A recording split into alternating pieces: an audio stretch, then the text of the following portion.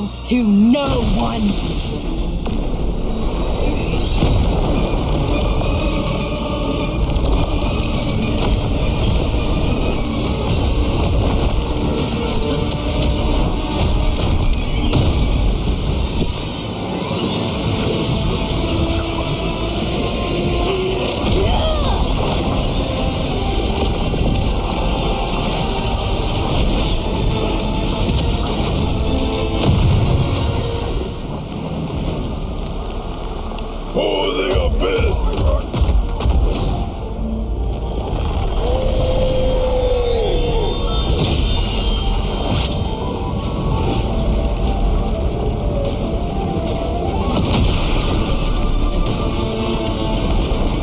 These wretched spawns reek of its corruption.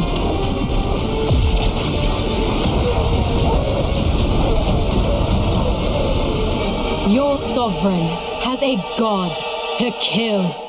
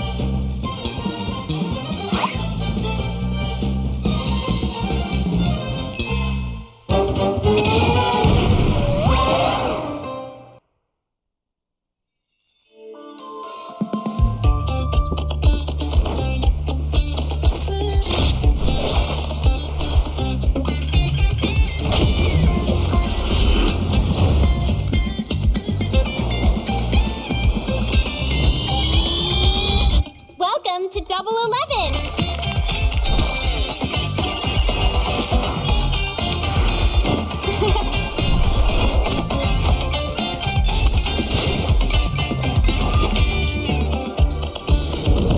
Amazing prices, amazing styles.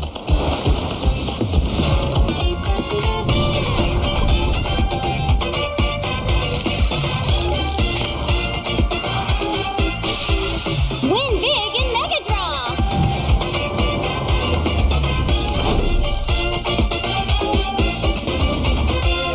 Lowest prices, incredible benefits.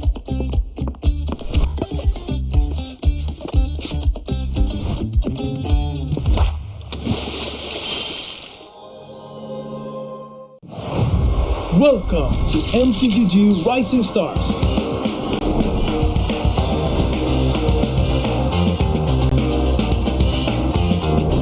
From September 12th to October 19th, take part in the regional contest, open to all players. Step up and prove your strength. Division finals will run from October 24 to November 2. The top 16 players in each division may advance to the next stage of MRS. Check your in-game mail for information.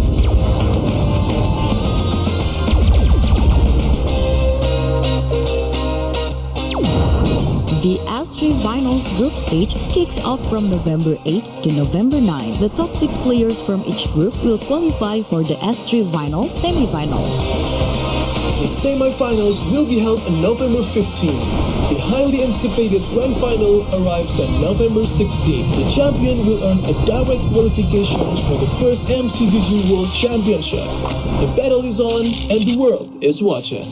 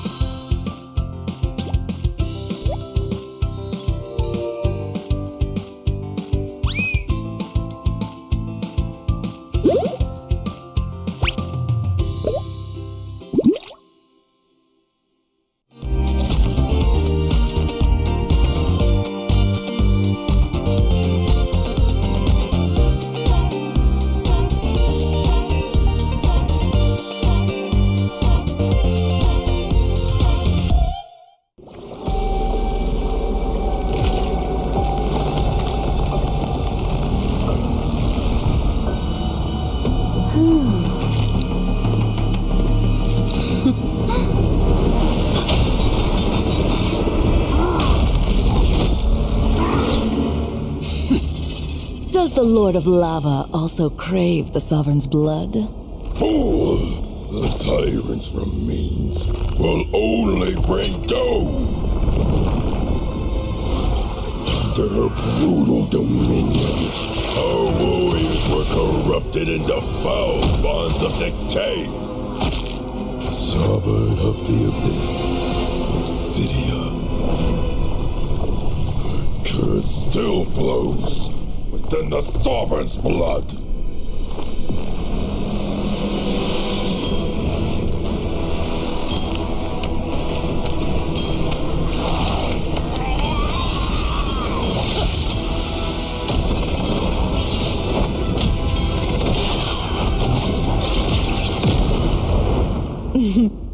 Such loyal little puppets, aren't you?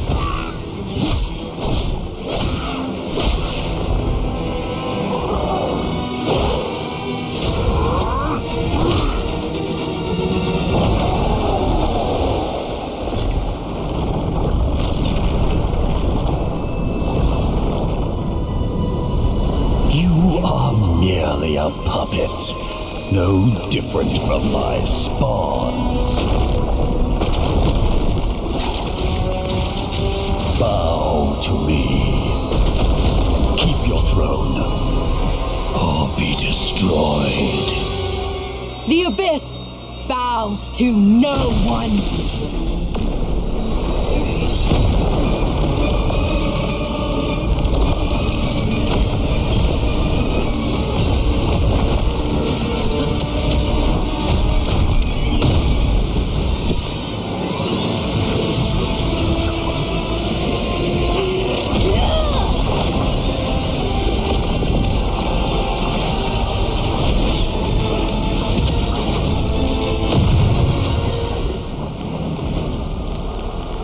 For the Abyss!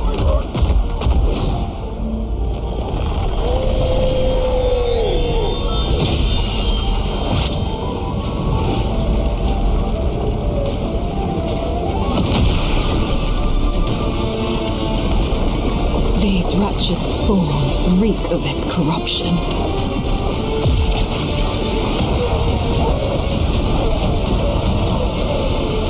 Your sovereign has a god to kill.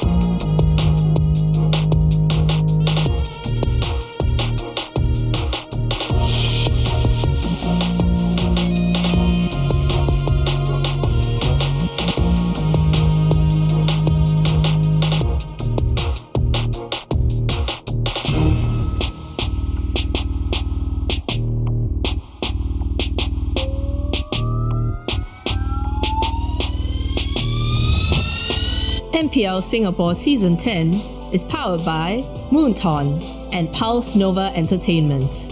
Presented by IT, your homegrown bubble tea brand since 2011. Official gaming chair partner DX Racer, the pioneer of the world's first gaming chair. Our partner in esports, Future Living and Singapore Esports Association. Our official playoffs venue partner, the Centrepoint. And our official broadband partner, My Republic.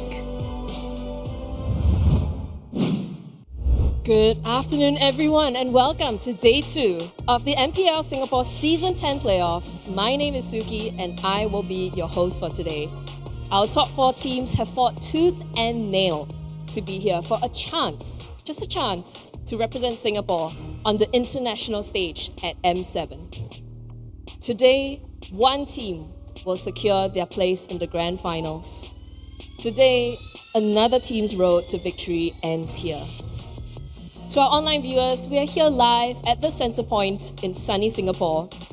We have a bunch of activities, prizes, also a ton of diamonds to give away. So if you're free, do drop by. There's even a chance to win a trip for 2 to Jakarta when you take part in the IT Lucky Draw that will be happening tomorrow afternoon. You gotta take part for it to happen. If you don't take part, it doesn't happen anyway. Of course, none of us would be here if not for the love of the game, Mobile Legends Bang Bang, that is currently nominated for both Esports Game of the Year as well as Mobile Esports Game of the Year.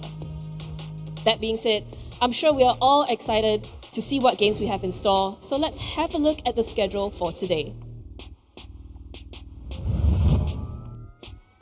Alright, we have 2 epic best of 5s today. First up, we've got the lower bracket semi-finals where Team Stallions SG and Kingdom Esports will battle it out to stay in the competition. And later today, we have the upper bracket finals with Evil and Flash SG duking it out to be the top dog going into Day 3 of our playoffs. And as we reach the business end of our playoffs today, some teams will inch closer to the crown, while others will be left by the wayside. As the dust settles, which team will be left lifting the MPL SG Season 10 trophy? Of course, the players are seated and ready, so let's head over to Jace and Churros for the first match of the day.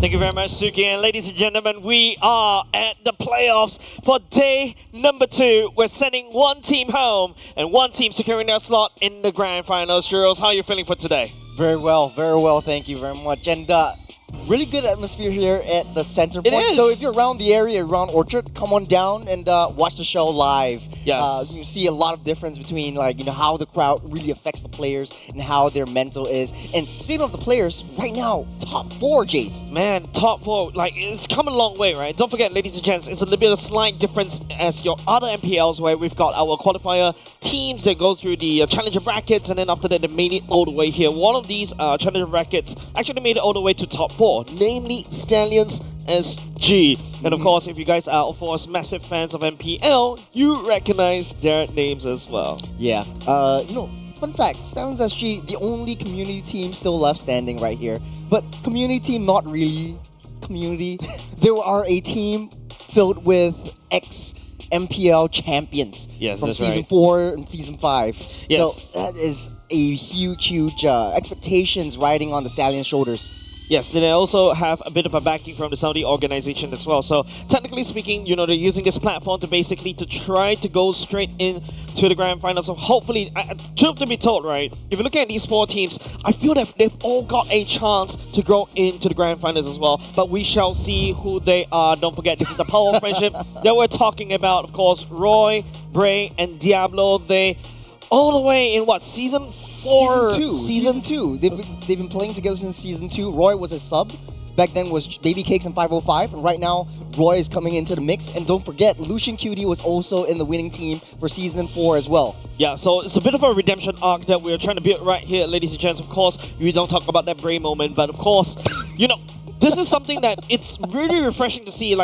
Ex-pro players coming back through the challenger brackets. And they're saying, hey, I'm here to try to make a statement once again, and I'm Yes, trying sir. to vie for that throne or a slot to represent Singapore in M7. Yeah, speaking of representing Singapore, they were also representing Singapore in the Southeast Asian Games as well. That's Back right. then, esports or Mobile Legends Bang Bang was still a really new game in the esports scene as well. Back in 2022 or so. So they've been together a very, very long time, and this shows a lot of chemistry. And speaking of chemistry, there is one player on the other side of the aisle that they are friends/rivals with. Yeah, It's of course. Lawsy. Yeah, so this is a little bit of a very interesting web of relationships, especially between these two teams. If you look at the cameras right here, you're showing Stellan SG. You're not very Ooh. comfortable. They're just literally talking and like as if they're catching up as well. But if you take a look on the other side of Kingdom Esports, man, it feels like they're serious. They're looking for business.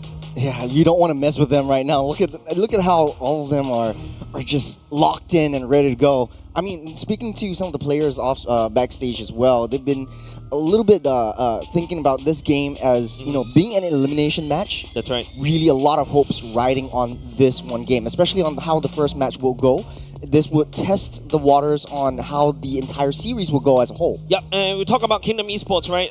The last time that these two teams met were in the Challenger brackets, and it was Kingdom Esports going up against Stallion, 2-1 in the favor of Stallion. But of course, this time around, the main biggest difference is this is going to be a best of 5. So a lot more room for you to maneuver around, a lot more strategies, a lot more surprises. But don't forget, these two teams, they're stacked with experience. On top of Lozy that we talked about from the side of Kingdom Esports, we've also got FMM, we also got Yon. These players are very momentum based. So, but if you look on the other side of that, Stallion SG on the other hand, I feel like they're comfortable in no matter what kind of position you put them in. Brother, you're just saying this because Diablo's on the other side. Hey, come on. I remember Jays used to be like, or it still is, Diablo's biggest fan until I came into the scene right now. Yeah, I'm still his biggest fan. But still, I mean, speaking of Kingdom Esports, they are this sort of dream team that a lot of pro players have been looking at since the play-ins, the roster stage, lock-in, during right? the roster lock-ins, Yep. during the rounds going in. But in the first week, they performed exceptionally well. A lot of expectations riding on them.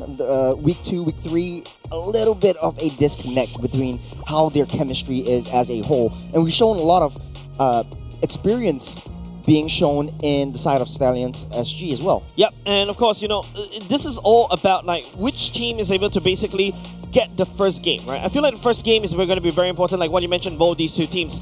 Once you give the Kingdom Esports that momentum going, they're just going to pummel through, right? They're just going to ride through your whole team and then just vie for that win. But of course, you got Stallions SG. This is a team that has international experiences. They've known how to play from a back foot. They talk about Bray. He's grown so far. I'm very proud of this kid.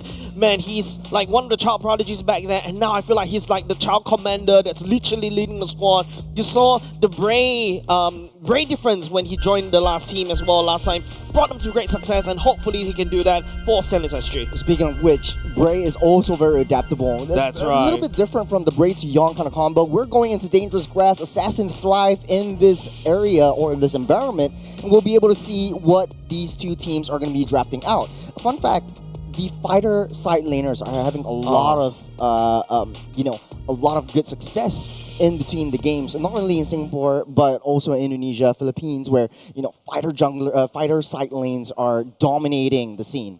Yep, it's going to go into the draft right here. Stallions in the first pick under the guiding hand of Coach Amox, and when it's Kingdom Esports, it is going to be a Coach Apex. Apex is a new transfer during the transfer window. And as of now, I think they've seen quite some success, right? Kingdom Esports was able to perform very well during the playoffs. We're jumping into the draft. Stallions banning out immediately the Alice and the Gato Kacha. I remember it was the first pick for Kingdom Esports, I think 2 times in a row yesterday. And Lozy has been playing it to great success. And so I think High Loss was the next best option whenever Gato Kacha is immediately locked off. Kimi Baksha will be banned out. I don't see a lot of Angelas anymore. I remember it was 100% ban rate in the regular season, but right now, coming into the playoffs, it doesn't seem like any teams want to play that Angela anymore. Yeah, I think Angela is a very interesting position, right? I feel like especially right now when there's so much focus on the mid laners to be able to dish out the damage, especially when you got your final side lanes, you need to be able to just be able to either shred through that tankiness or outlive that tankiness, right? So Angela, in my opinion, as a roamer, it's a little bit awkward. You really cannot face check any of the maps as well, especially when you're in dangerous grass. You need somebody that could literally do face check, right? Like literally what Silence is banned now. The Baxia, sorry, not the Gato Kacha can do that. The Baxia, which is already banned away by the side of Kingdom Esports, can do that. You see Amox, hard That's lock all the in. respect over to Lolzy. Onto Lolzy. Taking out his heroes. Exactly, right? Like, now you're going to put Lolzy in a bit of a deficit, but don't forget, he still has his Cho, his Drunken Cho that goes in, snipe off and take off as much utilities from you as possible. And you've also got the Fishing Man, Lolzy, on the Franco that he could always go back into. Yeah. CC is actually open, so Stallions could just snap pick that one right up. It will be the Grok for Lucian Cutie. He's been playing it to great success as well, creating a lot of space for the rest of the team. So that's a trade over to King Esports. No more Kimmy for them. They're going to snap pick that juice in and the CC up. I do like the CC going into the side lanes. You got the Yisun Shin and the Lancelot still open, so it's a tit for tat, a trade for this and that. I do really like what Kingdom Esports got for themselves, right? You know, like Stallions has no intention of actually picking up the CC, right? They've been playing, Diablo has been playing a lot of Yuzhong's previously. And the Martis yesterday too. And once the Yuzhong has been picked up or banned out, he's just picking up the Martis left, right, and center. And we've seen that in a regular season. He's played that to great success in yesterday's elimination game as well. Yep, and apart from that, right, this Grok, I know usually you see them in the roaming position, but you know, crazy idea. Just entertain me right here, Churros. EXP Grok. EXP Grok could be a potential. That's a little bit of a difference right there, but the Lunox actually gets locked in. We've seen this a lot in MPL ID as well as MPL PH. We do need that extra secondary burst damage, so that means the Stallions are going straight for a double fighter side lane. Ruby looks really, really hot right here, alongside whatever hero Diablo plays. Diablo doing Diablo things as well. That's right. On the other side of the aisle, Kingdom Esports needs to find a way to deal with the double fighter side lanes as well as shut down that mid side, because Roy is known as a very, very aggressive mid laner. Yep. Another thing to also take note is that, you know, Kingdom Esports can always swing this around, right? Rise just a little bit. I'm not a massive fan of it. I'm still more conventional. I'm very traditional gold lane. Marksmen are for gold laners only, right? Remember that time when Harry starts to pop out in the gold lane, the Lunox starts to pop out in the gold lane. I am like, ew. But of course, you know, you got Kingdom Esports. They're forced to go for the Fredrin. Now, Fredrin going into this kind of draft from the side of Stallions, you've got the Lunox that could literally deal with the Fredrin. So I'm not really a huge fan of this. But at the same time, I also understand the pain from the side of Kingdom Esports, right? There's so many iframes from the side of Stallions. Like, you got your Lancelot that could do that with the Thorn Rose, and of course, you got the Brilliance from the Lunox. Kingdom Esports, I think they're forced to basically fight fire. I just have to go slightly tanky. I think Kingdom Esports are uber late game at this point. They pick up the Fredrin just as a defense mechanism once it gets too late. They're being maybe a little bit too passive and just thinking how Stallions would like to play this. That being said, though, you gotta ban out some of these heroes. I think Ruby would be one of the top bans as well. If you want to target onto Diablo, you can take out the Guinevere as well as the Yuzhong or even the Martis as a respect. Interesting ban coming out from the side of Kingdom Esports, right? You take away the Guinevere. Usually we're seeing Guinevere in the jungler. Are they expecting something like a Guinevere EXP lane for the side of Kingdom Esports? Yeah, I mean, when you're facing up against Diablo, anything could work, right? Oh, you can man. go in like the El Clasico, Esmeralda, Uranus as well. It really does make sense as well. The only thing I don't really like right now is that Stallions just needs a lot more crowd control. Lunox is very high burst damage. Bray has a lot of iframes, but you don't have that reliable committal stun that Stallions Esports, Stallions SG really needs to get that shred going. So, as expected, the Yuzhong is going to get banned out, not giving Diablo the luxury of having that Black Dragon in his hands. There's still the Khalid that Stallions can go for, unless Kingdom Esports also have that idea to go for the Khalid for themselves, kind of pick that. We haven't seen a lot of Badangs this particular season, and now you see the Franco get to take it out. Oh boy, just take a look at from the side of Coach Amox, man. 4 bans committed onto Lolzy right there. I think just starve Lolzy. I think we've seen this before in MPLPH, but instead of banning out and starving out the roam, you starve out the jungle. So King Kong back in Onyx PH had 5 of his heroes all removed. There was nothing else he could play. And right now, Lolzy does have options right here. He could go for the chip. He's played that before. He could go back to old reliable Cho. But then him being known as a sacrificial roamer would need to put himself in a very dangerous position. And you don't want to do that in the early game with Stallions because their draft and their roster is just super high hitting, a lot of burst damage right from the get-go. Kingdom Esports is very high DOT, which makes sense on the late game. It will be the Tigro right now. I haven't seen Tigro in a long time, Churros, but yeah, you're right? Good bush check mechanic as well. Bush check mechanics. You can also play Bushwhack because of the dangerous grass. You could just implosion flicker, implosion catch everybody in. You need a lot of hard CCs to basically lock down Stallions. Kingdom Esports with that lock in, that's exactly wonderful. It also pairs very well with the juicing. Yeah, it's super thick. I think Kingdom Esports are really building themselves a castle right here, true to their name. Yeah. And Stallions are just going all ham with the cavalry, just equipping that horses with cannons and lasers and just... And a wall. And basically a wall right Literally. there. Just going pure ham, going pure damage onto this one. I think how it's going to play out is Stallions Esports is going to draft something more mobile on the side lanes. I wouldn't be surprised if Benedetta is getting picked up right here, but will be the X-Borg. True damage, and then going back to basics with the classic marksman in the gold lane for Renza instead of the Ruby. Ruby is wide open right here as well. I mean, if Kingdom Esports wants to go with that, no, it's the Beatrix. Yep, okay. Beatrix. Good combo. I like this. Yeah, a lot more damage now. We're going back to something that we see often. Jinsanity on the CC should be able to deal a decent amount of damage against the X-Borg. However, X-Borg, well, technically speaking, you can build slightly more on the damagey side. One things you got a War Axe to basically sustain. You got a massive burst to deal with Jinsanity or pop it up because don't forget, CC can be slightly tanky, but of course the movement speed is the one that allows her to just jump around. And because of that, he should be a shred. Now CC wasn't really a big threat over the side of Stallions Esports, but we gotta have to see how they're gonna do this one.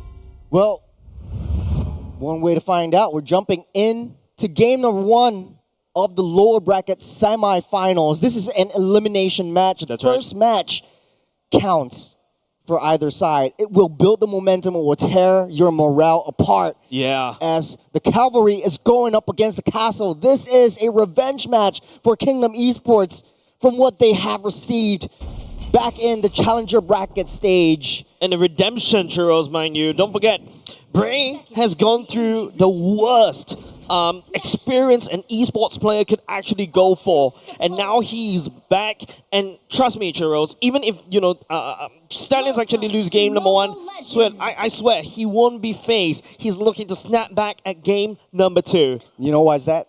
He's got the maturity because he's in the army already. So hey, this is what the military does to you. But hey, okay, we're starting things off. I'm thinking Stallions SG is definitely going to have a faster jungle rotation compared to the fighter/tank jungler from Kingdom Esports side. They need to play a little bit more passively for how Kingdom Esports wants. I think it's okay for them to just give up the first T1 turrets from the map and just play towards the Lord fights, because that's where they really shine, really pop off. Beatrix has one of the highest scaling potentials. Once you build that BOD, once you build that Malefic gun, it creates so much pressure onto Team Stallions, and that is the answer to how Bray likes to play. You want to go down and take out that Beatrix first, but Grant's not going to give you that satisfaction. A bit of a wall being built right here against Lolzy. Gets stuck in a hard place right there. Decent amount of damage from the side of Stallions. Nothing solid as of now from both these two teams, putting each other's out. But if you saw how Diablo was able to maneuver down the bottom lane earlier just now, Diablo does seem to have a better control on the lane as compared to CC, because Diablo could just burn all these minions down and then after that start rotating. That's a level 4 power spike for both junglers already. Yep, Roy gets picked up though. It's nothing to sneeze about for both these two teams.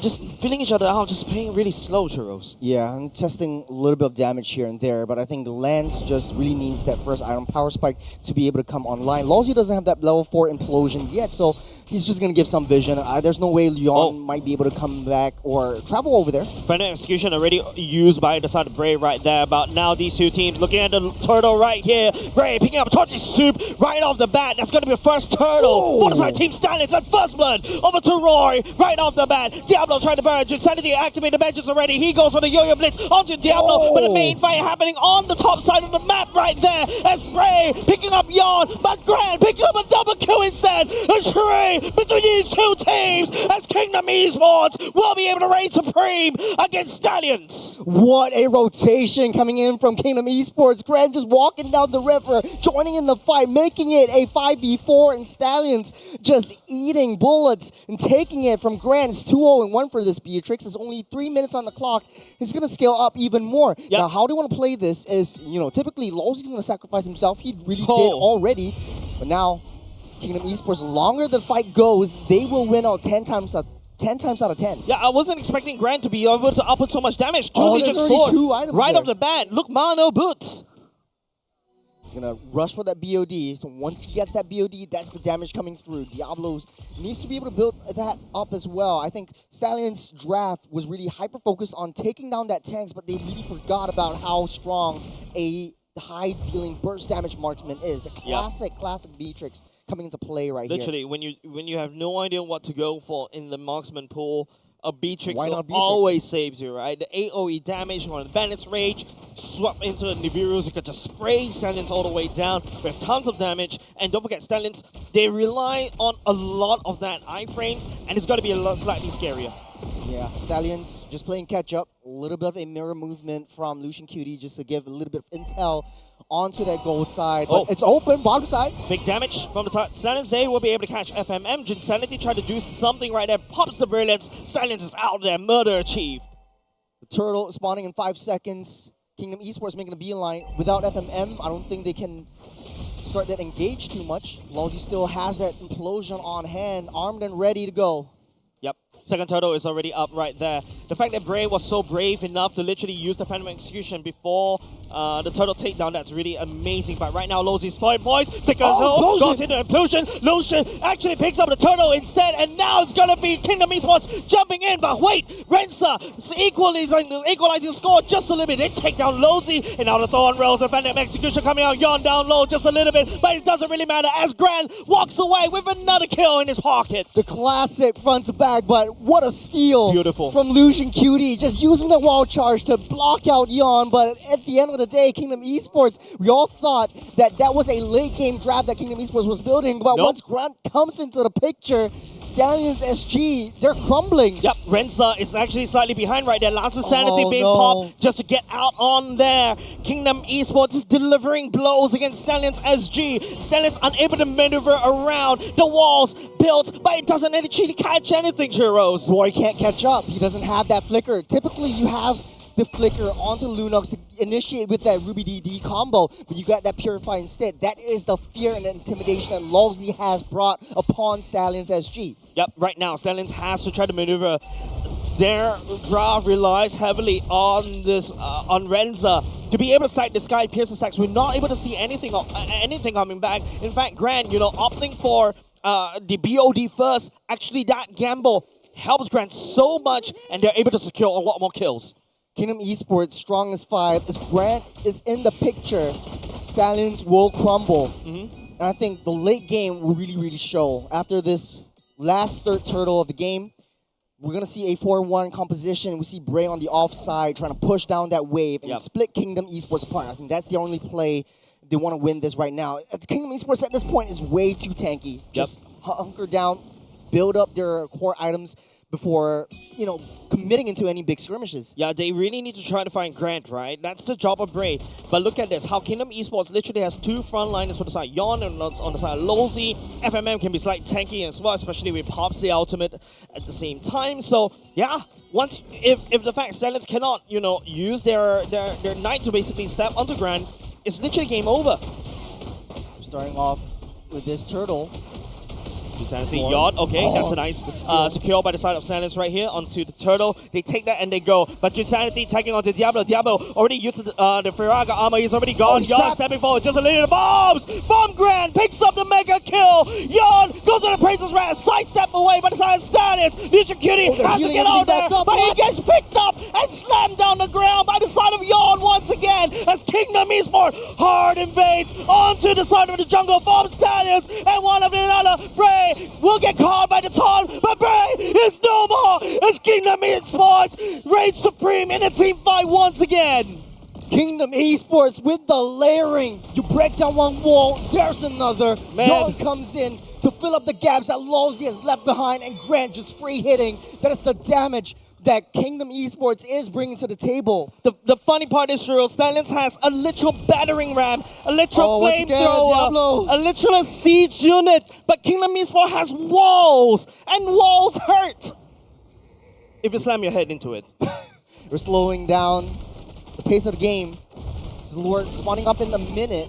Got Kingdom Esports just protecting Grand. This is the classic protect the president strategy. I don't want to say it, but it really is. Now Stallions, you have to find a way to get that burst damage, play a sort of like a sneak approach, and Bray has a lot of... Oh, there's implosion onto Bray. Oh, man. No, wait for Bray to try to get up. I'm sorry, I take that back. But now it's going to be Lucia Kitty jumping on top of that. Rin is right there to disengage for the side Kingdom Esports. But Kingdom Esports has already laid siege in the mid lane. A little bit of a heart attack for Bray. Having a lot of damage, a lot of hits. An implosion already committed. Still got 15 seconds until Lord spawns up. Team Stallions, their only way that they can claw back into this game is if they play split push kind of composition. Try to push down that wave. But you have Drinsanity, who's able to rotate so fast all across that map. He's able to get into that Lord pit in time. Yep, Lord spawn right here already for the side of Kingdom Esports. They have solid control around the river right here. Stallions SG is literally has to wrestle any form of control right here. Diablo stepping forward just a little bit, but takes some damage for the side of Grand. The bombs will be able to land as FMM zones, and you can hear Losey go to the control. There's a 4-man catch onto Team Stallion. Kingdom Esports pouring all that damage, but Rensa has something to say about it. One after another, the engager got engaged instead. Two members, it's a trade, but Roy equalizes that one. 2 for 3. It's a good trade for Team Stallions, and they're looking for more. Appraisal's grab, but the sidestep, the iframe from Bray. What a Thorn Rose, and what a burn from Roy. The glowing one is the MVP. Right now, it's Grand against the Wild. Grand, stepping forward just a little bit. We'll be able to take down Renza, though. That's amazing for the side of Grand. They're having a good show, but Lars is standing right here as Diablo burns. That's a shutdown. Stallions will be able to wrestle the Lord control back into their favor. Speaking of wrestle, right now they have to blitz this Lord down. Losey doesn't have the implosion. Yeah, this is their time. This is their time, perhaps, but now looking at that, Kingdom Esports trying to step on Losey, taken down, unfortunately, but Insanity FMM is still in the vicinity. Roy takes down the Lord instead, and now Stallions is out of there. They take the Lord, they take the opportunity for themselves. FMM, they're gunning through. There's the wall being built up. Insanity jumps over it. It's all safe. Finding Danny, Lord munching up that top side. Team Stallions slowing it down, trying to push 3 waves at once. First to 10 code rush right there. Redeem that code because, man, that was amazing how Stallions was able to maneuver around Kingdom Esports. Kingdom Esports has solid control around the riverside, but Stallions took it back into their own hands, and they're knocking on Kingdom Esports' side of the turrets.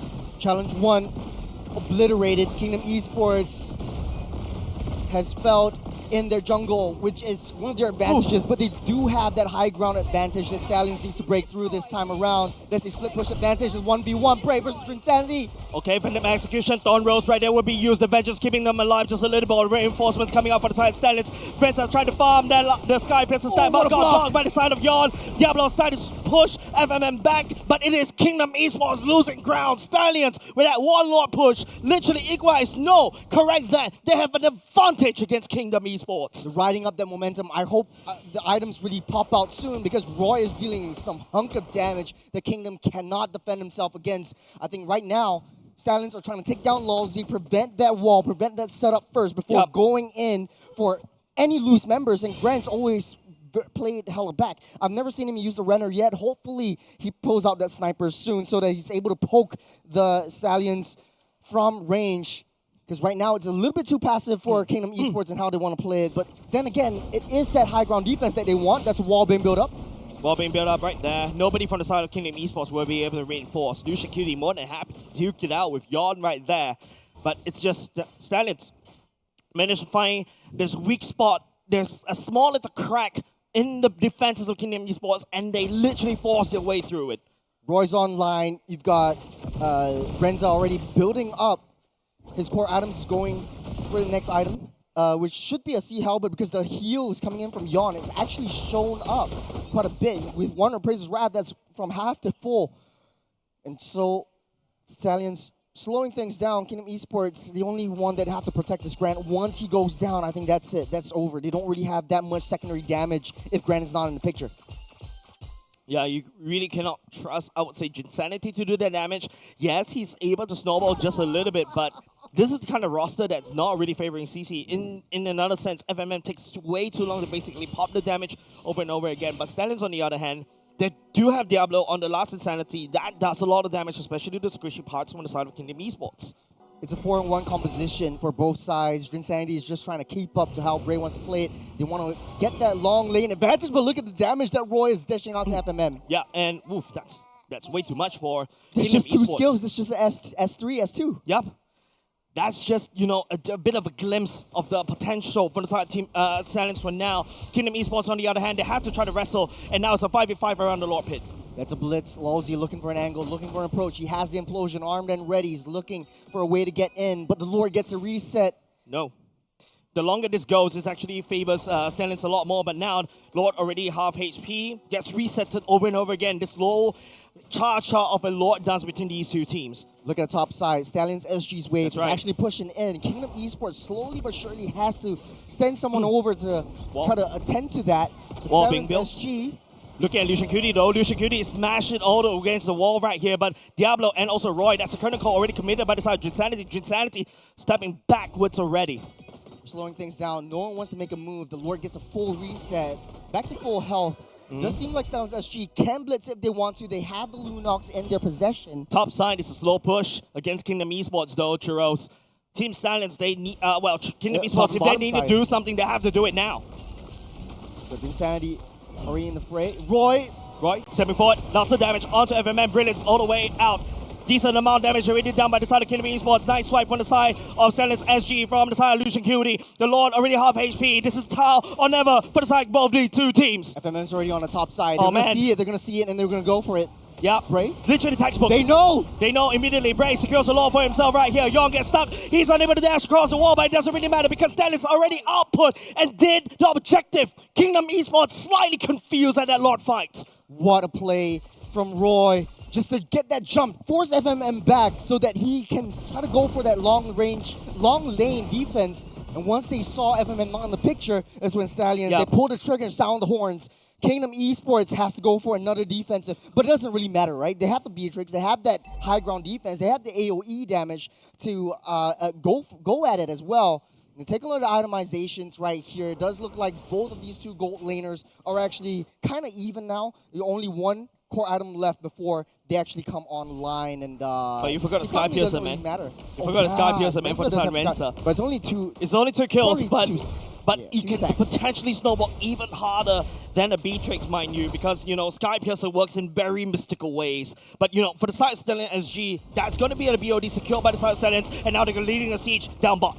Lord March, Lucian Cutie holding on to some of that damage. Renza just free hitting from that bag. It looks like quick work from Kingdom Esports and a little bit more passive play from Stallions. But if it Roar secured by the side of Bray, he's going to penetrate more damage right here. Kingdom Esports will be able to hold down their base turrets right now, but don't forget, Renza can poke from afar. You're stepping forward with the taunt, and here comes the Yo-Yo Blitz from the side of Jinsanity as well. The bombs will be able to land for the side of Grand, as the members from the side of Stallion will not be able to penetrate down bot. We're slowing things down. Stallions SG almost taking out the T3 bot side. It's Kingdom Esports, another successful defense, as expected from a high ground centric kind of draft that they have. I think they want to force it in. They're going to have another wave trying to push through. They want to try to take down this T3. It's not over yet though. Faraga armor already popped off. Oh, that's massive damage from the side of Grand. That's his mortality being burned. That's actually quite massive right now. Kingdom Esports, if they want to look at Bray. Oh, Bray stealing the red turrets. Kingdom Esports got blindsided. Smart play, smart move by Bray. Everyone's busy at the bottom side. Let's just take down top. So Bray has that macro game in tow. And Kingdom Esports has to find a way because right now that top side is exposed. Yeah. All of a sudden, the defense that Kingdom Esports has built for themselves all crumbling, right? They're just left with bricks. There's no mortar to basically stick all the bricks together. There's 30 seconds until Lord spawns up. This is where Stallions wants to try to force FMM back, so their play is really, really smart, but it's very intelligent from the side of Roy. He knows that once FMM's out of the picture, Stallions can just take all the time in the world. You don't really have a lantern to pull anyone through. Because Yon take a lot of damage already from Roy. That is the power of the Lunox coming through. Oh, you don't want to step in as a Fredrin when you're up against Roy on the Darkening Form. You're just going to get Chaos Assault over and over again. You have to call for HR. Slowing things down. This is the second lore of the game. I think they want to wait till 18 minutes. Becomes enhanced. It's a very late clock. It's going to be a late clock, yeah. Kingdom Esports just hunkering down. They are far ahead, but I know that they can win this if they take Roy out. So right now, win condition for Kingdom Esports is find a way to try to stun Roy out of oblivion. Oh, it's an implosion. Implosion coming outside. Lozy immediately gets melted down by the side of Renza. You see the sky appears to stack as well. Renza takes down Lozy as the Lord completely forgotten by both these two teams. Everyone stepping forward just a little bit more, but Renza is still in the game. But two members on the side, Stellan's already gone, and Kingdom Esports already losing the jungle. But the Bray has fallen. Extreme versus 3. It is a tie for now. It's stalemate between these two teams. The XP and Gold are still alive from both. I don't think they can touch this Lord. They have to wait till both their junglers spawn. Yon fell first, so he's going to spawn up faster than Bray. But what a split fight. Everything all started with the implosion. Lozy goes down first, and Drinsanity taking a lot of that's a lot of damage from the side of Drinsanity. Goes into Winter's crown as well. Diablo losing the Firaga armor. Don't forget, he doesn't really have his immortality. Drinsanity, he dances around Diablo. Not enough damage yet, but look at the lanes. The long lane away from that Lord. Bot side's pushing in. They have to find a way to try to attend to that lane. Kingdom Esports trying to blitz down this Lord. Bray's coming up in 2 seconds. I don't think Stallions is able to take this Lord away, and it might go over the hands of Kingdom. I would say this is stalemate, man. You take the Lord, but there's a potential bot lane being taken now right here unless Bray has something else. He's trying to rush over to the Lord. Bray steals the Lord from Kingdom Esports, and Stallion will be riding out of there into the sunset. Bray does have the Thorn Rose, able to get out. Man. Okay, it's all safe and fine and dandy. Team Stallions getting that reset, waiting till Diablo spawns up. Look at the bottom side. Turret down already. You don't want this to happen if you're from the side of Kingdom Esports. Your Lord gets stolen. Your bottom lane turret gets sniped down. Your base is in shambles. Look at all the creeps. They're coming in. They're crashing in to the castle walls. I'm crashing, Churros. We're slowing things down still. Kingdom Esports has that high ground. If Team Stallions goes a little bit too aggressive underneath the turret, Grant is going to take full advantage of that. That is a critical Lord that Kingdom Esports is not. It's not supposed to go this way, and now Stallions literally knocking on the door. So you got 5 members of Stallions already in position. Lucian taking a lot of damage from Trin, trying to zone everyone back. That's what the tectonic charge trying to pull him back. Lucian QD finally falls to 4-on-5. The Lord right here is still slicing around. Implosion! First side, Lozy! He saves Kingdom Esports and Stallion SG force out of their base. What a find. Diablo forced to use that flicker to get out of Drinsanity's range. He does have that immortality, but he wants it to get popped. Bray, one more lantern is able to get pulled through. That's the Sky Piercer finishing up that job. You got the last Insanity trying to blow Insanity apart, but Diablo will not be able to escape. But look at Kingdom Esports base. You got the waves pushing in. It's Renza against 3. Oh man, it's just Renza left, and now Kingdom Esports snapping their jaws at Renza like it's food. And they crack open mid. It is going to be a blitz for the side Kingdom Esports. They send FMM all the way back to try to defend, but Stallion SG, they have the momentum. The base. Wait, the base. Okay, the minions just spawned up just in the nick of time, forcing Kingdom Esports back. Oh man. He bought time. Renza bought time. Stallions are here. Churros, I kid you not. This is just a multitude of unfortunate events against Kingdom Esports. This is what the lower bracket semis is all about. 20 seconds till the Lord spawns up. Kingdom Esports, they have to send members back to try to defend against the wave that's pushing through. All right. I don't know what I'm watching, Churros.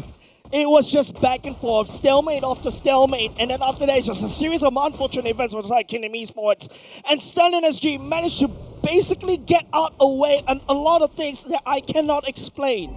This is the power of Roy, the power of Lunox. And Kingdom Esports likes to play as 5, as long as they coagulate together. I think the only thing that might change is if Roy had that flicker. Now Lord is starting up.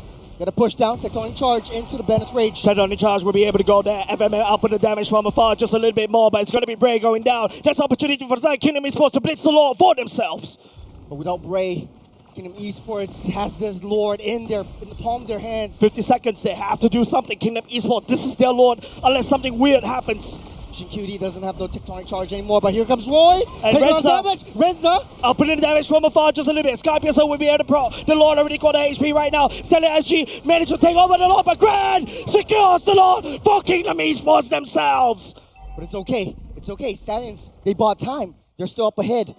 Kingdom Esports slowly ferrying this Lord down that mid side. Renza taking a lot of damage from that Lord, and he has to play it safe. He has the immortality, but if he pops this one, there's the defense mechanism gone for that Granger. And Team Stallions back on that defense. They want to play it towards their own base. But look at the bottom side. Oh, man. They're sending the juice in again. Don't forget, these are very stacked super minions.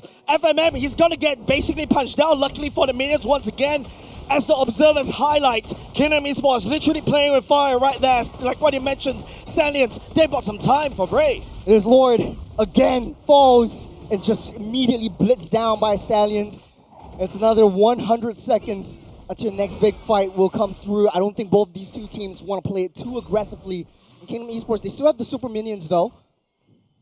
That death from Side Bray, that was a 50-second timeout. Had you lose any members from the side right here, it's going to be more than 60 seconds. 60 seconds in MLBB is a long time. Jace, this is still game number one. It's game number one. Got a long way to go. For Kingdom Esports, I think it's really, they just really want revenge from what they faced in the challenger bracket stage. And for Team Stallions, it's really a statement. They're coming back, they're coming up as 5 ex-champions of MPL Season 4, and they want to take this game down. They want to take the kingdom apart. Yep. Right now it's just, we're back to silence again, right? Both these two teams, they know what's at stake right here. Like what you mentioned, 40 seconds to the Lord to be spawned, but Kingdom Esports has to play a lot of base defense. They've got none of their base turrets up. Stallions, on the other hand, they've got side defenses. They got quite a few to lock through. But don't forget, Kingdom Esports, you saw the speed and how Grand can literally demolish walls and base turrets. The thing is, you're throwing all your eggs into one Grand, right? So you need a Beatrix to be in within that Lord pit to get that fight. You're sending the juice in over, clear the wave, which is pretty slow. It's either juice in or the CC. But then once you pull one member apart, Team Stallions are going to take advantage of that. You're playing a losing battle. Yep. Right now, it's just the calm before a storm, right? In another 5 seconds, Kingdom Esports has to send either FMM or Grand all the way back. Let's observer highlighted once again. Super Minions knocking on Kingdom's Esports side. That's the short lane, so Kingdom Esports is going to make quick work of that creep wave. Team Stallions is going to start things off with that Lord. You got the bottom side already won by Team Stallions SG, so if they pull this Lord a little bit longer, they might be able to force that wave in. They know that Grant's the only one realistically who's able to clear that wave, so they're sending that Beatrix down the bottom side. Look at where Lawsy is. Dangerous Grasp coming into play right here. Diablo burning, committing some form of Geneva Convention as well. But here we go. Nice tectonic charge onto Grand. Grand down low just a little bit more. The snipe coming out for the side Stallions. But Bray's in a spot of trouble. And now Kingdom Esports are driving back. But Bray, the iframes allow it. But all of a sudden Diablo takes down Lowsy. The waves working in tandem for the side of Stallions. Kingdom Esports slowly losing ground. But the core is taking a few bunch of damage. 2 down. Team Stallions, they can charge through. They can cycle. The throne, it's getting hit. It's a third of its health left. Kingdom Esports can't stay.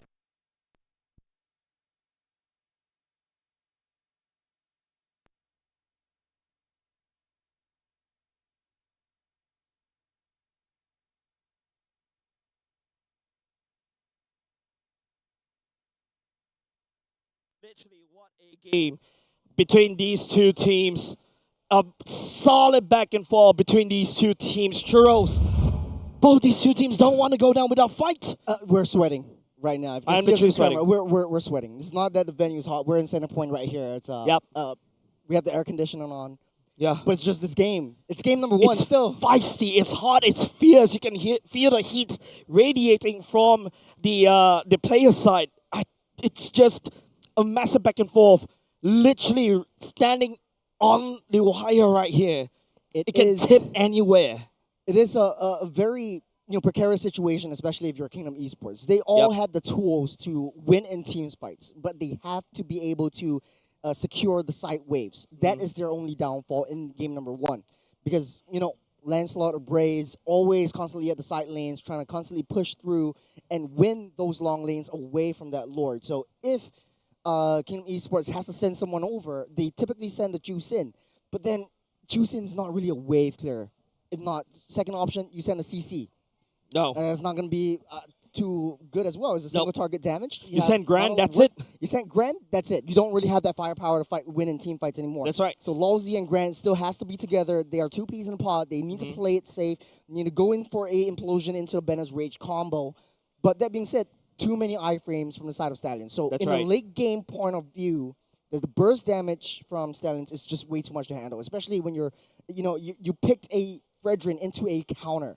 2 counters, to be exact. You got X-Borg that would melt you down with true damage. You have the Lunox, which literally just decimates you like that. Yeah, and it's just but down the wire. Don't forget, Renta has already started to stack a lot of Sky Piercer stacks himself as well. And the longer you dance around, literally Stallions, right, you're going to get chip damage from the side of the Grandeur as well. Yeah. It's, I think at the end of the day, the early game for Stallions is really just a warm-up for them.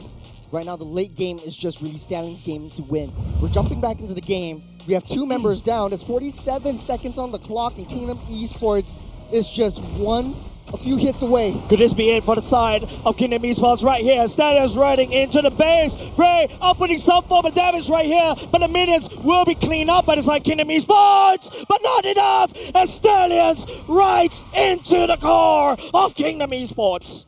What a match. What a, I would say, comeback from Stallions. Early game wasn't too favorable for them. They were being aggressed way too hard by the 2 tanky boys of Kingdom. But then again, Stallions really showing us what a Trojan horse is all about.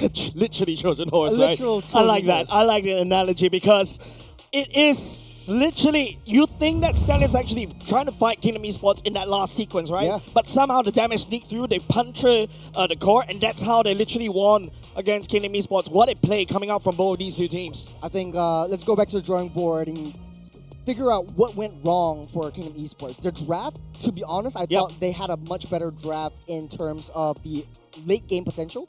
They would have been able to defend themselves against the mountain of waves they're crashing through. And if you notice throughout the entirety of the game, the lane management was always won by Stallions SG. Yeah, it feels every like single time the top bottom side is always crashing in. Yeah, it feels like every time when you see whenever Kingdom Esports want to try to really fight against Stallions, right? Stallions somehow always win the macro game, right? Yes. The lanes are always fixed.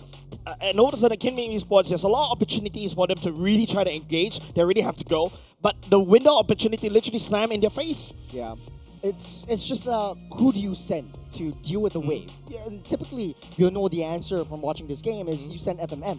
But FMM is way too slow. Don't have a lot of high burst damage to initiate a wave clear. And almost that one almost death from the minion wave crash down the turret really showed that they don't really have an insurance policy in the late game. The only one that could realistically clear the wave is Beatrix.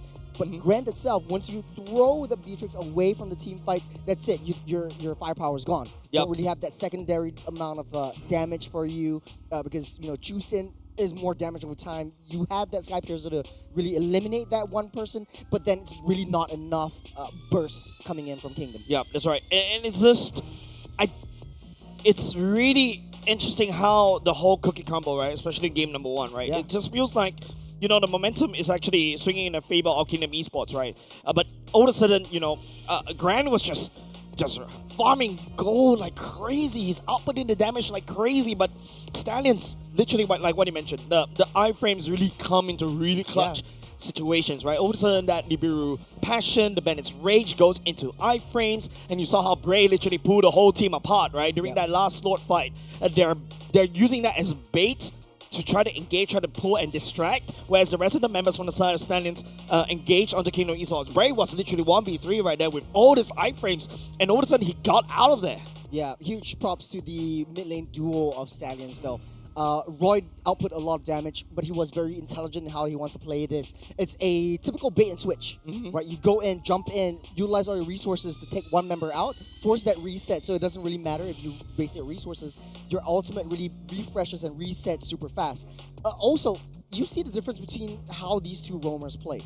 You have Lucian Cutie is a little bit more tactical, he's more held back, but when he goes in, it's always at least a 3-man knockup to try to disrupt, and he's always going for Grant and make sure that Renza is next to him before everything goes in. Yep. Lawsy also plays the same way, but he's a bit more sacrificial. He's willing to put his body out there. So right now, in this matchup, I feel like the way that Lucian Cutie plays and approaches this game, and the way that they rotate around, and the way that he's dictating it as a shot caller, makes more sense for Stallions in their aggressive nature. The more held back Kingdom Esports is, I feel like they won't be able to come back in that late game. They have all the tools. They have the firepower. They have everything. They have everything. They're just not aggressing hard enough. Yeah, you know, when I always use the energy when you got all the tools in your toolbox, right? Yeah. And sometimes, you know, you're using the wrong tools for the wrong job. But this time around, it feels like, you know, Kingdom Esports, they have the right tools and they're using it at the right timing. But I feel like, they've used the right tools, but they use it at the wrong timing. Yeah, it might not be the sharpest tool in the shed.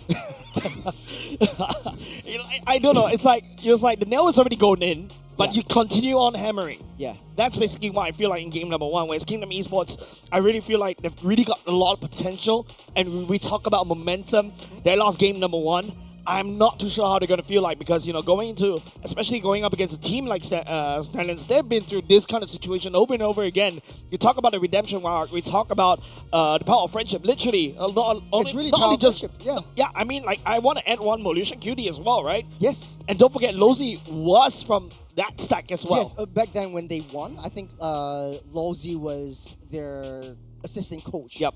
And then right now, back to playing the game as well. So he has that macro point of view on how he wants to play things. I think Lucian Cutie and him has very similar play styles, but Lucian Cutie is less sacrificial. Like, he's less willing to throw his body in than Lawsy. If Lawsy knows that he can secure a kill, that's where he will throw his body, he will sacrifice himself for the betterment of the team. And usually it works out well, but not towards the side of Stallions SG. Speaking of Stallions, we will see the MVP really, really soon. Every one of the 5 members played well, but not as well as Renza, who had been struggling in the early game, but really came back after the last turtle fight, where he's always joining into the team fights. He knows when his power spikes is. He knows when to join in those team fights. He's not too worried about the early game rotation that Grant really brings in. He just plays towards that late game. He's really aggressive when he needs to be. He's taking a lot of damage. He's soaking in that damage that he knows he can take and dishing twice the amount out. Yeah, and don't forget, once you secure the Sky Piercer, this is exactly what I was talking about, right? Like, if you allow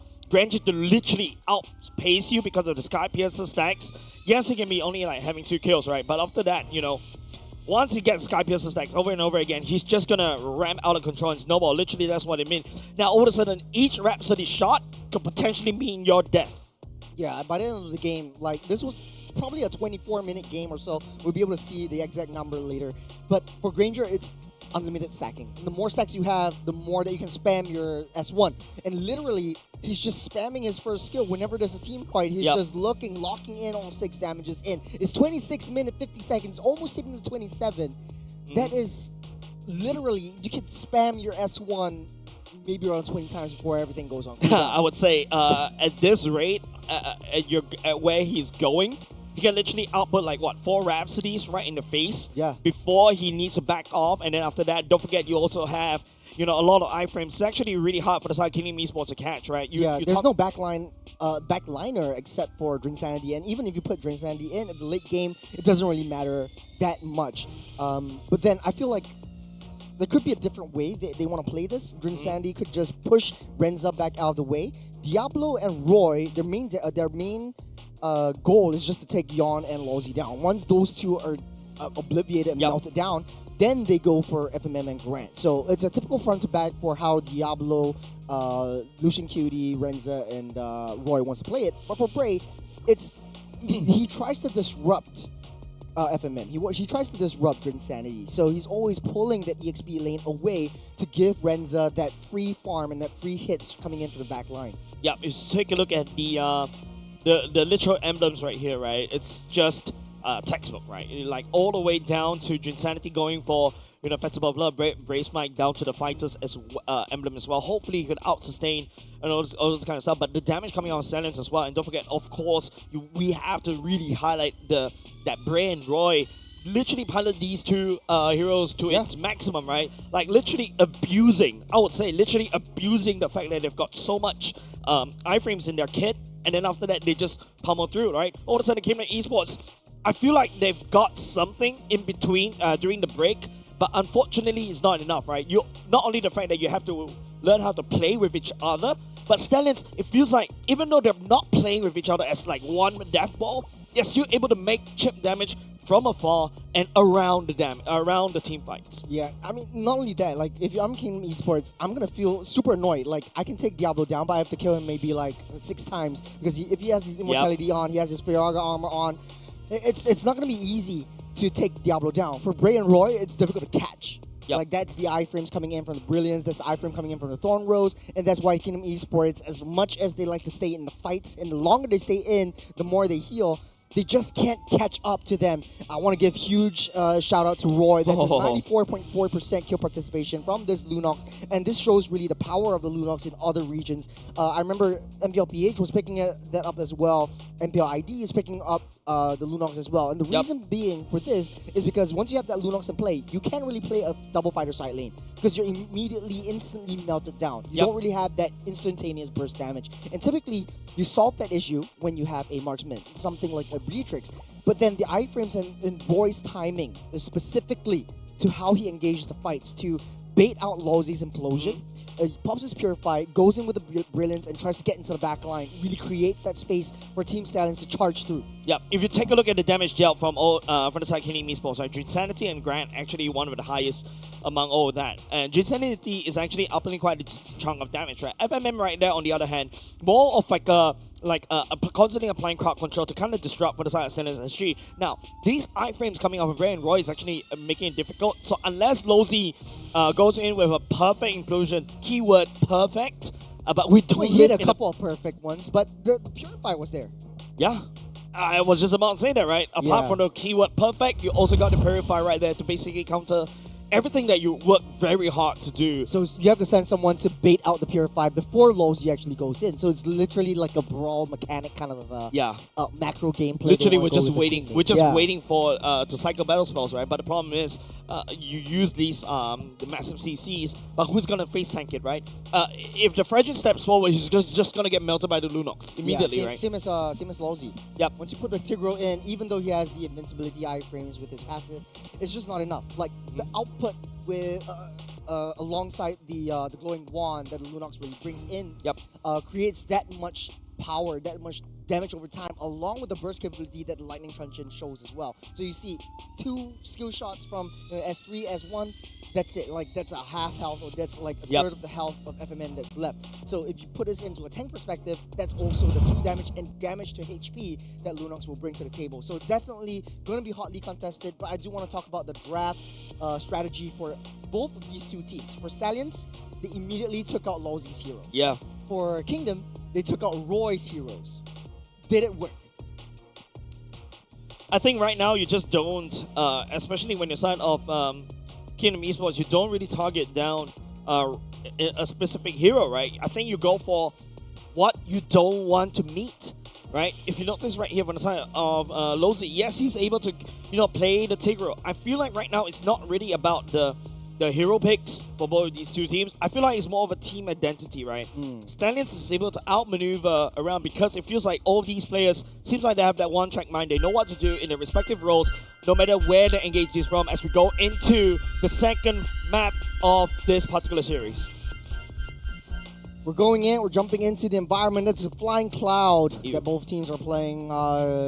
Personally, my least favorite of the 4 new maps that are in play because it doesn't really come in or has that punch that we want to see. Yeah, I mean, the only punch is when you can reinforce, and it actually helps the defending team a lot better, right? Because you can reinforce the second tier a lot faster as compared to you literally walking out. But right now, I feel like we're going to go back into Kingdom Esports this time around first pick, banning away the Yuzhong right off the bat. That is a usual respect over the Diablo. It looks like Stallions, they're laughing about it. They're having a little bit of fun right there. Yep. For Stallions, though, I think that's going to be a Baksha ban. Try to not give it away to Yon. That's the, there's a high rotation, high pathing speed that the Baksha will bring to the table. The CC definitely would be in consideration for STS, I assume. Well, definitely. Baxia, in fact, Baxia has 100% pick ban rate in MPL SG. Out of 64 games that we played in total, there is 57 bans on this particular hero. We've only seen him pick 8 times. Teams just don't want to deal with Baxia in this particular patch. You got Kingdom Esports banning out the Eastern Shin, and I do understand that Baksha actually accelerates the progress that you want to have in the early game. And typically, you see the Baksha, you also see the far side of Gato Kacha also getting picked up. You have that area zone denial, you have that fast rotation speed coming in from your mid lane duo alongside that jungle into you as well. But then again, that was the Gato Gacha spot. So if Team Stallions wants to play the same strategy that they did before, that's going to be a lousy lockdown. Yeah. Well, if you notice, when the Stallions last game, they banned away the Alice, the Gato Kacha, like what you mentioned, the high loss as well. But Baxia, if you notice, was also banned for the side of red. It's a R1 ban in the previous game as well. The Kimi potentially, but I love the CC ban, right? CC has been a menace in the meta right here because all of a sudden your tankiness is nothing. All your tankiness is ours. You could just shred through all the tankiness and then after that play. Kimi also another of these heroes that really teams just don't want to deal with because of the shred and potential kiting that it can provide. Yeah, it looks like they're swapping up their strategy a little bit more. For Stallions, they're opening up all of Lowsy's heroes. They're not going to contest for that one. Kingdom Esports, they're going to snap pick that Lancelot up. I think Stallions would get a trait down. So it's either Gato or the high loss. And then it's going to be a tit for tat over to Lowsy's side, which was played out, I think, 3 times before yesterday's game. Yeah, definitely. Right now that CC is already taken away.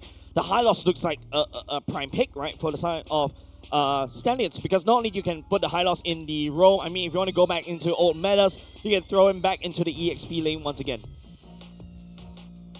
So right now, it's just little bit of hypothesizing right here. What if Bray tries to go for the Hayabusa first? I think that makes a lot of sense just for giving Stallions some time to think about what KE wants to pick up, and then you have some sort of counter for that. Yep, but don't forget, Okay. Pure zone denial. Yep. Pure zonal gameplay right here. Now all of a sudden, Stallions are looking to play S5, right? Literally, we fight around the Eve real world manipulation. Yes, you got your iframes, and don't forget, Eve also does very well against teams that has a lot of tankiness, right? Because you build a glowing one, you can literally burn and melt through using your second skill or even your ultimate. Yeah, there seems to be sort of like a pattern right here. Usually when you're blue side, you pick up a lot of high bursty damage heroes with a lot of mobility and movement. So the far side getting picked up alongside the Grok. Before the side of STS, as long as you're in the red side, you're typically playing a defensive draft position where you're playing damage over time a little bit more, as well as zone potential. We've seen that in game number 1. We're seeing this in game number 2 right now. So what is left right here would be, EXP. You have the jungle. Hey, you want to snap that up as well. I think the Hayabusa works out well here. Yeah, just saying hi to an old friend right there. Oh, shout out to Garo the Youngin. Yeah, but now Stallions on the other hand, before going into the second phase ban, do they secure a hero for Bray right here, or do they go for gold lane and then after that start locking down on gold lane? Okay, seems like going to go for Renza, Granger as well. He's playing phenomenally in game number 1. We want to keep that. Hear me out. We throw back to MPL Season 1. That's a Granger in the jungle. No, I'm just kidding. Idea? I don't know whether I like it, but that's an idea. Then double fighter side lane. Oh, wow. No. You make me look old. You make me feel old. Oh, but actually though, I think that Kingdom Esports, if they pick up the Ruby right here, we've seen Grand with the Ruby a couple of times. It works out super well for them. Ruby would be very interesting for the side of Kingdom Esports, right? Yeah, because yeah. right now there's a lot of CCs allowing the far side to do, a ton of damage as well. The Grok to follow up with the Tectonic Charge, the Thorn Roads as well. Everybody is basically in that small little spot, just gonna output a lot of damage. And now for the side of Stallions, right? They also have their own AOEs as well, right? They got to catch out AOG, the real world manipulation. Technically speaking, you've got the splash damage from the ultimate from the side of the Grandeur as well. So yeah, that's something that for the side of Stallions they can also abuse. Yeah, I have to agree with you. There's a lot of crowd controls and CCs from Kingdom Esports, so I think they want to mitigate that. The Guinevere now, the ban for Kingdom Esports side, interesting, makes sense now. Because then you don't have the Guinevere as a secondary setup. You don't have the AOG into the Violet Requiem and the Spatial Migration combo for the Stallions. And it's a hero that Bray's really comfortable with as well. Yep. Right now, taking away ban. Uranus also taken away. Uranus not really, is super annoying for especially stationary heroes such as the Eve. Don't really want the Uranus to just do a drive-by, slap it just a little bit, and all of a sudden the Eve needs to deactivate the real-world manipulation and get out of there. Yeah, Arla looks like a very good ban for the side of Stallions. You don't really have to play with a lot of dashes. I think Stallions are psyching up for a fast-moving hyper carry EXP lane, don't you think? I think maybe a Martis will be picked up right here. What, a Paquito as well? Maybe. I mean, it's a Diablo, so you never know. Like, that's the only player that you can never sort of like predict. Though he's played. Even the Khalid gets taken away by the side of Kingdom Esports, right? So I think right here, Stallion will perhaps keep Diablo's hero all the way at the end, unless they get Gato Kacha switches over to the EXP. But now, okay, that's going to be a Hayabusa, exactly like how I predicted. Hayabusa also work wonders with the Shadow Kill. You'll be able to output some damage in the Feather Airstrike form, and also, duke around or potentially create a lot of space in the Quad Shadow, and also do quite a decent amount of split pushing as well. There's a lot of damage in the late game too, so we have a lot of late game insurance. You can always send the Hayabusa down to the side lanes to try to clear that waves up, and then just protect Renza from harm's way with a typical front to back or a zonal denial. You almost said protect the precedent right there, Churros. Yeah, it's just protect the precedent. Yeah. All right. For Kingdom though, their Ruby's up. They could really pick their Ruby in the gold lane. Are they really thinking about going back into double fighters? Double fighters has shown a lot of success, so I'm not surprised if they did. Like, I feel like it works out better this time around. So the Hilda could have picked up right here. Oh, then the Ruby. Okay. There we go. That's potentially gonna be a Hilda in the Rome, I would say. Unless do you prefer Grok in the Rome or Hilda in the Rome in this particular roster? Hilda EXP and then Grok Rome. Interesting. Clears lanes much faster, so you want to have that EXP lane priority. I think for STS here, that's what I was gonna say. It's either the Benny or the Esmeralda, so you have some sort of like annoyance policy in the late game. Yep, a lot of AoEs as well, and don't forget the Falling Salmon for the Sun Esmeralda also locks people down inside the real world manipulation. I like what Stallions is going for, but what Kingdom Esports have, that's going to be a low-Z on the Grok, like what you mentioned, EXP, on the side, Insanity, there's a lot of tankiness, there's a lot of sustain. Stallions literally need to outgun Kingdom Esports. Well, draft is set. I gotta say, I still like Kingdom Esports draft a little bit better. I'm always a big, fan of once you have that double fighter side lane combo.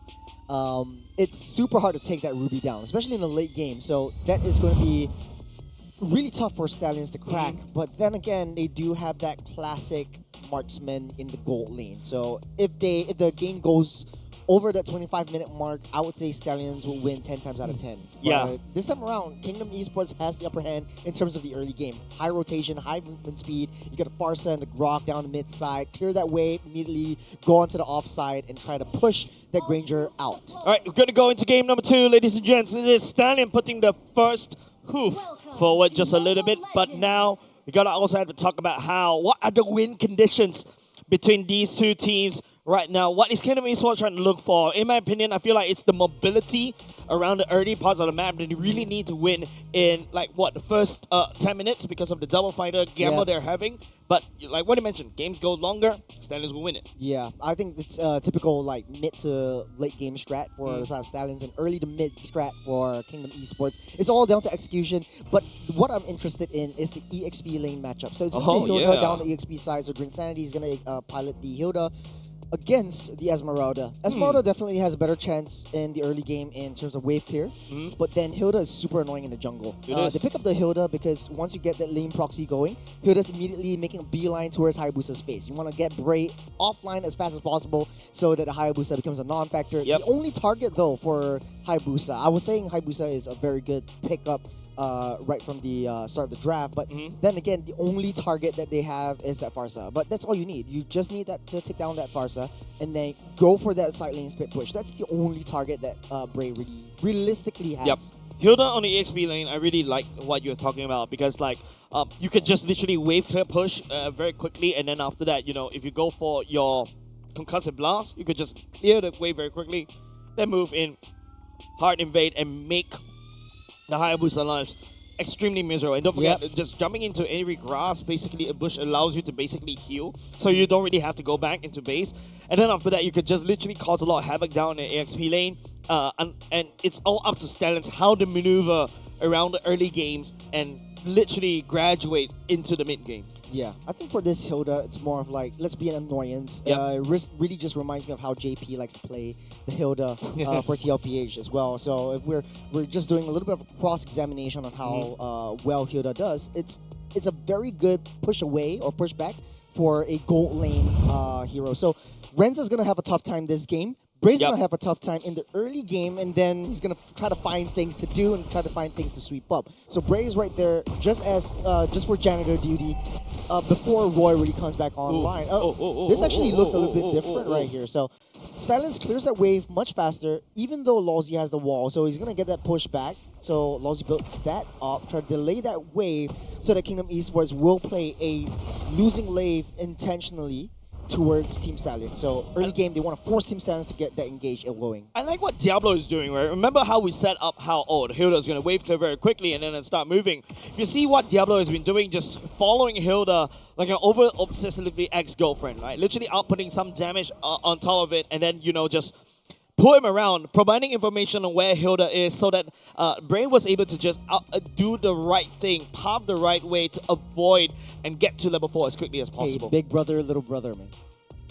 True. Yeah. That's the relationship that I see Bray and Diablo likes to play. They're a little bit of a push and pull in that factor. Like if Bray wants to play damage, Diablo goes in for the defensive position. If Diablo wants to go on the offensive, then Bray plays a little bit more defensively and picks up like the fighter tanks and everything. So you have that chemistry going. That's the power of friendship. You have the two big brother, little brother kind of gameplay going on, and the chemistry that they have. So I'm not too worried about the Hilda coming in, but it's already thwarted. Like right from the get-go, right from the early game, Hilda's plans all thwarted. Drinsanity has to find different things and different ways to play around the aggression that he wants to bring, or Kingdom Esports wants to bring over to Bray. Yeah, and I feel like Hilda, right, especially in this particular raid, you don't really want to use the Hilda to literally engage right in your face. Yeah. You want to come in from the sides. But if Diablo is going to just stick onto you, providing all those information, and all of a sudden, there's literally no more surprises, right? There's no flanking Hildas coming in because you know where the flank is coming from. You can reposition and then make the right call. Esmeralda also has the movement speed to basically match up with the Hilda as well. Yeah. And the Esmeralda's more than happy to duke it out with you, right? Even if you're healing. And I really like this idea from the side of Stallions on this Esmeralda Diablo. It's like it reminds me of basketball where you're like man marking. So you're always finding literally one marking, person and just like marking where Hilda wants to go. So Esmeralda has that movement speed to match up, and literally Diablo really doesn't need to join in any of these team fights early. He has to just prevent Hilda from doing so. So Insanity doesn't have that luxury of going into the lanes first. Diablo's right there trying to body block him from anything whatsoever. And so Drinsanity just really has to find things to do. And the best part is, right, now you force this team into a 4v4. Yeah. And now you've got an enemy marksman that could just chip damage away against you because of the range. So if Kingdom Esports were actually to use the same, playstyle as what we saw in game number 1, it doesn't work because Kingdom Esports, they like to hesitate in all these team fights. It's a typical front to back, but what we don't see every day is Team Stallions actually going on the aggressive into the jungles of Kingdom Esports, where you think that Kingdom Esports has a much more aggressive draft with double fighter side lanes. So what I'm concerned with is how the Granger actually holds up himself against the Ruby. Definitely gonna struggle a little bit. Ruby's gonna heal everything up. And typically when you play the Ruby, you hold on to the skill 1, take a lot of shots, heal everything back up with a full wave. And not only just that, right? You really also definitely going to be a slight change, right? It's definitely going to be a bit of a neutral lane around the gold lane side. It's going to be the Granger unable to farm up the kills and basically get in. The Granger needs to definitely look towards the later parts of the game, right? Like using the Rhapsody to constantly picking pot shots against the Ruby. It doesn't really matter if the Ruby heals up everything. The more important is gathering as much energy as possible for the late game so that he could just Rhapsody 4 or 5 times, dash away, and then just the Death Sonata from like literally from far away, snipe people down. Yeah, I think in this high level of gameplay, as long as you are playing a traditional marksman, you don't really have to worry against a fighter strategy. All you have to do is delay the fighter strategy in the early game so that they don't scale up to the late game. So it's very typical for the Stallions to play a little bit more held back because still, again, you have the Flying Cloud. So if anything goes south, like you have the Flying Cloud for a little bit more movement speed down to the lane to try to maximize your farming and then try to equalize the scoreline a little bit more. Yeah, and the Flying Cloud definitely going to be helpful for the side of Granger, right? Like just in case if he takes a bad trade, you could just easily use the Flying Cloud, get back into to lane and then move on. Don't forget you also got the Galakacha in the hands of Lucian Cutie, right? Could be almost anywhere around map. If you need him, he'll be there like a golden retriever boyfriend. AOG. Yep. Why are you laughing at that? What? No, what? It's just stuff that I shouldn't say on stream. I'm just kidding. Yeah, but yeah, I think Lucian Kitty does really well. I think you know what I was gonna say, but I held back. This time around. Hopefully things get sorted out so we jump in the game and yeah, please, production, please, save me out. Get me out. Save us. Yeah, but yeah, okay. I think for matter of fact, between the Hayabusa and the Lancelot gameplay, I think we're going down to lane by lane kind of matchups for every single side, right? And Hayabusa versus Lancelot. Lancelot's draft is typically like that War X versus War X and Brute Force breastplate kind of build, but for Hayabusa it's immediately pure offense, so that's gonna be a bit more faster for Hayabusa to get his core item power spikes and go into the late game, that damage coming in. Yep. All right, you know what? So we've got a lot of theory crafting, right? We want to look at Cold Hard stats. And here are the Cold Hard stats. Let's take a look at the head-to-head between these two teams. Don't forget, Stallions, technically speaking, these stats, it seems like it's collected alongside with... Oh, no. This is actually slightly interesting, right? Like, these stats is definitely going to be skewed because Stallions came from the Challenger brackets. They did not play as much games compared to Kingdom Esports. However, if you take a look, even irregardless, you look at the average gold and average kills, right? Even though Stallions are the one that has lower average gold, they still have a decent amount of kills, decent amount of assists, and even a higher KDA, of course, because of how they've been able to maneuver around these team fights, right? It shows that the chemistry, the camaraderie, definitely look at assist, right? Oh, all eyes on Lucian Cutie, all eyes on Diablo to basically set things up. And that's why they banned away the Guinevere. To be honest, I think the stats really don't show the full story. I like to see the heroes and the gameplay to know how the players really react to each other. For Drinsanity, it's more of a setup kind of centric gameplay. For Diablo, it's more of a damn if you do, damn if I don't kind of situation where I want to go be a secondary damage dealer in the EXP lane. So I think that Drinsanity, being a single target Hilda setup, is really gonna bite him in the butt in the later stage of the game. Yeah. He likes to go in, he likes to get that big setups and try to get forward at a time, and then heal everything back up with those micro mechanics. But Diablo's gonna deny that because he's very microcentric. Technically and statistically speaking, I think Diablo would win out Drinsanity in a 1v1 down the EXP side, and they have to play towards that late game. Interesting thought, right? Look, you talk about Drinsanity, like those big setups. You're right. Like, you can also play as Uranus to be just annoying, goes around the map, absorbing all that damage. But if you look at his heroes, right, literally going for the Alice, going for the Arlott as well. You talk about liking big setups, and you cannot lie. There you go, big setups. You cannot lie. I think there's a little bit of a issue right here. You got the jungler actually being Yawn, so you've seen a very similar taste in terms of both of these two junglers. But Yawn's always been put in a position where he cannot play the tanks. He cannot play the assassins. Like, he's always being forced to play the tanks because you want Grant to try to cover up for him in that respect. Like, once he goes in for the assassins, Grant goes in with a fighter, gold lanes. So that is really sort of like that balance that Kingdom Esports wants to drive around. Yeah, and if you notice I like the way you pointed out, Bray and Yon has similarities as well. My personal take, I remember there's a season where Yon Alpha was the literally, meta, yeah. Yon was actually stepping up as a jungler. He's actually almost like a star jungler. He reminds me a lot about Bray, but Yon, unfortunately, in my opinion, has a lot of momentum issues. When he wakes up on the good side, on the right side of the bed, he could be one of the best junglers in MPL Singapore. But you want to talk about consistency, Bray has that consistency. Yeah. And of course, on top of his mental, he's like super strong, super solid. You throw his brain around, it hurts you as well because of the rock solid brain and mental as well. He's able to pull literally teams back from the brink of destruction. And yeah, definitely a lot more trust, I would say, goes into the hands of Bray. Yeah, making Bray, the right calls as well. Bray got the brains with a Y. Oh, Yes. I did not.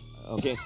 Good job. Okay, but that being said, I think I agree with you 100%. I think consistency that Bray really brings to the table. He's not really phased by a lot of like these big competitions. And don't forget, like if you're in a professional tournament like this and you're playing in public, and typically the environment around you is really affecting how your actual play style is. And you could play like a very good game in community tournaments, and you're always coming up above each other.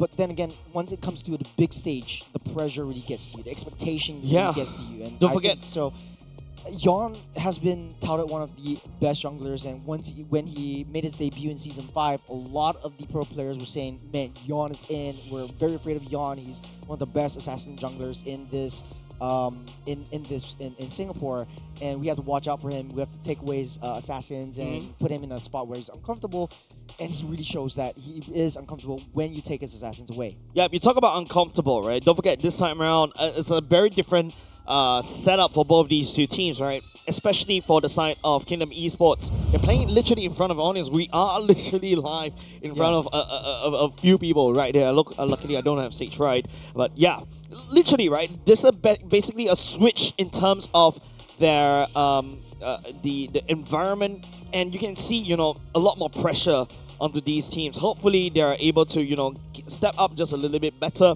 and some people literally can perform better in front of an audience. Yeah, I do have to agree with you, and I think it's just experience that Bray really has in the international stage. And don't forget, this match is the elimination match from both sides. But hey, we're going to be taking a very short break. And it's just going to be a technical issue that we want to solve. So don't go anywhere. We'll be right back. We'll see you soon. Yeah, I need a new one.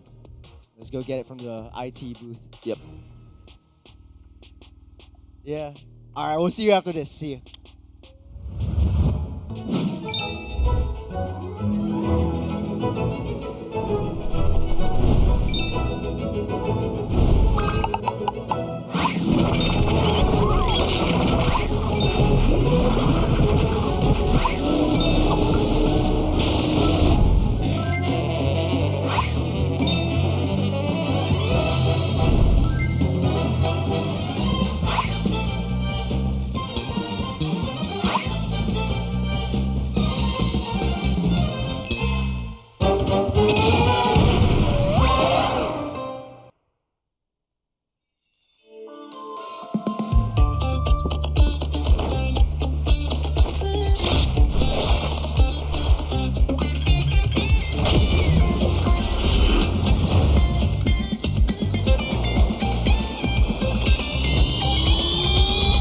Welcome to Double 11.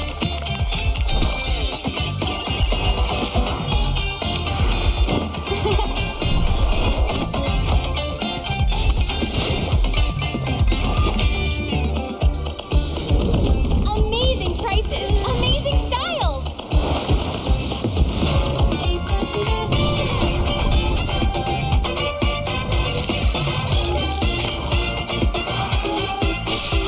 Win big in Mega Draw.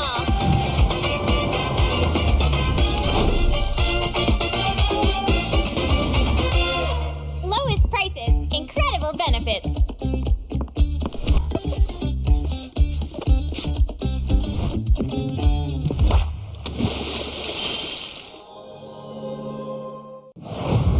Welcome to MCGG Rising Stars.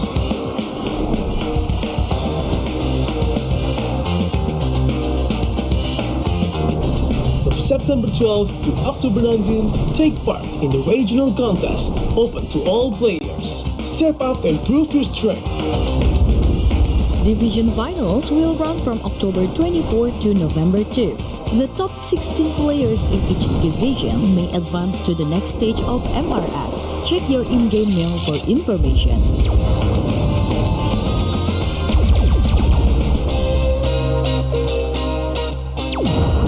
The S3 Finals group stage kicks off from November 8 to November 9. The top 6 players from each group will qualify for the S3 Finals semifinals.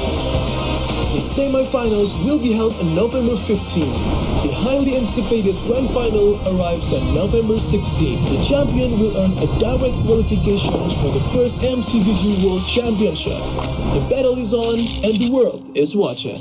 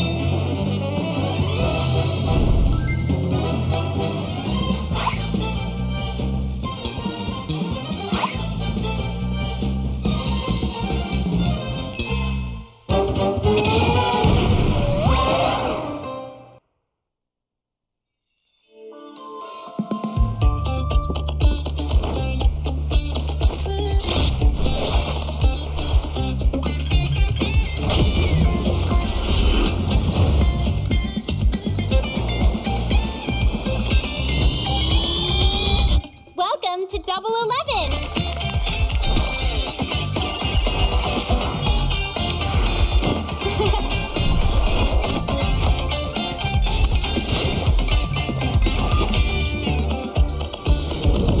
Amazing prices, amazing styles.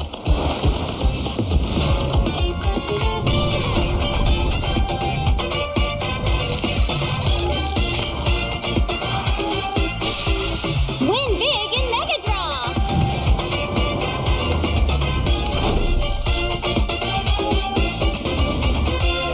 Lowest prices, incredible benefits.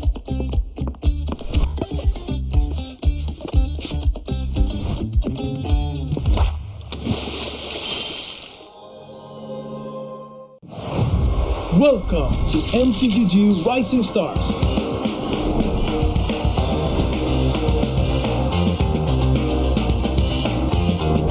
From September 12th to October 19th, take part in the regional contest, open to all players. Step up and prove your strength.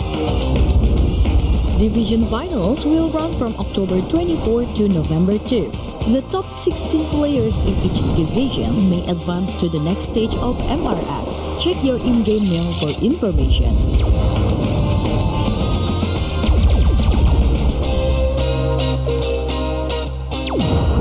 The S3 Finals group stage kicks off from November 8 to November 9. The top 6 players from each group will qualify for the S3 Finals semifinals. The semi-finals will be held on November 15.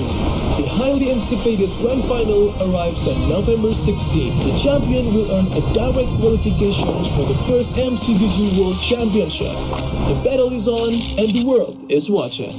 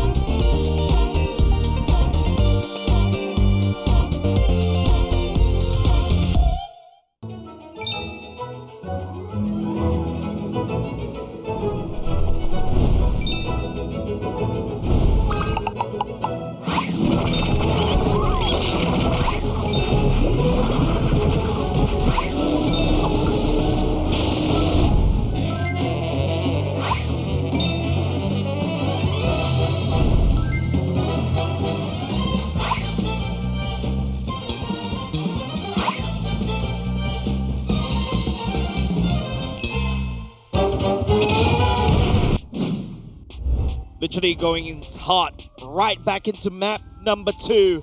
Team Stallions earning that map number 1 earlier just now.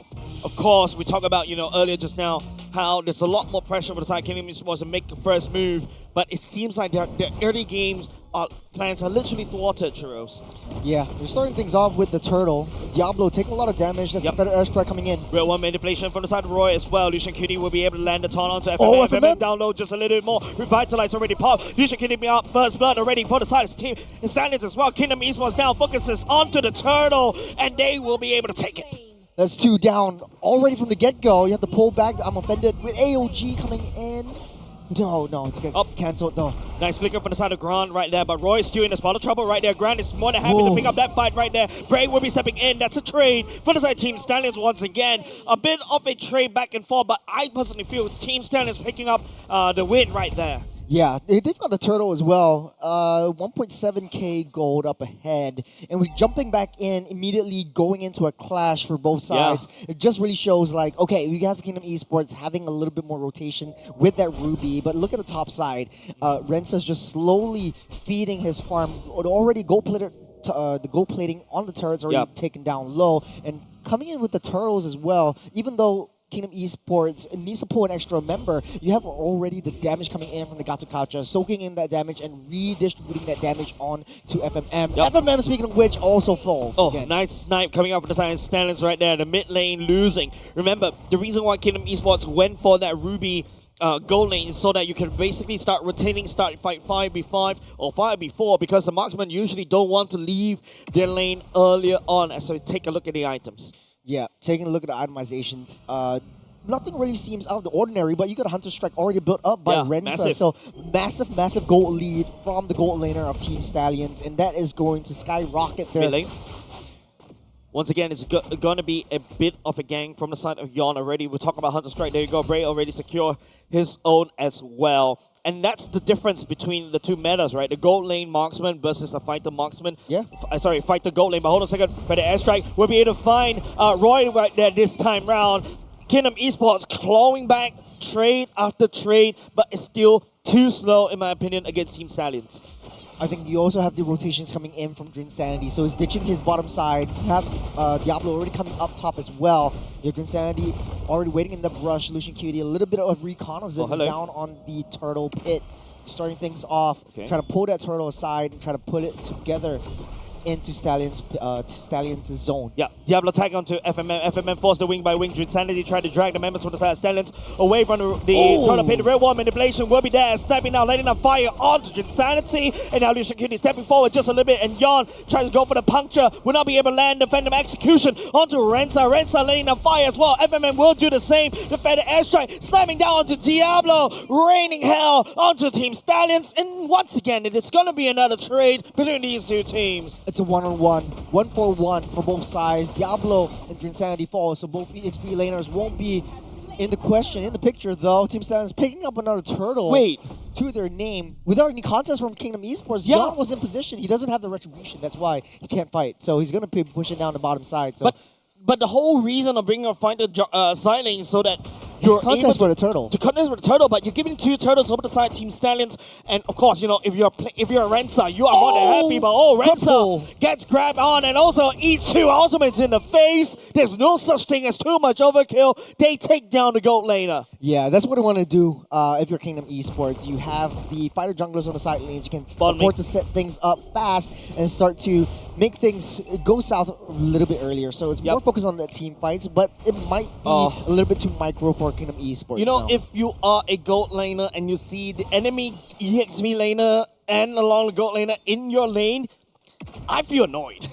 Yeah, it is. Literally, right? You gotta pull your roam to try to protect you, and then again, it's babysitting duties for Lucian Cutie, but that's not what they want to go for now. And that allows Diablo to really literally start cutting the waves down bot, right? And now Drinsanity, we're going back into regular programming for both these two teams. And yeah, it's just like, I'm not too sure what's the plan right here for the side Kingdom Esports. The early game plan is already gone. We're keeping things slow for now. 30 seconds until the turtle spawns up. But FYI, it's not really a turtle. It's actually a tortoise. Because the turtle assumes that it has fins for that is where I don't know Kim where thinks a we're little going bit slow. I literally don't know where they're going there, but of course Diablo, landing a falling star will not be able to find onto Insanity. Burns the flicker, mind you.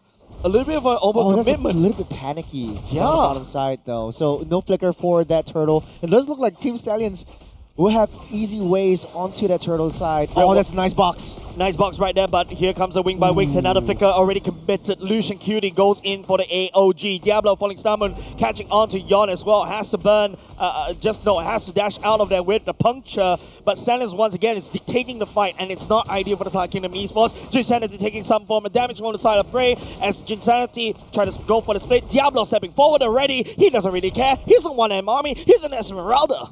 He's just hugging onto Lolzy right now. He's just trying to push everyone back. Now, Diablo is still in the position. Yon secures the turtle for now. It's going to be the Feather Airstrike by the side of FMM to provide some form of cover, but Roy picks up the kill onto Lolzy as well. So in terms of stalemate, I'm not really convinced right here. Yon unable to find assassination onto Roy. Brent trying to find an angle. He does have the flicker though. His Team Stallion is looking for bigger trades. They gave the turtle away to take down that T1 top side as well. Yep. Once again, it's just Team Stallions finding these slow little maneuvers. Kingdom Esports enter with a plan. They threw it out of the window, and Stallions literally say, hey, you threw your notebook out the window instead. I'm going to pick up the notebook. I'm going to use it against you. Team Stallions slowing things down, but they have that damage coming through. Renza is always in the picture right now. They're playing a 4-1 composition. You have Bray just taking care of that off lane and top side as well. Continue play. Continue play, looking for some form of pickoff right here. Roy slowing down Jinsanity taking the medicine into him. If you notice how Team Stallions, they're literally giving Renza the kill. Yeah, they're feeding him right now. You've got the Sky Piercer on the bottom side. Yon is already in the picture right now, trying to push him away. Yeah, Stallions literally babysitting Renza and literally telling Renza, open wide, I'm going to give you an aeroplane. I'm going to feed you as much as I can because you are the hope. And the later part of the game, Renza, this time around, in a spot of trouble. Yon right there to revitalize, coming in, a Phantom Execution. Not enough damage from the side of Yon. Still too early for this landslide, but he has the right idea. On the top side though, look at the wave, already pushing it through. Bray needs to go up to the top side to try to defend against that wave coming in. Now this is going to be the first lore of the game. Kingdom Esports has that wave priority down the bottom side. Diablo taking a lot of damage though. Trying to out-survive there, the shield's right there, but not good enough. It's going to be a Yon assassination committed. Team Stallions playing on the back foot this time round. I like the rotations coming out of Kingdom Esports. They're able to puncture up top, and now it seems like it's just going back to stalemate once again, Churros, and I really hate this. Yeah, it's a 4-on-5 on the turtle pit. Diablo is going to take another 10 seconds until he comes into fray. No one's starting that Lord yet, and Kingdom Esports just wants to go for the kill. That's why they picked up the double fighter. So typically you want to win out on the objectives, but you want to make sure that you win it out by making sure that the numbers are uneven at this point. Yeah, but right now, if you take a look, Team Stallions securing 2 turtles for themselves. I mean, if you're Kingdom Stallions, you're more than happy to take those trades right here. Bray, sticking forward, slicing onto Lolzy. Caught Shadows all the way back out there, gets turned out by the side of Lucian Cutie. Diablo joining the fray just a little bit this time around. A bit of a miscomm and a bit of hesitation on the side of Team Stallions. They're unable to defend down bot. They are suddenly bleeding a lot of turrets. It's flipped. Like the Team Stallions had the macro game number 1. Right now on the bottom side though, Diablo immediately get picked up right there by the Feather Airstrike as well. But mid lane, if you notice, is going to be Grand burning the flicker once again. Lolzy also burning his own flicker. In terms of manpower advantage, swings over to Kingdom Esports. All of a sudden, they have low priority, and Renza is on the wrong side of the wall. But the flicker as well. FMM also burns his own flicker, aims down onto Renza. This is a golden opportunity for the side Kingdom Esports to do something around Lord Pit. That's a free lore. Kingdom Esports is going to blitz this up. Team Stallions can't do anything about it. No Diablo, no Renza. And Roy used the real world manipulation, trying to lock Lolzy and also Jinsanity. Yon secures the lore for himself, and over the sudden, Kingdom Esports swings it into their favor. They're back into the game. It's a free and easy lore take for Kingdom Esports. Team Stallions losing Diablo, losing Renza in the process as well, and just throwing their own bodies. Diablo not having a good start of the game, 0-4-2. And typically we said that Team Stallions would win out in the late game the longer this game goes. But right now, Kingdom Esports, they're having a late game prior right now. Yep, Lucian Cutie, Roma combat right there between Lucian Cutie and Lolzy, saying hi to each other because they used to be ex-teammates. But it's going to be Lucian Cutie that has to tap out first. Galore marching up on that top side. Bray playing a little bit more passive. He is only on janitor duty. But for Kingdom Esports, though, just ramping up the aggression. You want to Flank punish out. Diablo from getting close. And Lucian Cutie can't tank as much anymore. Grant is healing everything back up. Lucian Cutie locked down, stunned up. Will get pulled back. I'm not sure which Insanity is running towards to, right? And now it's going to be Team Stallions handshaking the team fight in the mid side as Diablo literally tried to drag the Lord away, but it's going to be AOG coming out for the side of Lucian QD. Gun down by the side of... Oh, down low just a little bit. Roy will be able to pick up that kill, but Roy gets shut down by the side of Yon, and Yon goes styling. The Thorn Rose coming in. Renza finally landing the bullet in between. It's going to be 1-4-3 in the favor of Stallions. Great fight by Roy, putting up the box on the precipice. FMM was left all alone. Bray knows his win condition, taking out that the Federal Airstrike, taking out the Farsa so they wouldn't be able to disrupt his front lines and keeping Renza safe. Diablo just keeping busy, and right now this Esmeralda is going to be a real threat in the late game. And even though he suffered a little bit in the early game, he will be able to just tank everything up. He's trying to push that way. He's trying to draw Kingdom Esports away and apart from each other. Look at Diablo. He doesn't want anything to do with Lozy right there. Lozy tried to wave clear. Diablo just tags onto the turret.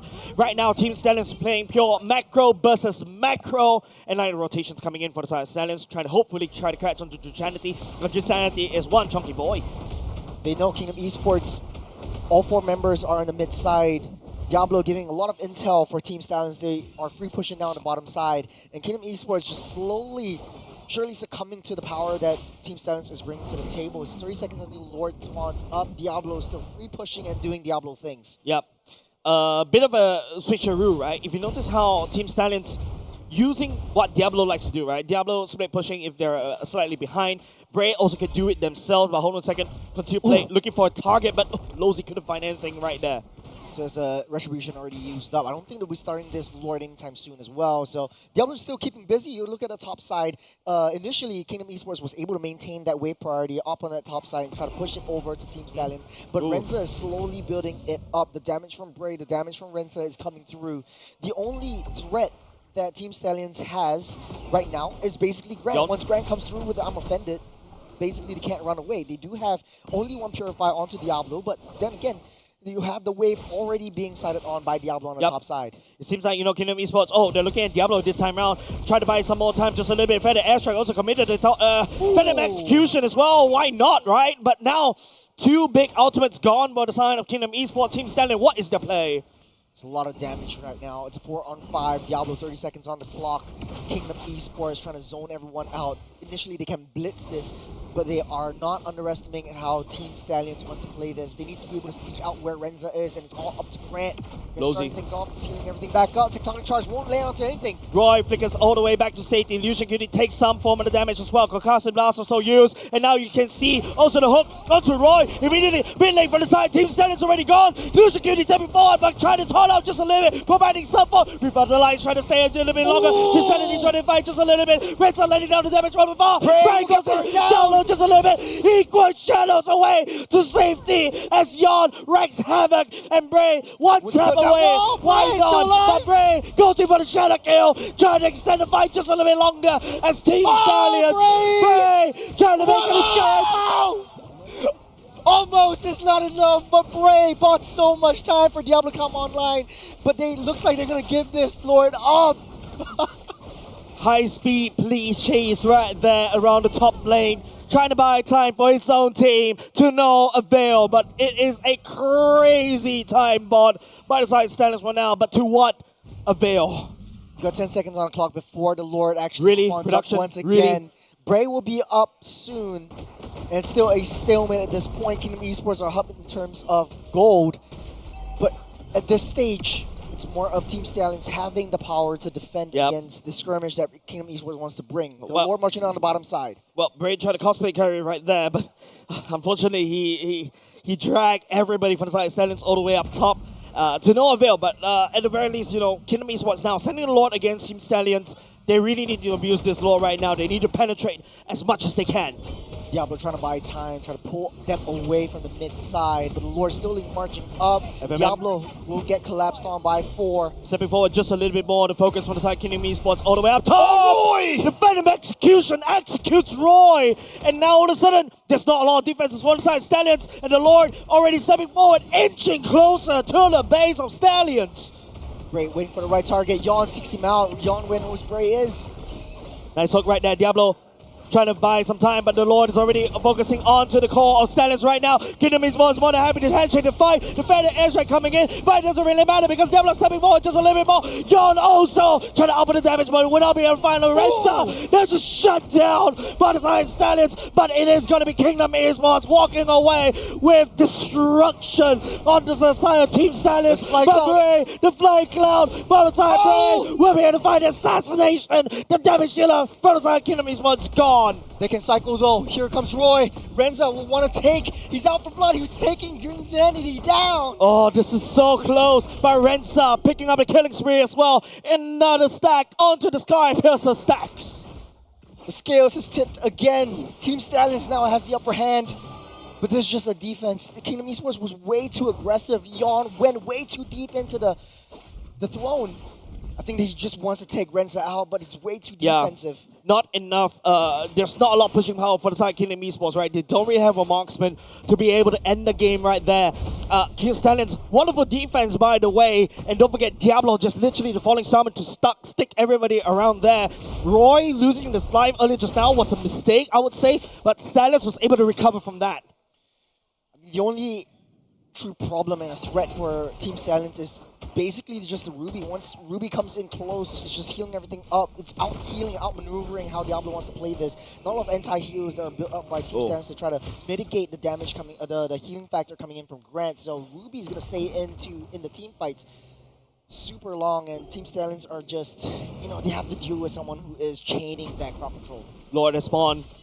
Feather airstrike already used by the side of MM to wave clear earlier just now. It will be back in just a moment.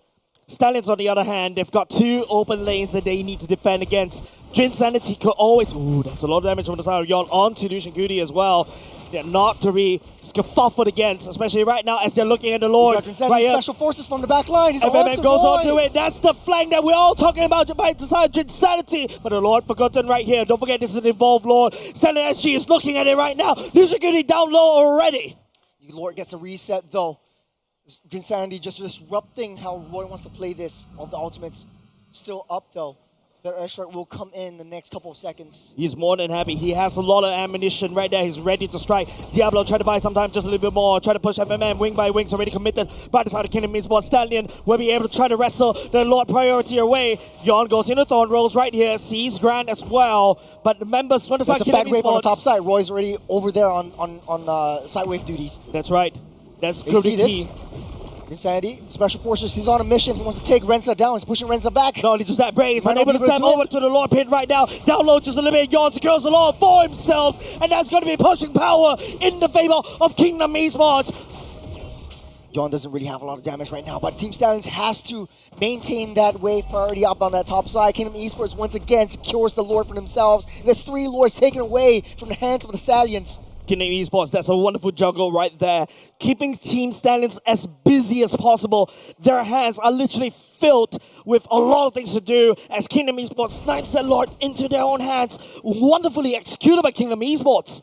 Good play from Drensanity just to find a nice path where Renza wasn't really expecting that as well. Diablo has a back off already. Kingdom Esports then, he's putting out some damage onto Renza. The Phantom execution coming up from Yon as well. But he's going to take some more damage as FMM destroys the mid lane. Ray goes in. AOG onto 3. Members on the side. Kingdom Esports as Team Stallions. Ren just is free hitting. Onto the damage. And Roy free hitting. Renza also free hitting against Kingdom Esports. There's one down. 1-to-1, Team Stallions are able to cycle this. They just need to maintain this Lord or get rid of this Lord before pushing through. Kingdom Esports getting that reset. We're back to square one, ladies and gentlemen. This is the reason why I don't like the fight of meta. There's not enough pushing power to be able to just find the nail in the coffin. Team Stallions are allowed to scale again. Yeah. Like we said, the later this game goes, Team Stallions has a lot of damage. Renza slowly building up those stacks. And on top of that, he has the power, he has the firepower, and he has the stacks from his passive as well. So he's just free hitting from that back. No one from Kingdom Esports was able to attend to this Granger and is just slowly hitting. Right now, it's just, Team Stallions once again, backs against the wall, but beasts, when they're back against the wall, they're the fiercest. They snap back harder against Kingdom Esports. But on the other hand, Kingdom Esports, they've got tons of defenses that Team Stallions need to literally pummel through in order to take this game. Slowing things down. 30 seconds on the clock. Kingdom Esports are stacking themselves up. Bray trying to maintain wave priority. Drinsanity trying to keep Bray busy. But here comes Renza trying to block that entrance onto their jungler. Coach Shadow already used right here. Yawn just inching for a flank. Phenom execution, but Lucian Cutie in a spot of trouble. And real one manipulation from the side. Roy, immortality powered by the side. Lucian Cutie. But he'll be able to get on the way. The Superman dive back to base. Look at the fat wave up on the top side. It's crashing in though. Team Stallions, even though they're not too far ahead in economy, they cannot afford to step foot out of their base. The Lord might be able to get blitzed down by Kingdom Esports once again, and that's a flying cloud play. And once you get back, once you get that reset, you're in the fight once again. So the speed at which you return and reset onto the fights is a lot, and Team Stallions are abusing that power. Lucian, don't forget, doesn't really have the immortality to play around with. Team Stallions, they're literally tempting fate right here. They're using that, but hold on a second, they're opening themselves up. Oh, the special forces on the backside, they see Bray. They see Bray. Court Shadows all the way out there, and now it's going to be Renza getting down, but it's going to be real one manipulation from the side of Stallions trying to slow down just a little bit. Renza down low, and the mortality pop by Bray stepping down onto Yawn as the members of Kingdom Esports, they're stepping forward. They just need to get that reset. They need to maintain, get that wave out of the bottom side. Diablo keeping 4 busy. Team Stallions, Renza's down 51 seconds. Same as Yon though. He's risked everything. He sacrificed his life just to take the marksman down. Now Team Stallions has the upper hand if they want to blitz this Lord. But the waves are starting to crash in. They don't really have the damage to basically defend. And now Kingdom Esports trying to go for the end right here. They're unable to find anything because Stallions is just keeping them super busy.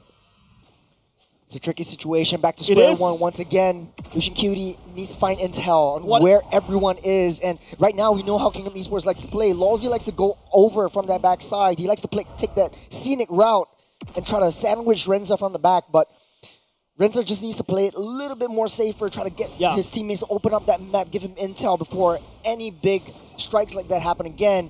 Yawn coming back up in 5 seconds. Yeah, I've seen men on the wire before, but haven't seen horses on the wire because Stallions right there. This is a very delicate balancing act. They're able to buy time for Renza to come back online while we have to take a look at the Lord Dance coming up soon. Got that bottom side already pushing in. Stallions has to find a way again to mitigate that action. Unable to find anything though. That's concealed play wasted. But allows Logi to step forward to basically push Stallions away from the Lord Pit. But you got special forces though. You have Lawsy and Drinsanity constantly trying to find where Renza is. Lucian Cutie giving a little bit of intel. Drinsanity wave clearing down bot is keeping Stallions super busy. I don't think Stallions going to be able to step onto the Lord unless Bray commits a steal. M not showing himself at all. Wave already crashing in. Kingdom Esports, they see where Bray is. Yep. They want to start this fight. They want to sound the alarm. They want to sound the horn. Diablo gets trapped between a rock and a hard place. But it doesn't really matter. He's going to step forward just a little bit. AOG landing on. Real one manipulation with the artillery strike. Drinsanity keeping Renza and also Bray busy. But it's going to be... Grant goes down. Roy down low. Buzzdo with the crown as well. Flicker already committed. Grant stepping forward as well. Down low. Renza snapping down Grant in between his eyes. And Bray stepping forward onto Drinsanity. It's 1-1. Drinsanity falls as well, but here comes Yon. Will not be able to find it. Renza picking up that kill by FMM. The base! Opening up the base. Opening up opportunity. Can Bray do anything here though? He's trying to clear that wave. Okay, the wave is cleared. It's all safe and fine and dandy for now, but Renza's being trapped down. Oh, I don't like this positioning. Whoa, can't figure out. As Renza still stays locked, but Yon takes him down. AOG onto Yon as well as Bray trades a massive brawl between these two teams. When Ben goes down, it's unfortunately going to be FMM. But they have to maintain the wave again. Bray. Oh, we're back to square one once again. 20 kills to 19 as both teams are still on even ground. I talk about the man on the wire. The horse is still standing on the wire. Kingdom Esports unable to find a dent. They poured everything into that fight. Stallions still hold on strong. but it is still not good enough for the side of Stallion Esports. They need more. Stallions needs to fix the waves that are crashing through. Kingdom Esports, they are so strong together and they're smart. Lawsy always finding the back entrance. Perfect. Onto Renza. And once Renza goes down, that's it. Not a lot of damage from Stallions SG, but they're underestimating how Bray likes to play this game. And he's down for the late game. He has that damage. He has the clear. Lord, once again, still a little bit bored right there. Oh, good iframes. Going in, has to burn that shadow kill for the side of Bray, just to try to get out there. Lozy, man. Lozy. He's going for the charge though. Oh. That's land down the wall just a little bit. Try to slap. Lucia Cutie is joining in. This is not ideal for the side. Kitty Beast wants no! And still in SG finds onto Lozy. Diablo stepping forward confidently against Grant.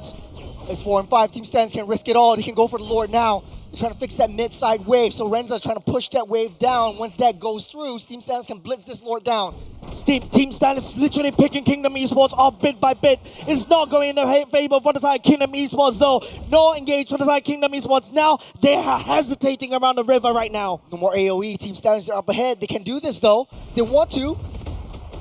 They need to find Grant though. Grant is a huge threat. Still have the Ruby. 41 seconds until Lord Lozy comes back out. Diablo fixing the waves down bot as well. Drin Sanity doing the same. And now this is not in the favor for the side Kingdom Esports though. Team Stallions right here. Don't forget, Lucia Cutie can join the fight anytime moment with a wonderfully landing AOG. Bray really getting that reset. Yawn's already out. Lozy just 20 seconds until he comes online once again. Kingdom Look at that Esports. mid-wave though. Buying some time. Pushed in. Kingdom Esports buying some time right there, but now Team Stallions need to try to rush down the Lord, but they have to forfeit it like what he mentioned. They have to fix the wave. Oh. They see where Renza is once again. They're starting things out. They're blitzing this over. Call the plumber because Team Stallions base is leaking. It's making more leaking. Bray leaking down the damage. Oh, Bray! Airstrike. Bray! The same was telling you all right now. Yawn assassinating the jungler for the side Team Stallions. Renza's next on chopping block. That's the Wind of Nature, but it's no use. He doesn't have the flicker out. Yawn using the puncture already, and now Lozy landing down the damage on the Renza. Team Stallions, they trip, they fall off the wire. The timing was just impeccable as Kingdom Esports. They respond and equalize the 1-1 scoreline. This is still the second game, James. We are in a wonderful series right here. These two teams will not go down without a fight, ladies and gents. And this is just the lower bracket semifinals. Expect nothing less from these two once known teammates and right now rivals. You got Lozy and the rest of the boys. And remember, in the first week, we talked about the Lozy effect. If Lozy's in your team, you most definitely always almost win the championship.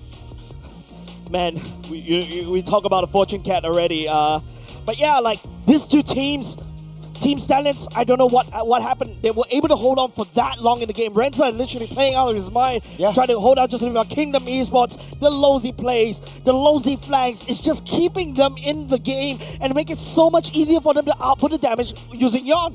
Yeah, at the end of the day though, it's just the Kingdom Esports Special Forces approach. Yeah, man. You send Drin Sandy, you send Lozy just to sandwich Renza and get the Granger out.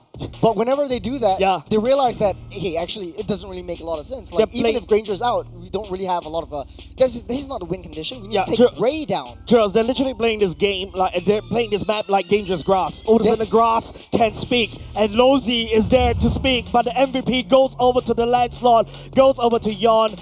Critical in finding those assassinations onto Renza, creating so much space, and then after that, outputting damage. We start this entire series talking about Yawn being comfortable on the assassins, put him on his assassins, and whether he can perform, whether he can perform as well. Because don't forget, this boy, momentum-driven player, when he's on a roll, hero roll, harder than any of the junglers from the side of Singapore.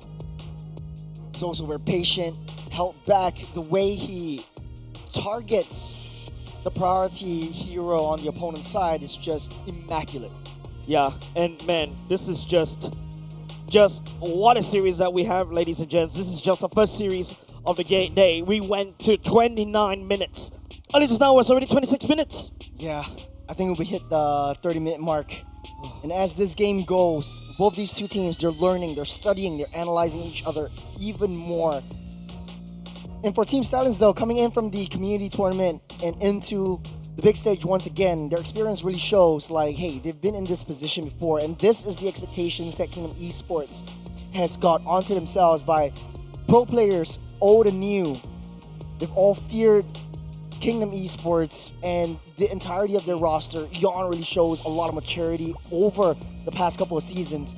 Taking a little itemizations, it really just doesn't tell the whole story, except for how Diablo plays this game. I feel like right now the items that you're seeing is probably like recycled over and over again because it's just bought and sold. We're going to like almost half an hour of a game in MLBB terms, and that's a long time, right? Yeah. Like literally, there's so many things that happen, and if you notice how Team Stallions are able to hold on the line as much as possible, and now what I want to see is Kingdom Esports doing this again in game number 3, where Kingdom Esports are able to use Lozi's aggression to buy time for the rest of the team to output the damage. This state of the game, I think it all boils down to the draft, right? I feel like there would have been much better heroes that Diablo is more comfortable with. I think Esmeralda can't soak up all that damage that Kingdom Esports is dishing out. And to add fuel to the fire, I think Kingdom Esports played it beautifully, very intelligently, especially from Lawsy. He knows who his target is. Yep. He knows where and how to sacrifice himself. And this game really shows, like, if you have a double fighter side lane, you don't really need a main damage dealer in the form of a marksman to be able to do big damage, do big things. And all you need to do is just make sure that you have 2 tanky, beefy boys just hugging onto that gold laner. Yeah, I think there's a period of time with Kingdom Esports around the later parts of the game, they're struggling to end the game, but literally Kingdom Esports winning this game through a sheer determination, sheer willpower, and sheer tankiness. And that's why it's really hard to deal with it, right? All of a sudden, with it seems to make one false move, all of a sudden everything will just crumble, right? Rensa is in trouble, cannot get out there. Roy real world manipulation, if he gets sniped up very quickly by the side of MM, everything just out of the window, right? And Diablo, unfortunately, unable to be there to basically peel for the team because he's always around the side of the lanes, dealing with Jinsanity because this guy is insane, creating space, buying time for Kingdom Esports to come back online. Yeah, I think this Lancelot first pick in the second match was really smart for Kingdom Esports because they know they want to put Yawn in a position where he can also soak up some damage, can tank for the rest of his team. So I think the War X Brute Fresh Breastplate build on the Lancelot definitely worked out well. On top of that, like, you're putting him on an assassin, so he's good with his iframes. He's good and more comfortable with the assassin plays. I mean, he loves his Lancelot. He loves his lance. So I think for Stallions, though, I think it is high time to change up their strategy a little bit. I think their first game strategy worked out very, very well because they're on the blue side, banning out all of Lawsy's heroes. But right now, I think Yawn is only really empowered if Lawsy gets what he wants. Look, game number 1, Team Stallions was able to walk away with the win with a Grok and a Lancelot in their pocket. Yep. But game number 2, it is going to be, it was Kingdom Esports that secured the Lancelot and the Grok. These 2 heroes paired very well, tremendously, right? So far, that's the narrative of this series. Yeah, that's right. And with that said, we're going to go in short break. Don't go away because coming up next, just going to be a massive series because I can feel it. We're going to go over the mile. Ladies and gents, don't go away. We'll be right back.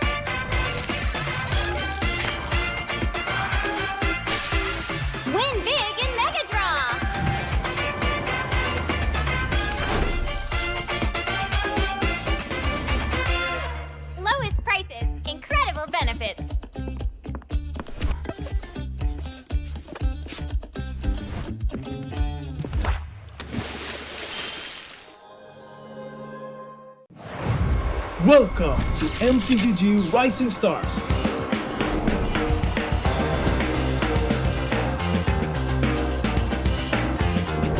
From September 12th to October 19th, take part in the regional contest, open to all players. Step up and prove your strength.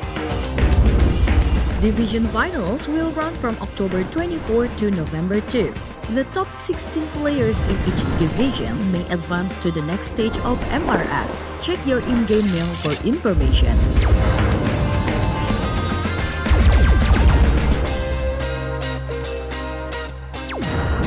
The S3 Finals group stage kicks off from November 8 to November 9. The top 6 players from each group will qualify for the S3 Finals semifinals. The semi-finals will be held on November 15. The highly anticipated grand final arrives on November 16. The champion will earn a direct qualification for the first MCGG World Championship. The battle is on and the world is watching.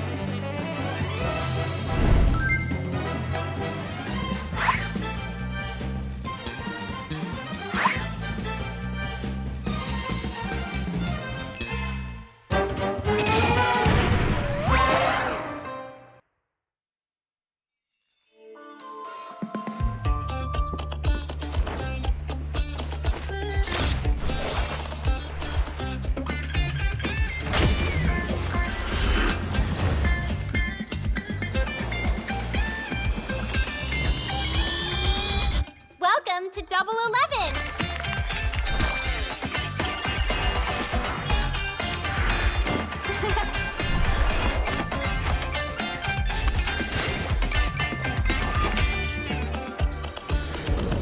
Amazing prices, amazing styles!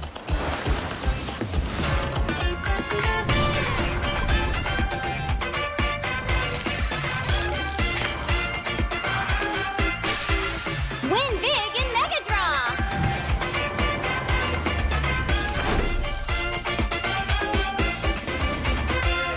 Lowest prices, incredible benefits.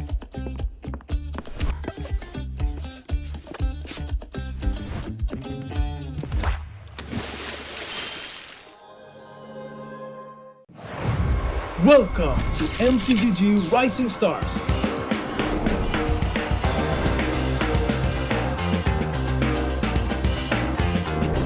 From September 12th to October 19th, take part in the regional contest, open to all players. Step up and prove your strength. Division finals will run from October 24 to November 2.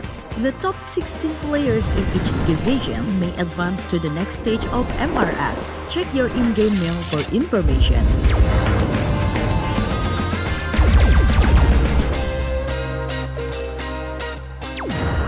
The S3 Finals group stage kicks off from November 8 to November 9. The top 6 players from each group will qualify for the S3 Finals semifinals.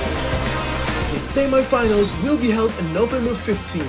The highly anticipated grand final arrives on November 16. The champion will earn a direct qualification for the first MCGG World Championship.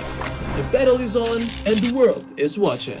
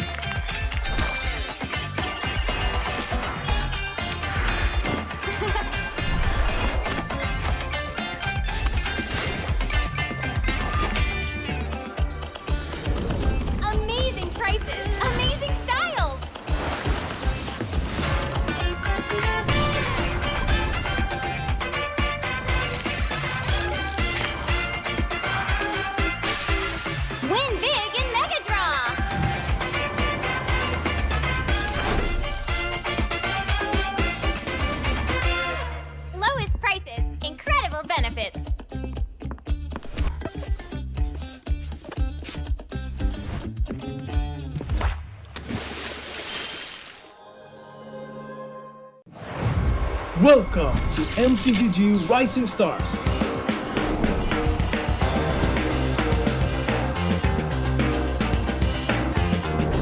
From September 12th to October 19th, take part in the regional contest, open to all players. Step up and prove your strength. Division finals will run from October 24 to November 2. The top 16 players in each division may advance to the next stage of MRS. Check your in-game mail for information.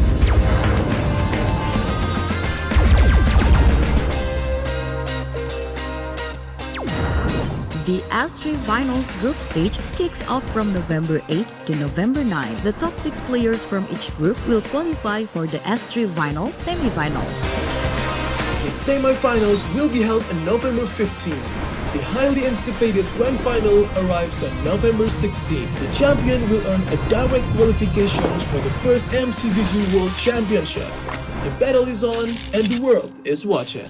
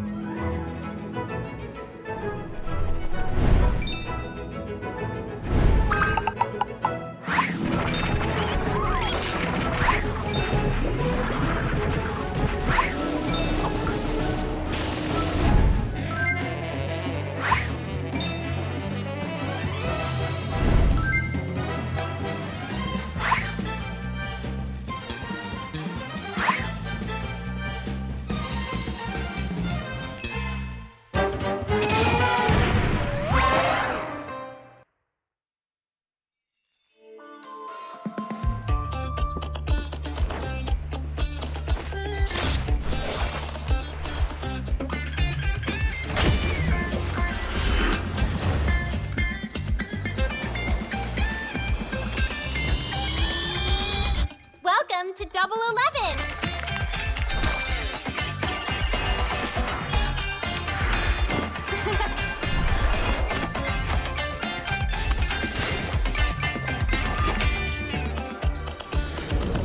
Amazing prices, amazing styles!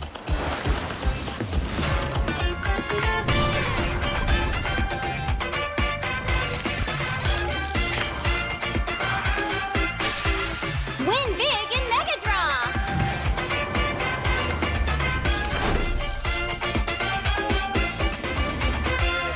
Lowest prices, incredible benefits.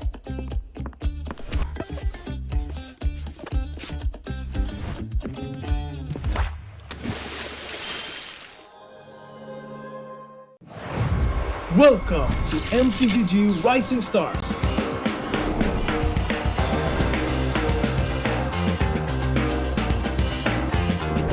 From September 12th to October 19th, take part in the regional contest, open to all players. Step up and prove your strength. Division finals will run from October 24 to November 2. The top 16 players in each division may advance to the next stage of MRS. Check your in-game mail for information.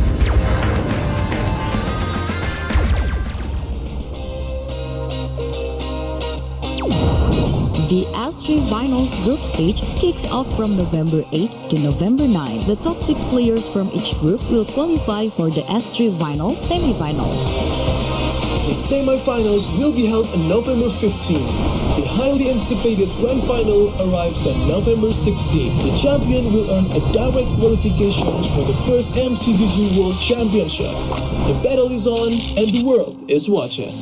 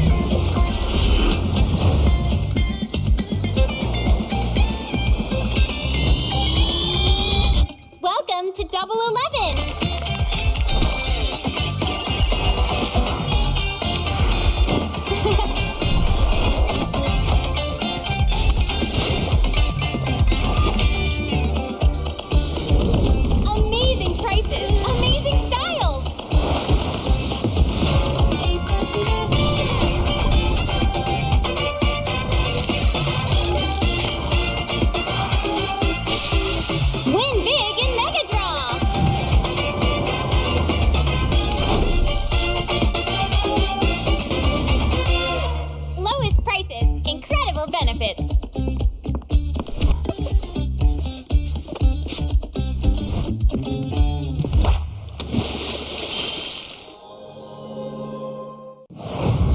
Welcome to MCGG Rising Stars.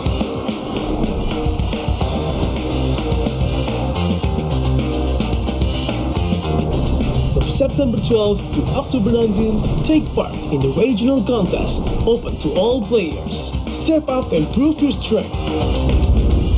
Division finals will run from October 24 to November 2.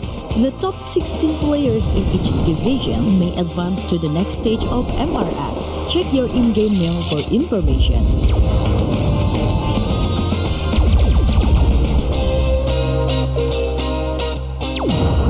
The S3 Finals group stage kicks off from November 8 to November 9. The top 6 players from each group will qualify for the S3 Finals semifinals.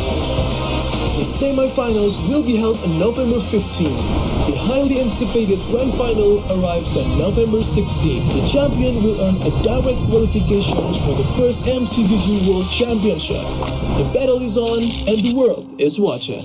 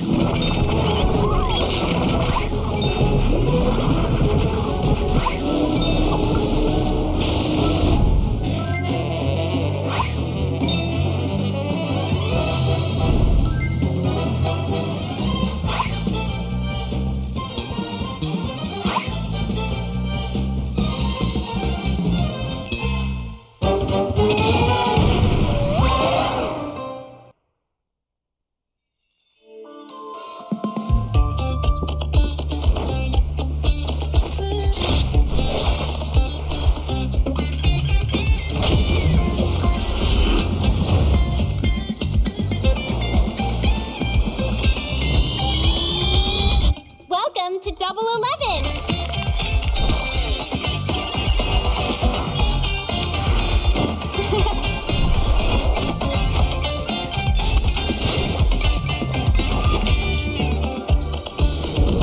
Amazing prices, amazing styles.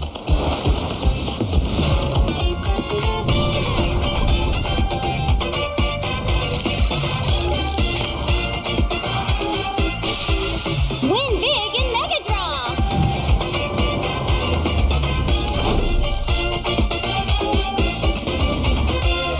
Lowest prices, incredible benefits.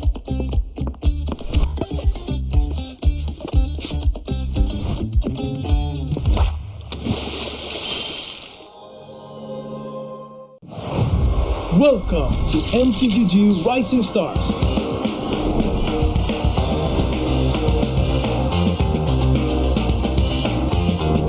From September 12th to October 19th, take part in the regional contest, open to all players. Step up and prove your strength. Division finals will run from October 24 to November 2. The top 16 players in each division may advance to the next stage of MRS. Check your in-game mail for information.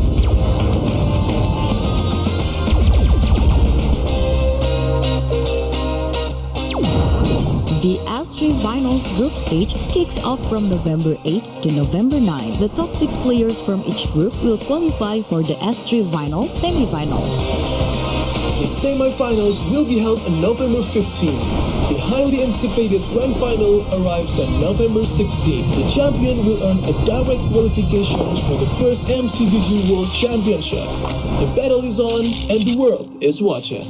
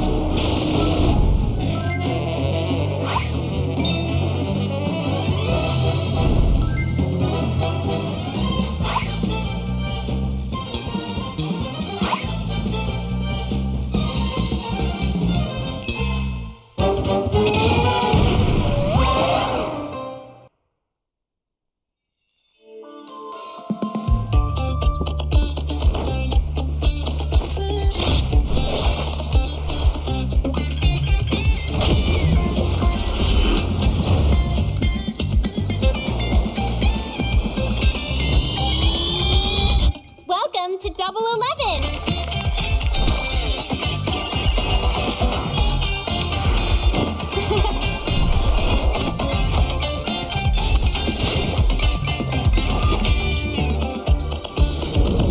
Amazing prices, amazing styles!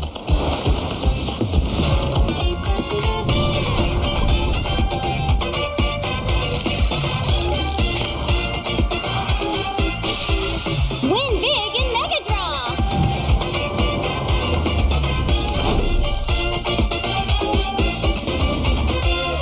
Lowest prices, incredible benefits.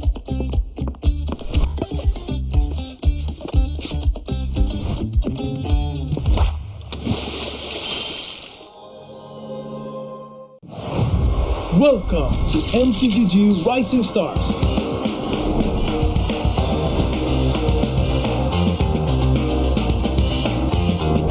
From September 12th to October 19th, take part in the regional contest, open to all players. Step up and prove your strength. Division finals will run from October 24 to November 2. The top 16 players in each division may advance to the next stage of MRS. Check your in-game mail for information.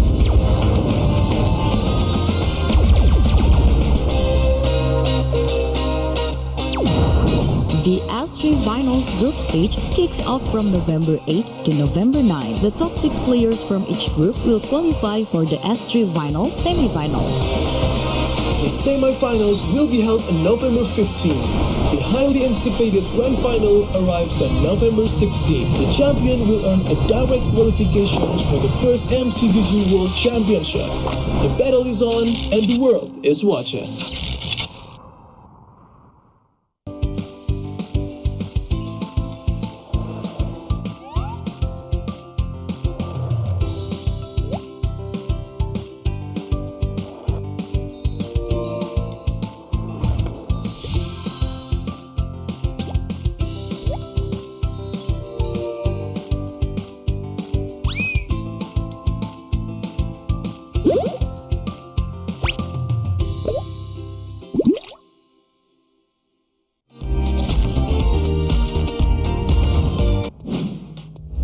And the fight continues between these two teams.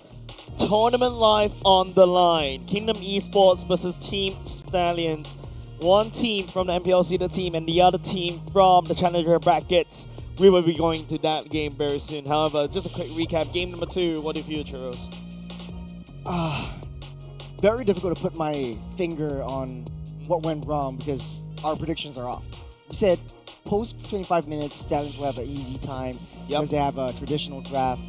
But the Granger pick wasn't the right pick to burst down and melt down the frontline tanks. Okay. And that being said, though, Stallions didn't play a very bad game, so to speak. It was Kingdom playing much better than how Stallions would have been anticipating their playstyle. Because I do feel there's a bit of a chance, right, for the side of Stallions around the mid part of the game when, Wensa is starting to pick up these Sky Piercer stacks, starting to pick up some of these damage items already. But it's just Lozy, right? Just creating so much space in the back line. Don't forget, you've also got Yon on the iframe as well. Take a look as we zoom into Lozy right dead center in the camera. He looks like he's ready to rumble. He looks pissed. He's gonna put the anger into the game later on because his grok is literally slamming into people over and over and over again. And I like what I'm seeing from the side of Yon, right? He's looks a lot more calmer this time as compared to, when he first started the game. Number one, jitters definitely was a little bit annoying for them. So take a look over the other side. Amok's also, cracking his head onto the next particular draft. Team Stallions right here. This time round, it's an equalized score, Churros. Yeah. So far, I think both these two teams are very neck and neck, very even. We haven't seen one team overtly dominate the other team just as of yet. Statistically speaking, Stallions would have a much easier time in this game. But, right now, Kingdom Esports, they're back for revenge. They want to build back their castle. They want to build their kingdom back up and try to just burst down these horses. Yeah. And just identifying the difference between, you talk about the growth about Kingdom Esports in the regular season, and then after that you see them throughout the challenger brackets, and then after that you see them literally right here, right? Like, going quite strong as a solid 5 stack against Stallions. Stallions with tons of experience in their pockets have breathed the championship air quite a few times, mind you. Don't forget Diablo, Ray, even Roy himself, Lucian Cutie as well. They were almost on that 3-peat, 4-peat kind of streak as well. But yeah, now there's a lot more pressure on this stack as well. Both these two teams. Unfortunately, I love both of these two teams, but it's very hard to pick one, Churros. No, for you it's easy. It's whichever team Diablo's on. I forgot, Diablo is there. Diablo's biggest fan. If you don't know Jason, season 1, right? Season 1. Even from season 1. Actually, fun fact, you Holy came heck. in with Diablo. Yeah, we both debuted at the same timing, same time as well. We're going back into Flying Clouds for game number 3. Man, Flying Clouds was a very interesting map. It allows Stallions to literally stay in the game for super long because it could always reinforce over and over again. But this time around, we're going back into the same map. It gives so much defense over it. It's like a +2, +3 stack on your defense, especially when you're playing for the back foot. Okay.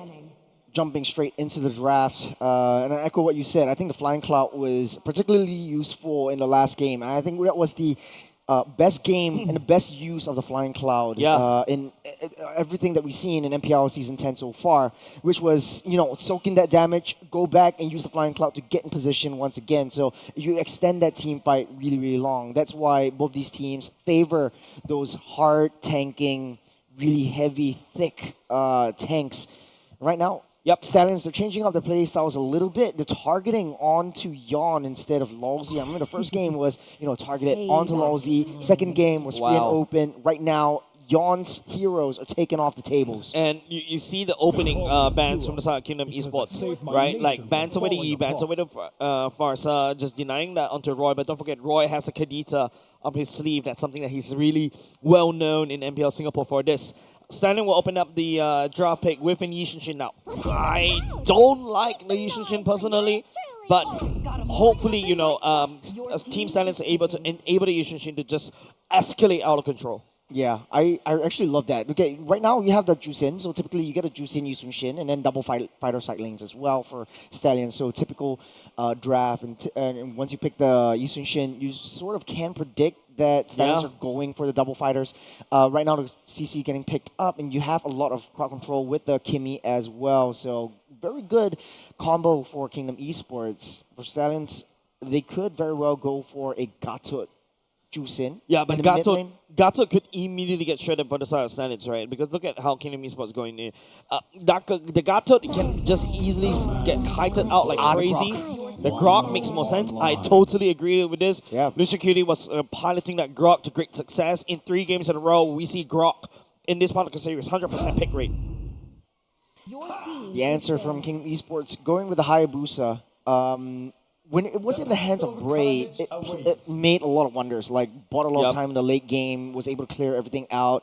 The only downfall is that the high ground AoE wasn't there, so Stallions had a tougher time clearing out the waves that were crashing into their base. But for Kingdom Esports, though, they do have a bit more targets. Previously, Bray's only target was the Farsa. Right now, Yon's target could be the Juicin, could be the Yusun Shin. But Stallions, though, they need to be able to find 2 fighters in the side lanes to have sort of like that body block composition. It's easy for Diablo because you could very well go for the Yuzhong once again to create that space to go straight for the backline to disrupt. Yep. Talk about disruption. The Xbox gets taken away. I feel like Kingdom Esports shifting their crosshairs onto Diablo's hero pool. For the side Stallions instead, they can also target onto mostly the gold laners. Definitely, you look at Kingdom Esports. This is a very good Granjin Kimi combo. That's something that, you know, a lot of teams is trying to test it. The ability to kite very easily, the snipe, the range is just crazy. Now you got CC in a mix, like you counteract against all the tankiness, and which means that, you know, you see teams when they play against CC, they will play like, you know, fight sides like the Lapu, like the even potentially Yuzhong is actually a really good pick from the side of Stallions. Yeah. I think they would ban out the high loss as well. So typically, you pick up the high loss to counter the Sun Shin because you reduce the attack speed by so much that you can't really do your passive juggle. Yep, there you go. Kuniver getting deleted by the side of Kingdom Esports. I don't think Kingdom Esports will go for the Yuzhong pick. The CC definitely in the hands of Jinsanity later on in the game. Definitely, at least, you know, Kingdom Esports know what they're facing against Diablo. I don't think it would be anything like the Martis. You don't want to risk it because it's very greedy. Like, you need the Martis, you need the Yusin Shin to get their core items. But you never know when it comes to Diablo. He surprises us with he's a mad lad. He's a mad lad, right? He plays very aggressively. He also very selfish sometimes as an EXP laner. You see Gylos gets banned out. That's exactly what you mentioned, right? The Glorious Pathway just denies the combo for the Yushin Shin. They don't want to face against it. Yeah, and not only that, it's the passive that the High Loss likes to bring to the table, a single target, as well as the pickup cleanup from Kingdom Esports. Uranus gets picked right here. So if Stallions wants to go for the Esmeralda again, I don't think it would be a bad option right here. There's definitely going to be a CC in the gold lane this time around, right? Yeah. Like, now, Kingdom Esports has shown their hands already. They know what to deal with. The Yuzhong, I would say going up against the Uranus is also a very pretty much of a skill matchup. But with the buff going in for the side of Uranus and also a little bit of a tweaks in terms of how powerful he is in the EXP lane, I'm not too sure whether Yuzhong is the right pick here for the side of Stallions. You want to go crazy, I think. If you want to absolutely dominate that lane, that would be a Diablo Daira on the top side, but I don't think that would be working out. The Havers will actually get picked up here, so it will not be a double fighter side lane. And the Martis. Wow. Once again, so yeah, super aggressive, very greedy for the side of Stallions. I would assume maybe the Ruby gets picked up right here, but you sort of need that insurance policy. If Yushin Shin doesn't do well, then at least the Harif really comes in for that secondary bout of engage. Now, this is a bit of I would say it's a very interesting pick from the side of Stallions. Yushin Shin usually will build straight away to the Sky Piercer. As a Martis, you also do a lot of execution damage. So in terms of building up the set stacks, it's actually going to be a little bit counterintuitive in my opinion, but we really have to see how Stallions pilot this roster, because this is my first time seeing it being piloted like this way, and Martis in the EXP lane. We're not too sure what he's going to build, right? He's going to build maybe more tankiness, do you build more damage? He played it yesterday, and Lawsy goes back to basics with the Cho as well. So typically you have the Martis going straight for the Hunter Strike first. There's like no questions asked. You really need that core item to, once you get that kill, once you get the decimate, you immediately goes off. And Go then, brute force, yeah, go you X. might be able to go semi. So then it becomes sort of like a pseudo Lancelot kind of build. But then it's very greedy. Like you want to give the kills over to Isun Shin. You want to give the kills over to Martis to get that snowball. And who do you want to? And Chusin as well. Chusin's gonna definitely buy the Sky Piercer. And the Harif as well, right? You also want the Harif to snowball, right? So it's a lot of these. It's a very expensive roster to kind of field against, right? Especially for the side of Castellans, right? You don't really know who should get the kills. Yeah. But of course, you know, there's a lot of damage going up against Kingdom Esports where there's a lot more zero tankiness in the form of Uranus. You also got a CC that with Vengeance is going to make it so much difficult. And then you also got a Cho, right? From the side of Lozi to burn off as much resources as possible. Well, draft is set. This is game number 3, ladies and gentlemen. We're loading into that Land of Dawn. As Kingdom Esports, I feel like the single target power and the pickoff strategy that they want to play around really works in their favor. They have the aggressiveness, they have the late game insurance policy, they have the early game from Uranus, so we'll be able to see what really transpires down in the second minute once the first Tortoise fight really goes on through. Yeah, bit of a mirror happening in terms of the jungle clear for now. Lozi with the Concussive Blast will make it super easy to wave clear, especially you've got FMM on the Kimi, and also you got Cho on the Concussive Blast. Your mid lane is gonna rotate even faster. Oh my goodness, that skin almost looked like a Benedetta for a moment. Yeah, that is the Attack of Titan skin, yeah. right? Don't quote me on this, I'm not an anime person. It is. For once you got it right. Of course, I own the skin too. I mean, I don't watch anime, but I just own try to own all the skins right here. But, you know, skins aside, we're talking about putting your skin in the game. Yeah, get that one. Code Rush. I'm seeing a few interesting talks on the MPL Singapore Telegram, right? They were saying that, oh, they got really good skins out of this. I haven't even picked up my own as well. But, you know, you guys get the opportunity because we're too busy talking while the code's being flashed out. Well, both teams very passive so far. Elimination match, I mean, you don't want to go too aggressive and then you risk everything. But big risk, big reward. But then again, it's a balance. Then again, it's a chicken and egg problem. Which one do you do first? It's 20 seconds until the first Tortoise again spawns up. And Kingdom Esports, man, how do they want to play this? They really need their all of their members right there. They don't really have a lot of early game damage, especially not from the Kimi themselves. Definitely annoying, but nothing too much that Kingdom Esports can't handle. Yeah, you can even see Bray doesn't really want to commit that Mountain Shocker right off the bat to try to gank against Insanity. One doesn't simply gank a Uranus, especially in the early game. Now Bray will activate that on line as well, trying to look for a damage to clash upon in. Roy trying to zone as Insanity goes in for the consecration as well. Roy pops the ultimate, trying to zone, but Kingdom Esports pushes Team Stallions away from the turtle pit for now. The Martis outputting some form of damage. The Curtain Call deals quite a good damage against the Martis as well. Good backup, good rotations coming in from Kingdom Esports. We're slowing things down though. Team Stallions, they're testing their limits, they're testing their damage, but they don't want to risk anything at all. Diablo giving a little bit more vision. Looks like Bray is not there to secure that turtle. Kingdom Esports will pick that one up. Yeah, Kingdom Esports not good. Picking up a turtle. Team Stallions unable to find any form of trade. You don't really try to go for this Insanity pickoff right there because he's going to just shoot. Oh, the Shadow Court. Shadow actually tags off. No! Bray! FMM pick up first blood. Massive. Double whammy, one combo against Team Stallions already at the get-go from the side of Kingdom Esports. Great shadow by Yon, just waiting for that right time. He knows that Diablo was able to push that back, so he predicted that movement and just went in straight for a little bit of a kill. He wasted that Wiggy Shadow kill just to take down Bray, but it's all well worth it. Team Stallions really need that scaling potential right from the get-go. Yeah, Ishushin really relies on that snowball right now. You're going to slow down his snowball just a little bit longer. I think even the flicker, Traction Pulse will not be able to catch anything, but it does burns away Roy's ultimate. Little bit of a this for that, tit for tat once again. Bray, a little bit slower on the farm as compared to the Hayabusa, but Yon does have that empowerment coming in from Lolzy as well. His elimination match, you got Bray trying to get more aggressive. He also has the killing spree alongside Diablo, so both of them really wants to go crazy for kills, but I think there is a ticking timer for the Stallions. The longer this game goes, they don't really have a lot of tanky meat shields. The only one that could potentially like block everyone else is maybe Lucian Cutie. The best part about hold on second, there's going to be a pickup from the side of Roy. Here comes Shadow Kill onto Lucian Cutie. Alongside FMM's damage, Lucian Cutie tried to go back into safety, but the Shadow Kill iframes helps him. And Lieutenant Roy. The jump. The Purifier already committed the...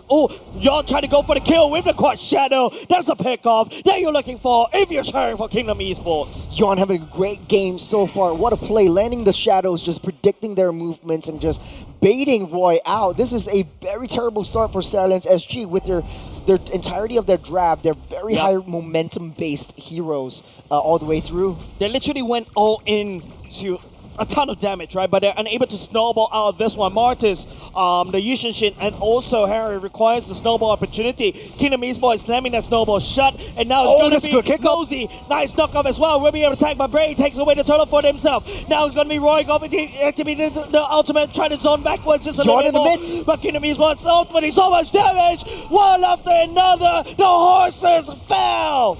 Kingdom Esports, they're not finished yet. Drinsanity tries to pull away Team Stallions and try to lure them out of the base, but they're just proxying that. There's nothing that Stallions could do for now. Even though there's only 2,000 gold ahead, Team Stallions are just playing, okay, Drinsanity is safe and well. They're fine and dandy. He's definitely going to be laughing the green HP bars right there, Mark. Diablo tried to go for the chase, but Grand will be able to take down bot lane. The Flying Cloud from the side of Gray and not quick enough to defend. It is going to be Stallions crumbling and falling like this. It's a very snowball-centric draft for Team Stallions. They are going to find it back to claw themselves up ahead again in this game. I think for Kingdom Esports, this is their time. If they're able to just hold on to that momentum, trying to burst down Drinsanity, but Drinsanity super insane, but not good enough. Diablo picking up the Sky Pierce already. He's going to be able to step forward just a little bit more. He tried to stack, but FMM, the kite with the damage, pushes Team Stallions away. They're not ready for this fight. A little bit of a consolation prize for Diablo, but he's 2-1 and you really need to funnel the kills over the break though. That's where the base damage comes from in the late game. There's not a lot of protection as well. Even though you can split yourself apart, Team Stallions SG is still super greedy. The Hunter Strike's already built up for Bray as well, going definitely for the War X next. But the damage will come through even later. I think Team Stallions needs to drag this game out. Diablo's trying his best. Definitely, right? You talk about how, Lucian Cutie with the Grok, yes, it's almost 100% win rate and it's a part of the series, but with the wall, you see how Kingdom Esports literally jump over the wall. Yes, you can build a wall, but there's so many mobility for the side Kingdom Esports, and, Team Stallions unable to trap anybody. Yeah, mobility is underestimated, definitely. Like, you have 4 heroes that can jump out of the Jusin's Lantern Flare as well. That mystical light that they show. And I think for this turtle, it looks like Stallions won't be able to engage on this one. There is going to be risking a lot out of this. Yep. Seems like it's going to be the turtle takedown for the side of Kingdom Esports right here. It's going to be leaning over against Drinsanity. It's just literally zoning Lucian Cutie. Speaking of Lucian Cutie, he gets traction pulse, burns the flicker already. Stallions is not in a position to fight this turtle, and is going to be given over to the side of Kingdom Esports. At the same time, though, Bray trying to look for consolation prizes down on the bottom side, trying to push that in, but the rotation speed from Kingdom Esports is too hard to handle right now. 4,000 gold lead, and Team Stallions, they're playing it way too passively. I think for an aggressive draft like themselves, they need to go for single target pickoffs, but it's easier said than done. The Lantern Flare won't go long enough before pulling anything back. But the second skill for the side of Kimi slowed down, but hold on a second. That's going to be a concealed play. Lozy burns away the flicker. Lozy looking like the main target now. Great pull. Tectonic charge right underneath. The Hybrid activated his own force as well. Yon, the shadow kill will be delayed just a little bit more as the Wind of Nature will be activated. I see from the side of Stellis, but 2 members down against Kingdom Esports. They trade Lozy for it. They're more than happy to take that. There was 5 members chasing down Lozy. You take down that Cho, and the rest of Kingdom Esports, they're all free to do what they want. They all have their ultimates, and Team Stallions are too far behind to be able to tank up any of these damages. And like we said, the entirety of the draft for Stallions, it looks like a glass cannon or glass horse in this respect, right? It's high damage, high mobility, high octane, but once you get hit, you soak up not a lot of damage. Like, you immediately get bursted down. I feel like Martis, Diablo is already switching over to a slight tankiness. You take a look, starting to build more tanking items. There's not enough tanks for the side's team standing because Kingdom Esports literally shredding them apart, right? And now you're going against up against Grand. CC's more than happy to just literally chill up your HP bars, and now they're leading a bit of a The spearhead down bot. Team Stallions unable to defend. They have to hunker back in base. Yeah, for Renza though, I think, oh, there's a lot of damage onto Roy. Popped the ultimate just to get away, but it's not too much. Yeah. Damage is done. Yeah, definitely right. Good enough to be able to push Stallions all the way back. And now it's just Kingdom Esports penetrating down bot as well. And all of a sudden, Team Stallions is actually playing on a back foot, Churros.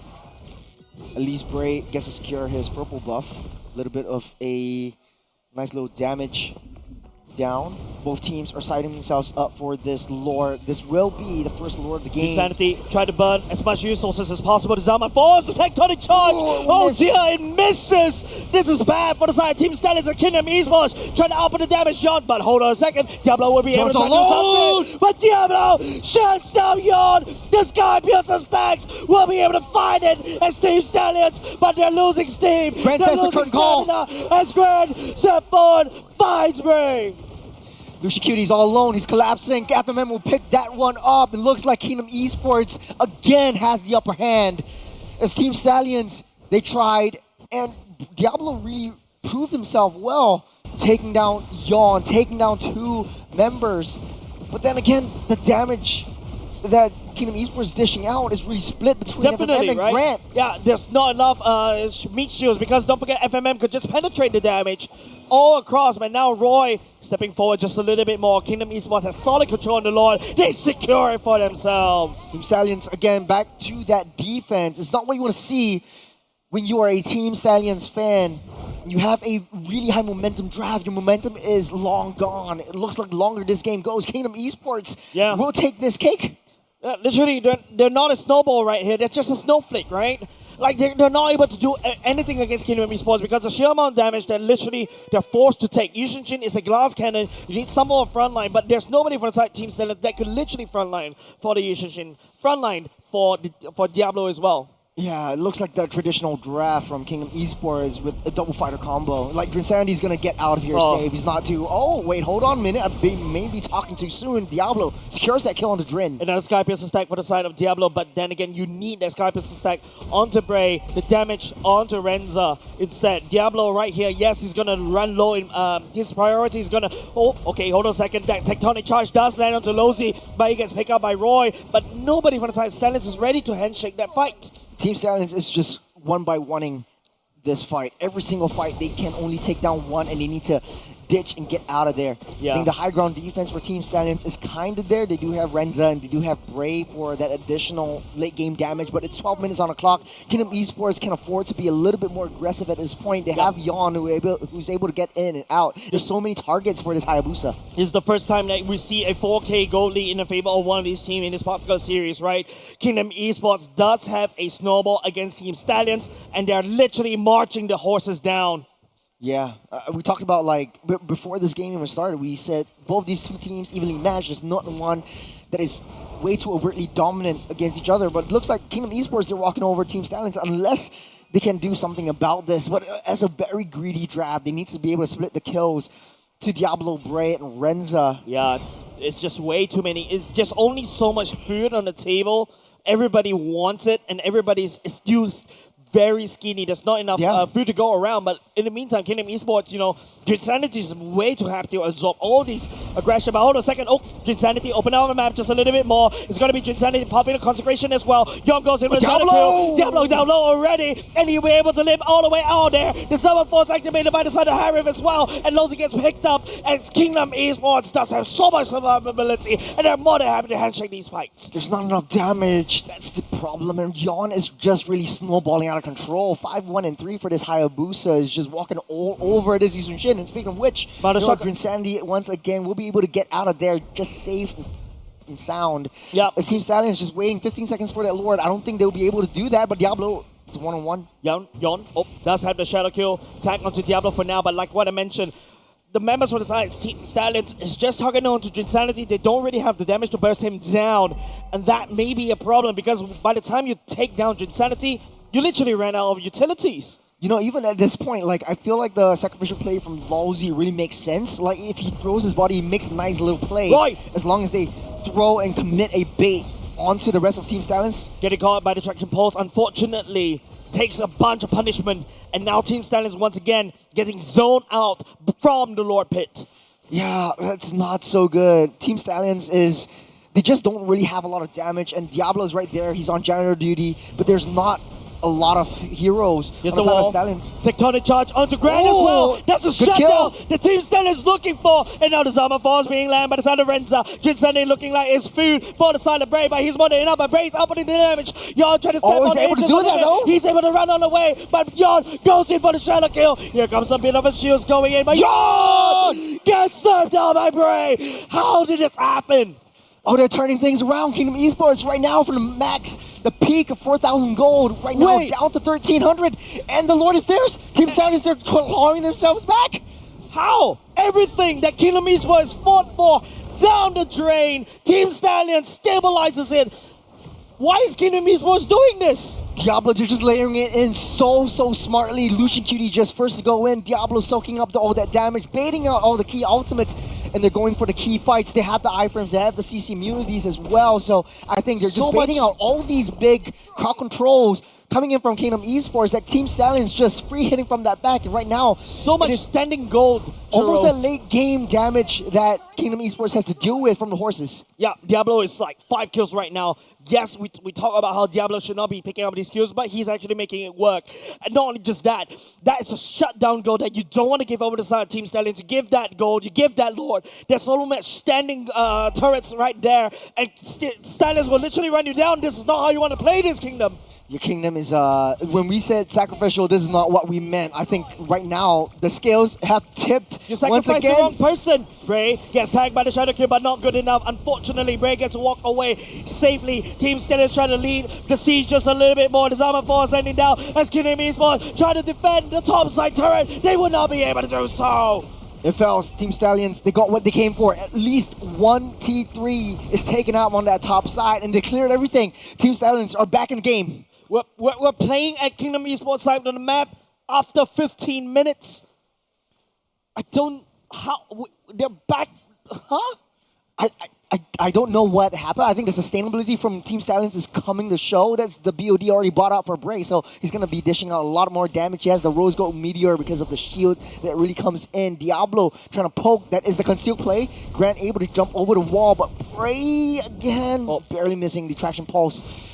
Doesn't catch it, but it's okay right now as, you know, Team Stallions actually playing on the side of Kingdom Esports side on the map. Mountain Shocker will be activated, but will not be able to catch anybody for now. They're just testing their damage at this point. Kingdom Esports wants to know how far Team Stallions are up ahead, and they're using Drinsanity to do so. And right now, Drinsanity can't just walk into 5 members' faces like that, like he could do in the early game. He will get punished. You also have a lot more anti-healing factors coming in from Team Stallions, so this Uranus is going to be a non-factor at this point. You got the utility, Ulozzi is going to get pulled back! Good sanity. Oh, unfortunately, Ulozzi, the Immortality get pops as well. Yarn trying to look for an attack right here, but look at the HP Break gets out safe! Of Team Stallions. He's not even able to do anything. Team Stallions barely gets tickled, and now Kingdom Esports, they're punishing that! And Diablo goes in for a double kill! Team Stallions punishing the loose members of Kingdom Esports, and Ulozzi coming in too deep into the jungle. They're juggling it right now, 18 seconds on the clock, 18 minutes on the clock. They're taking on this T3 without the Lord to their name though. It's 5 seconds to make a beeline to it. The damage has been done. It's already picked up that mid-tier turret. Kingdom Esports is not in a good position to go for the Lord push right here. What can they do? A Yawn steal? Might be. He uses Shadow a bit too early. They know that Yawn's not in the picture. They might be able to take this out now. The Flying Cloud comes to show. That's it. Team Stallions with the third lure of the game. Renza, the Zaman Force zoning Yawn. Yawn cannot even step foot towards the Lord Pit, and Team Stallions snags the Lord for themselves. Still got 20 seconds until the Lord marches in. Potentially down the mid side. Team Stallions trying to sync up all 3 waves as Kingdom Esports does not really have a lot of high ground defense except from FMM. It's really hard for the Stallions to take down FMM, which is basically the biggest threat that they have. And even if Yawn has that damage, he needs to be very highly committed. He needs to go into one of their members' faces, and Diablo's always there just trying to disrupt. So great play from this Martis, waiting for the Hayabusa to come in, get that clamp down, and then just crowd control him and chain CC him to infinity and beyond. Yeah, literally. You talk about chain CCs, there you go. The Mountain Shocker already ready to CC anybody from the side Kingdom Esports, and now the Lord is actually marching in. They're trying to pull all the way to the other side, keeping them busy. Team Stallions already marching in, and all of a sudden, Dosey's already gone. Diablo picking up a goal line. The goal! Charge! No more defensive on the side Kingdom Esports, and Stallions ride into game, and they will be able to take this game again. They look happy about this, and they should be. That was a huge comeback game. A very late game play, which we both thought was going to be an early game draft. Very greedy, but they managed to pull this out. The snowball very delayed. There were snowflakes in the 10 minutes. They held on, and they snowballed. They became an avalanche. They overcome the odds against them. For Kingdom Esports, though, made several mistakes that were punished by Team Stallions, and every loose member, Diablo was smelling blood. He was out for death and was taking one after another. You know, there's a bit of a timer. There's a bit of an expiry date.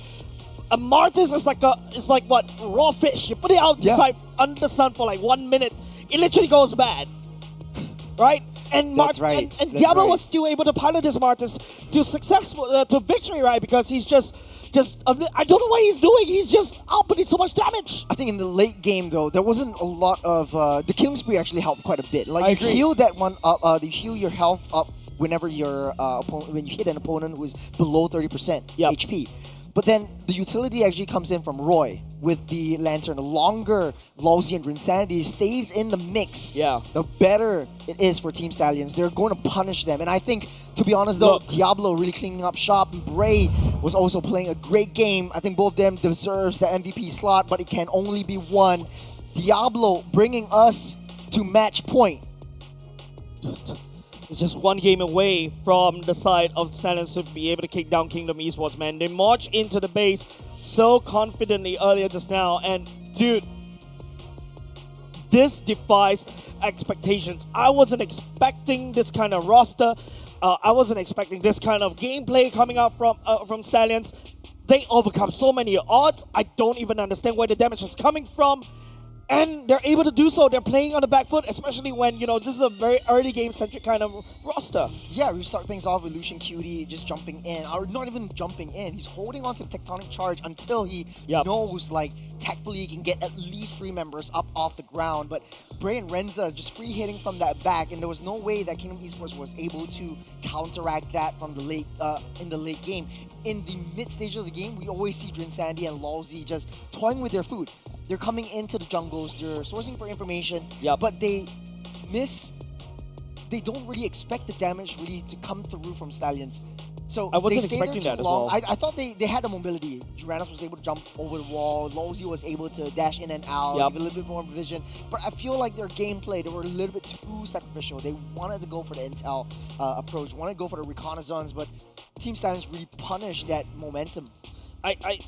There's a period of time where Drinsanity was the problem, but all of a sudden, somehow something ticked inside for the side of Stallions. They literally, earned back a total of 8k gold league. Yes. They earned back 8k in like 2 minutes, and they overwhelmed Kingdom Esports with sheer aggression. Yeah, I think they were extremely smart in how they want to play around the Lord pit. And typically when the Lord spawns up, Drinsanity and Lawsy was way too far behind the team. FMM wasn't in position yet, and they were just starting things that they can't finish. So Team Stallions just really punishing truly just Kingdom Esports. And I think that if this game really was extended through to maybe at least 25 minutes or so, Kingdom Esports would definitely have the upper hand. But they gave too much disrespect over to Team Stallions. They thought they didn't have that damage, but they actually do. Look at Bray, 100% kill participation. He was every single team fight, and he was dealing that damage so that Diablo can clean up shop.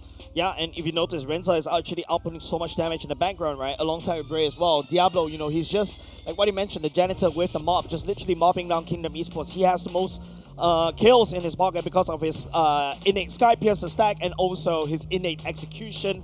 And that's more than enough, right? Like, the longer this fight keeps going on, Renza's outputting the damage from far. Drinsanity can hold the damage. You can look at how Drinsanity, the amount of damage he's taken is actually extending beyond the UI as well. Oh man, I thought the chain CCs from Team Stallions was on point. You got Lucian Cutie with the knockback, with the walls. You got Roy to get the lantern pullback, and I thought the Diablo was actually doing quite a bit of things with his skill 1, skill 2 combo, clamping them down and just trapping them in within any single choke points. And I think Kingdom Esports was just baited by Stallions. Like, they were always fighting in choke points where Kimmy wouldn't have a good position, like in between the tri-bush. If Kimmy was there, I think it would be much easier for Diablo to get into that backline, take that Kimmy out, and that was one of the core playmakers of the game. And I think the shot calling from Stallions and just really being very patient throughout this game it really paid off. Yeah, and I feel it's just this is the difference between Kingdom Esports and also Stallions, right? Stallions with that experience, they played a back foot before, and now it's back to the side Kingdom Esports. They're playing on the back foot right now, and I'm not too sure how they're going to navigate this out, right? Because that game should be theirs, right? They're doing everything right in the early game, and all of a sudden they give out one kill after another. They allow Jinsanity to scale out of control, and then after that, it's just Snowflake becomes Snowball, become Avalanche. They got covered by snow. You know, with that in mind, I think over the course of these 3 games, it was the blue side that actually got the 3 wins. So True. Blue side 100% win rate so far. Yep. And you know, there's definitely different first picks, right? Game number 1 it was Grok. Game number 2 was Lancelot. Game number 3 was a Yushin. Now I doubted the Yushin a lot. But still, Grok 100% win rate. So highly contested for both teams. Definitely on the chopping block if necessary. But very good drafting pattern coming in from King Esports. I think just the execution and the, dare I say, cockiness of the entirety of the team in the mid to late stage of the game. That's right. Well, we're going to go for game number 4 very, very soon. But of course, wait, was it game number 4? I've lost count already. It is game number 4. Yeah, game number 4. We are in BO5 territory. Yeah, literally, right? Because, you know, there's so much back and forth between these two teams. Game number 1, game number 2 was really neck-tight as well. And don't forget, it is also, you know, game number 2 earlier just now was the longest game in MPL Singapore as well at 29 minutes. But you also need to remember, game number 1, we went all the way to 26 minutes as well. Yep. And this one was seeping into 20 minutes. It would have been if the Stallions want to play it a little bit safer and passive, but I think they just want to end this off and go next. You know what I mean? Definitely, right? And of course, you know, they're almost borderline 20 minutes as well. They ended at 19:22 as well. And with that said, ladies and gents, you know, this is what a interesting series ongoing as well. Don't forget, there's also tournament live at stake right here. And with that said, don't go away because we're going to go on a short break. We'll be right back.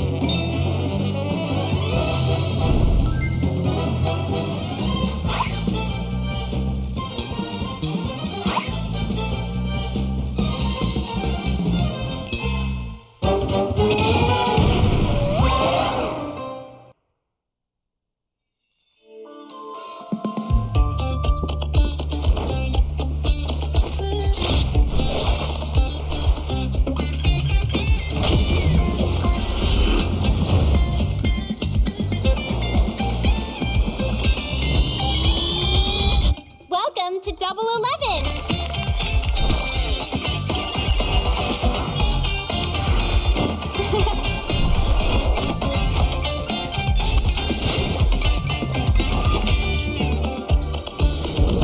Amazing prices, amazing styles!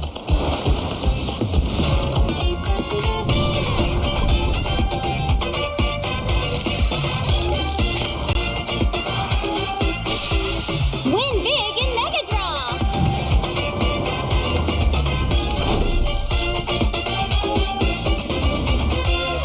Lowest prices, incredible benefits.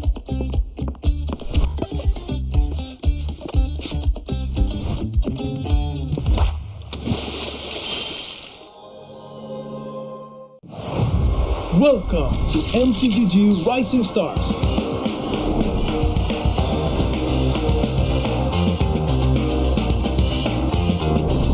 September 12th to October 19th, take part in the regional contest, open to all players. Step up and prove your strength. Division finals will run from October 24 to November 2. The top 16 players in each division may advance to the next stage of MRS. Check your in-game mail for information.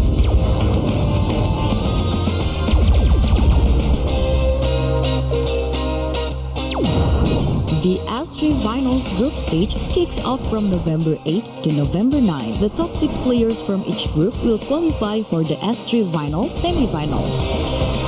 The semi-finals will be held on November 15.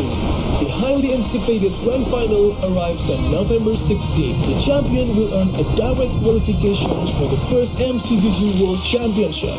The battle is on and the world is watching.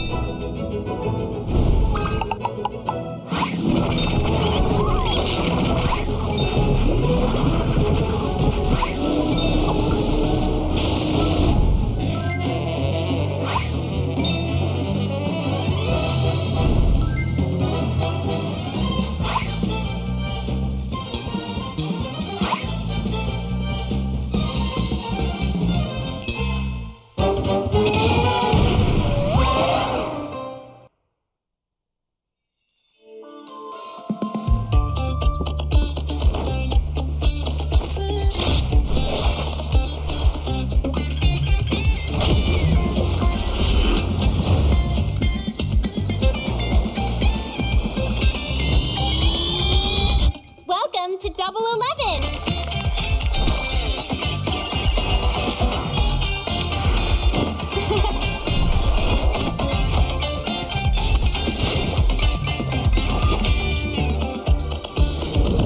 Amazing prices, amazing styles.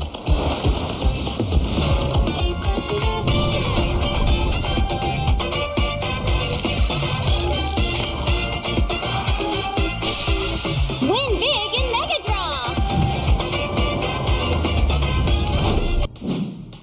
It is do or die for Kingdom Esports. One game away from elimination in the championship round for MPL Singapore, and we are back. Team Stallions has been running it down in that previous game earlier just now in game number 3, and I still have no idea where the damage is coming from.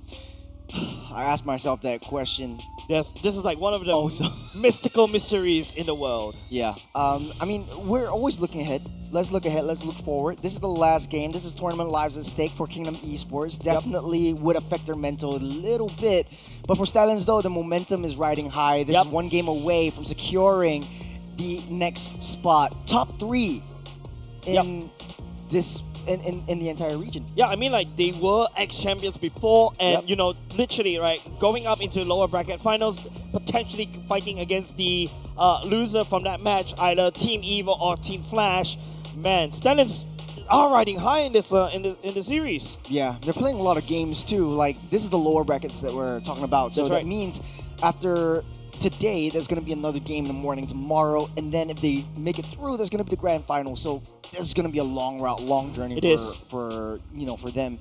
And I think this game itself really goes to show that they have that growth, they have that improvement. It's just that I think there was a little bit shaky. They are throwing their own flavors, which I like. Definitely a very Diablo thing, and definitely why us Singaporeans really like to watch Team Stallions play. But for Kingdom Esports, something that was that I'm struggling to understand is why did they lose the previous game. This was their game to win. Like they were supposed to win that game. Yeah. All throughout the early to mid stage of that game, they had it under control.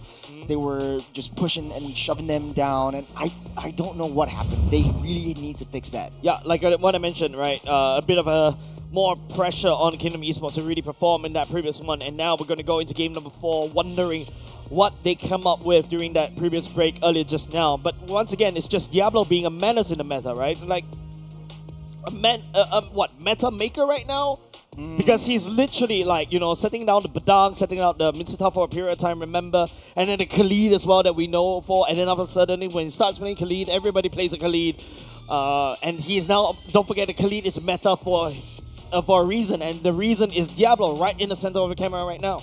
Yeah, I think not only that, like both of these two, I would say, like brothers, over the seasons, like they've shown that chemistry, that growth that they have together. They're always having that push and pull. They're always backing each other up, and that's what I like about this team specifically. Yep. Bring in Roy and Lucian Cutie to the picture as well. It really goes to show like a lot of prowess and a lot of domination in the mid lane. Yep. Even though they're playing from behind, there's always this gap, there's always this angle, there's always this clutch small factor. sliver of opportunity. Yeah, and that's what I love to see from a team, right? That clutch factor, knowing when their backs against the walls, they know how to snap back, they know how to play, how to execute, and how to literally play that long game. Because don't forget, these, especially from the side of Stallions, right? These people, when they go over to the international stage, Singaporeans teams always in the back foot, they always had to play from behind. They've been through that, and hopefully using those experiences that they gain, they're able to basically, put in a good show for us, put in a good show against Kingdom Esports. But now it's going to go into the map draw, ladies and gents. We were 2 flying clouds before and 1 dangerous grass. Almost said dangerous glass. But this is going to be flying cloud once again. I kind of feel like, Stallions actually likes the flying cloud. They would pick drafts that would work in the late game so that they would soak in that damage, they would recall and get that reset and come back into the picture. So they're abusing the fact that they need to play defensively at one point. Yeah, definitely, right? Like, we talk about how Team Stallions, I would say the Flying Cloud earlier just now definitely helped, elongate the game earlier just now. We also talk about how in game number 2, Flying Cloud was the one that actually allowed Team Stallions to defend all the way to 29 minutes. And because Kingdom Esports unable to end the game right there, and they ultimately got bitten. I think King Esports right now, shifting up the strategy a little bit, that usually is, bans targeted onto one, but they are respecting Diablo's Yuzhong and Bray's Eastern Shin. They want to try to open up that land slot. For the side of Stallions, though, banning out the Alice, banning out the Baxia. Typically, they also favor the CC as well. Like, they want to try to ban out that CC, take it away from the hands of Grant. Baxia and Lisbon, like what you mentioned, and now it's just, we're just going through the list. The Yushin Shin ultimately got punished as well in game. Kingdom got punished by the Yushin Shin earlier just now. The Grok finally doesn't see the light of day. This is Kingdom Esports' plan all along. Typically, would be the high loss or the Gatot Kacha that Stallions will ban away from Lawsy. So without the Grok now, this is going to be the first game that won't see the rock wall being built up. Yeah. The Grok offered so much value, especially when you're going in with a Harif and the Zaman Force as well, offer the damage. CC first pick for the side of Kingdom Esports right off the bat. That's something that, I also realized that Diablo hasn't played a single CC at all, right? If he wants to go for a CC, he prefers an Xbox instead. Yeah, especially the true damage that the Xbox dishes out. And it's pretty standard. Like, once you don't have the assassins, the either 2 assassins, you can just lock in that CC. Typically, Stallions could pick up the Gatot and the Farsa themselves, unless they want to go for more utility. The Jusin or the Kimmy would be a better choice. I think Kimmy is right now the best choice of Mage, just because of the versatility, just because of the wave clear, and just because of the crowd control that she brings to the table. Fredrin, for the side of Bray as well, this is going locked back. in. Yeah. And the Lunox to also protect the Fredrin early just now. Curtain Call is definitely, Yo-Yo Blitz is definitely going to shred through the Fredrin, but I like what Stallions is going for. They're going to go for a Fredrin, Then after that, they go for a Lunox to basically protect the Fredrin. That means that, Diablo is definitely got to go on the offensive right now. Expect, I don't know, the likes of Martis coming up again, the likes of, I don't know, Benedetta coming back up again. If Stallions wants to earn some style points. It's always a trade, right? Especially for the jungle and EXP of Stallions. So there's going to be the Yeve as well as the Kacha. I don't think a Granger would be a right pick for the side of Stallions. They will pick up the Kalea, so single target setups coming in from Stallions themselves. And I think for Kingdom Esports, though, I still feel like they've been playing a lot of fighter side lanes recently. I wouldn't discount the fact that Grant wants to pick up the Ruby once again. I don't think it is a very difficult kind of approach because they still have some sort of sizable damage with the CC as well as the Yeve, so they have some sort of protection from that as well. Yep. Now, don't forget the real one manipulation by the side of MM. The Brilliance is going to counter everything on top of that, and with the mobility, Lucian Cutie is definitely going to be piloting that Kalia, but this is kind of interesting ban patterns coming out from the side of Amox. Banning away the export, is that going to be potential clear EXP lane, like what Vendetta likes to do? Man, it's too early to say. Yeah, it's too early to say. It might be a EXP lane Fredrin for all we care, for all we know. Sorry, I coughed there. I mean, a bit of a throwback to Adamir. Yeah. I remember that one. Yep. All right. That was the match. Let's stop beating the dead horse, all right? Let's go for the new horse. Kingdom Esports right now bans away the Claude as well. Still cutting off as many gold laners as possible. But Renza has been playing the Grangers, the Harif as well. I think Renza is more than happy to, play something else new. Look at him. He's up to no good. Yeah. I think a bit more shreddy would be good if they like to play zone control. I wouldn't discount the fact that the Lunox might even be able to go into the gold lane. Yep. And then they could pick something up that would, accelerate the growth of that Lunox.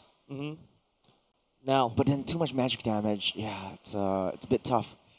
Now we talk about the bans. Apex focusing onto the bans for the side on the gold laners.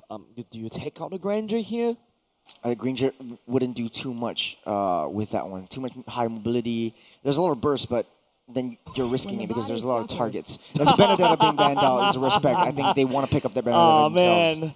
I mean, if I could see it from a mile away, definitely Kingdom Esports have that in mind. Yeah. Yeah. Now, what do you do if you're Diablo? We always seen him in these off-meta picks. What about the Diablo Badang? Oh, Just go crazy with that. I think Badang right now in this particular patch, not something that Diablo would want to go for. Yeah. But do you pick Renza here for the side of Stannis? Knowing how Stannis or Amox like to do this, I feel like they always love to hide Diablo's picks. Yeah, Diablo's always last pick. Yeah. Yep. Unless. Experience. That's the Granger. Okay. I think he's more comfortable with the Granger. I'm not too fond of the damage that the Granger dishes out to the tanks. I think a tank shredder would work much better, but then they don't really have a lot of side lane pressure or side lane insurance. And I feel like the Moskov would have been a much easier pick to navigate around. Fanny's open though. Will Kingdom Esports pick that one up? And then you destroy the Granger on the side lanes. The thing right now is just making sure that Kingdom Esports, making sure Yon has a great game, right? Earlier just now, when the Lancelot was being selected for Yon was having the time of his life, just standing onto Stannis, right? But now, what do you go for? Right now, they want to play right inside the circle. Wait, who's that's gonna be the Uranus jungle? Yeah, Yon's played it before, but it wasn't a great success. Early game, definitely, the Uranus does a lot of work, but in the late game, there's not a lot of crowd control that Kingdom Esports can bring, and then you're funneling every resource over to Moskov. So Stallions right now has to find a way to control this Moskov in the late game. Yeah, or send someone off. Yeah, but now you also drop a Uranus right into a Lunox, right? You're gonna get shredded immediately, very easily, and not while you do well against the Granger in a sense, you can zone them out. I'm not too sure about this. I'm not too sure about this Yon Uranus, because the last time I seen him playing this was it what community team? Oh, that's a Badang. That's what I'm saying.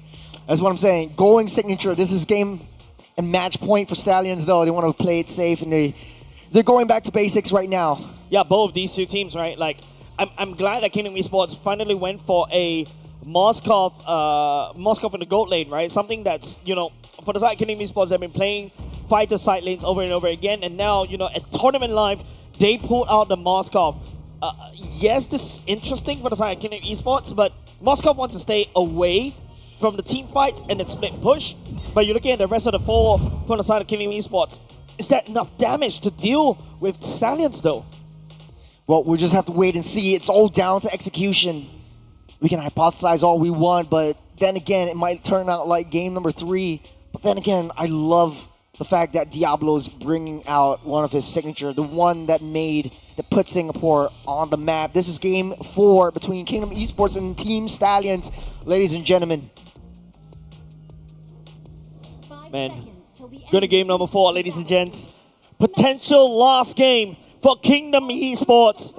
Stallions looking to upset, climbing from the challenger brackets, and here they are, one step away from the lower bracket finals.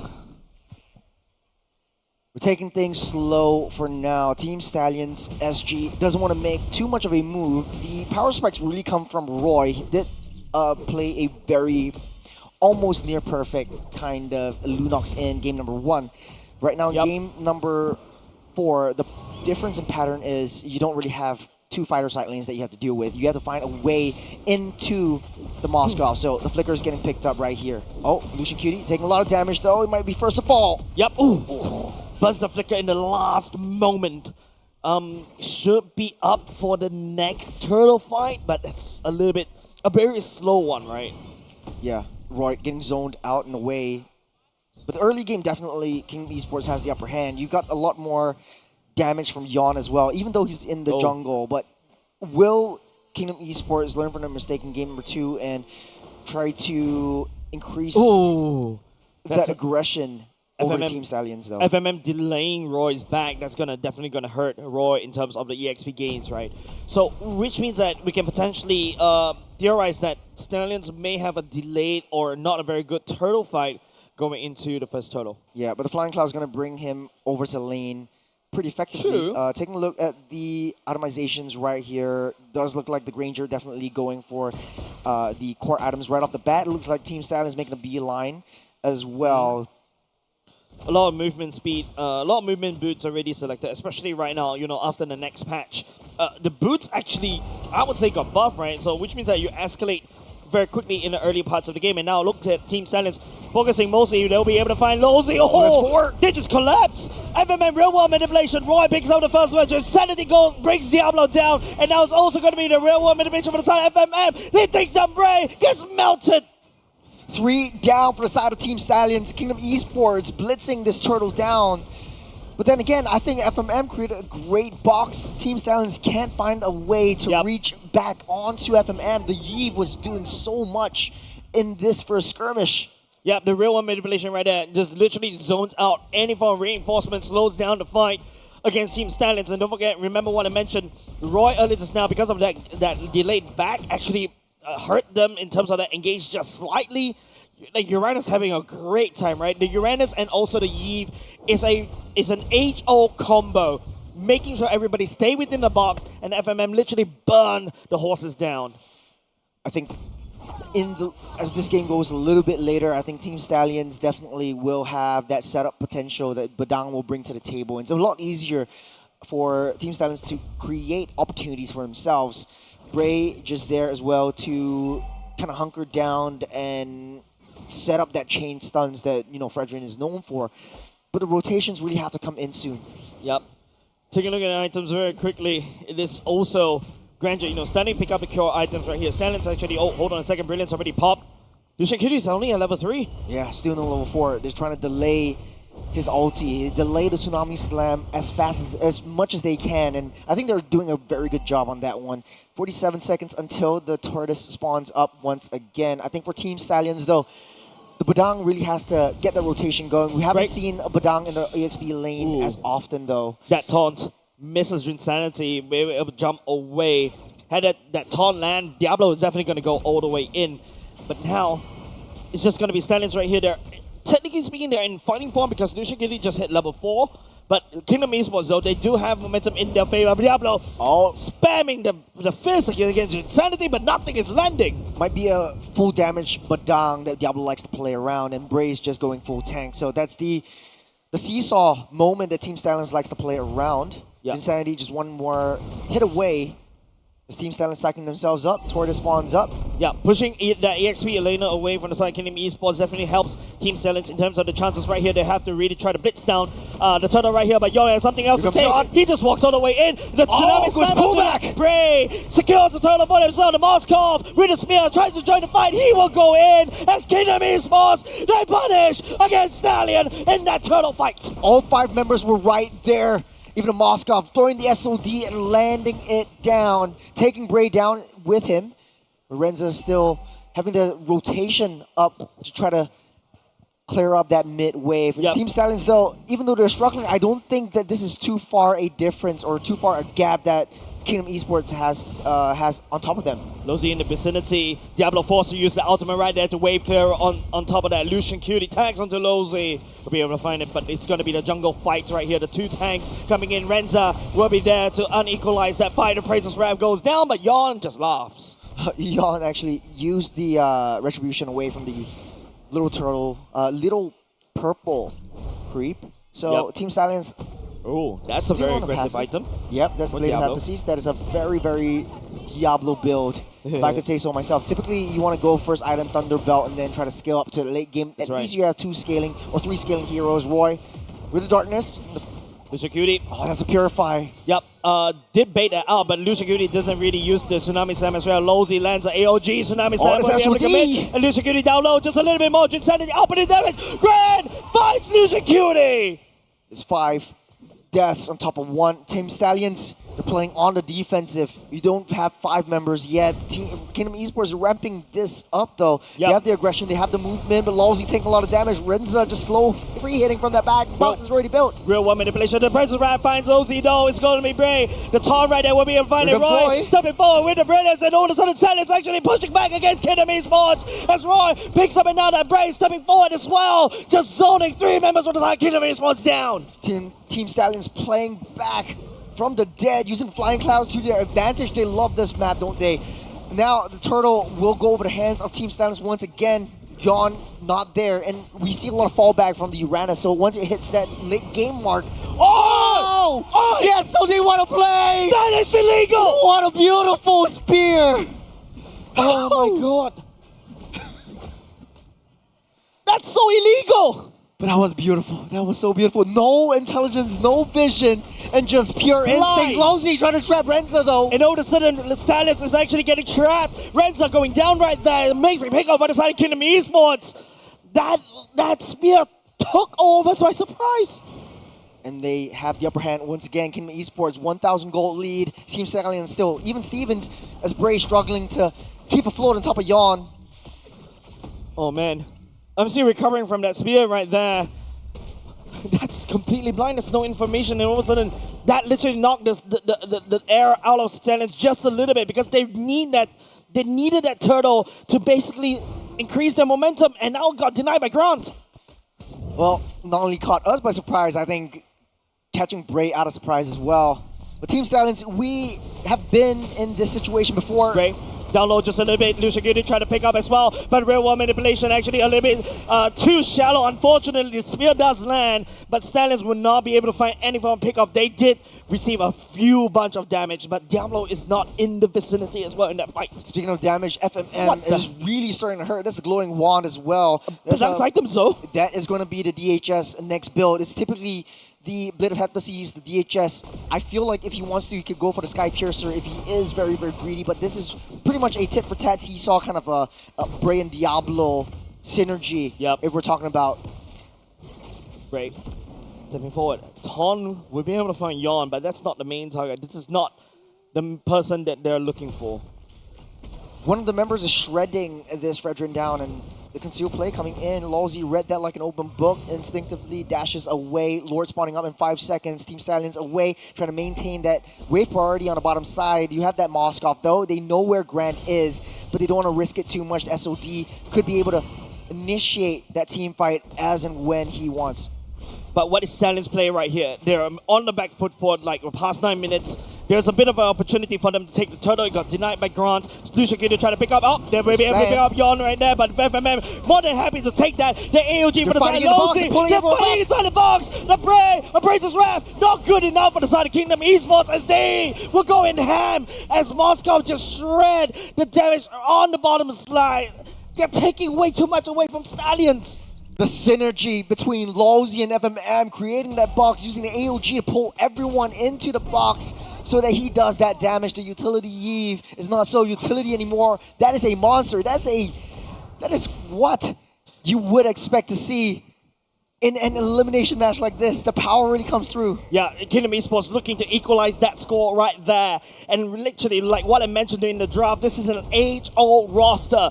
A Yves, a Uranus, you add that Gato Kacho right there. Everybody fights inside the box. Stallions is trying to get out of the box. You know what's worse? Right now, Braze is left all alone, trying to pull himself back up. That's the AOG into the fray once again. That's deny FMM onto that. Using the Darkening, Roy's able to find these angles. Insanity attacks on the Roy, unfortunately. And Yon right here, the SOD does land. We'll be able to find it. That's a shutdown for the side of Grand. This SOD is starting to get a bit too much for Stallions to handle.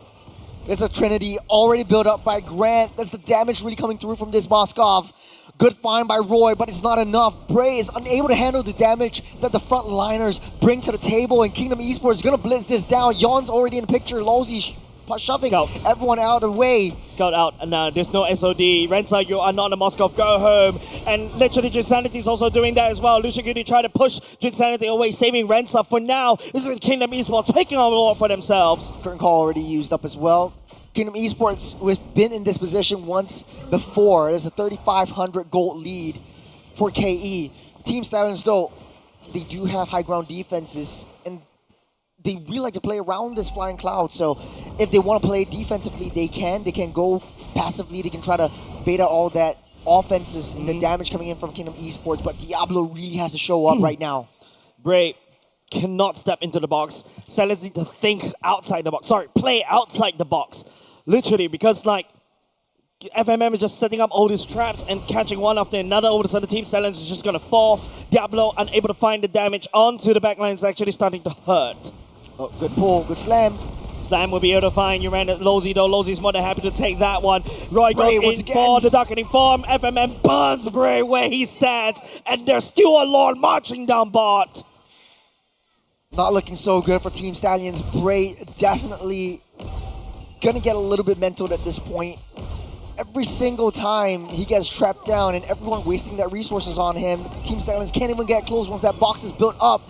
Everyone's just trying to get away, but they're all trapped in and pulled back in by Lolzy. Good zonal control by Kingdom Esports. Right now it's just the Lord literally penetrating down bot already for the side. Stallions on the back foot once again. Diablo, you're greedy. Oh, that's a Sky Piercer. 0, 2, and 2 with the Sky Piercer. I think it does make sense at this late game mark because you don't really need to spend a lot of resources. But Bray, Yon is one happy to step forward. Bray, Tonda, Razor's Ram will not be able to land. Grant picks up the kill. Diablo goes on the back line. Will be able to fight Grant, but Grant dealt unfortunately not enough damage for the Sonic Kid. Stallions will basically push back. Kingdom Esports still 5-man strong. That's a clutch win of nature from Grant. You're soaking up that damage, it's not enough. Diablo! Oh, Kingdom Esports definitely going for the winning march right there. They're looking to equalize the real world manipulation coming as well. Everyone's down. The SOD goes going in as well. Stallions desperately try to hold. It's just one against the world. The Kingdom Esports, they're not going down without a fight. We're going into a game 5. We're going the mile with this series. Kingdom Esports and Stallion. They don't go down without a fight. A revitalized for more of these for the side of Kingdom Esports. They seek to fight again. What a performance. What a show of maturity and chemistry from Kingdom Esports, though.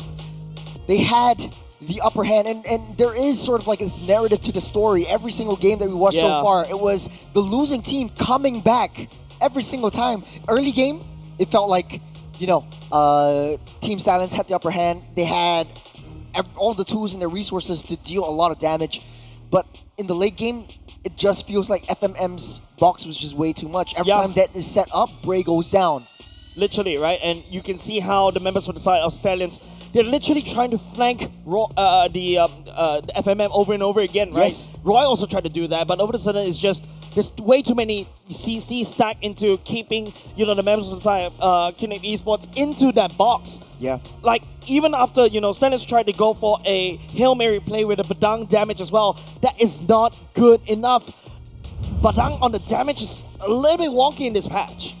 Huge shout out to Drin Sandy, the MVP of the game, 3-1-10, and the CC was just so underrated. He was struggling in lane against the Badang, but at the end of the day, it's a team sport after all. He's just zoning everyone out, especially Renza, who's he's soaking that damage up. He's trying to pull him back down. He's dealing that damage. He's dishing everyone out, and that zonal potential from the CC, and that's why it's always that first pick prio. Things start to get a little bit wonky ever since that Moscow steal, man.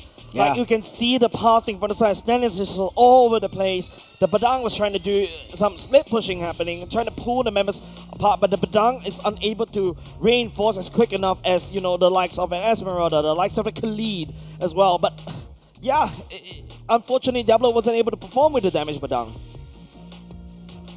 I don't think it's a problem with the draft. I don't think it's a problem with the build. I think it's a problem with the execution, and I think Kingdom Esports read Diablo like an open book. If it's a 10 Badang, it would have been it would have been so different, because right now you don't have the double side lanes that are trying to be greedy for damage. You also have a little bit of tankability from the Badang as well. But the Wind of Nature came in clutch, especially for Grant. Once he's built that, I think Diablo from the side lanes and finding the right angle really doesn't hurt to him at all. And typically for the Badangs, if you want to go for tanks, you get the concussive blast. You also get a little bit more of the oracles and thunderbolts, so that at least you maintain that scaling potential.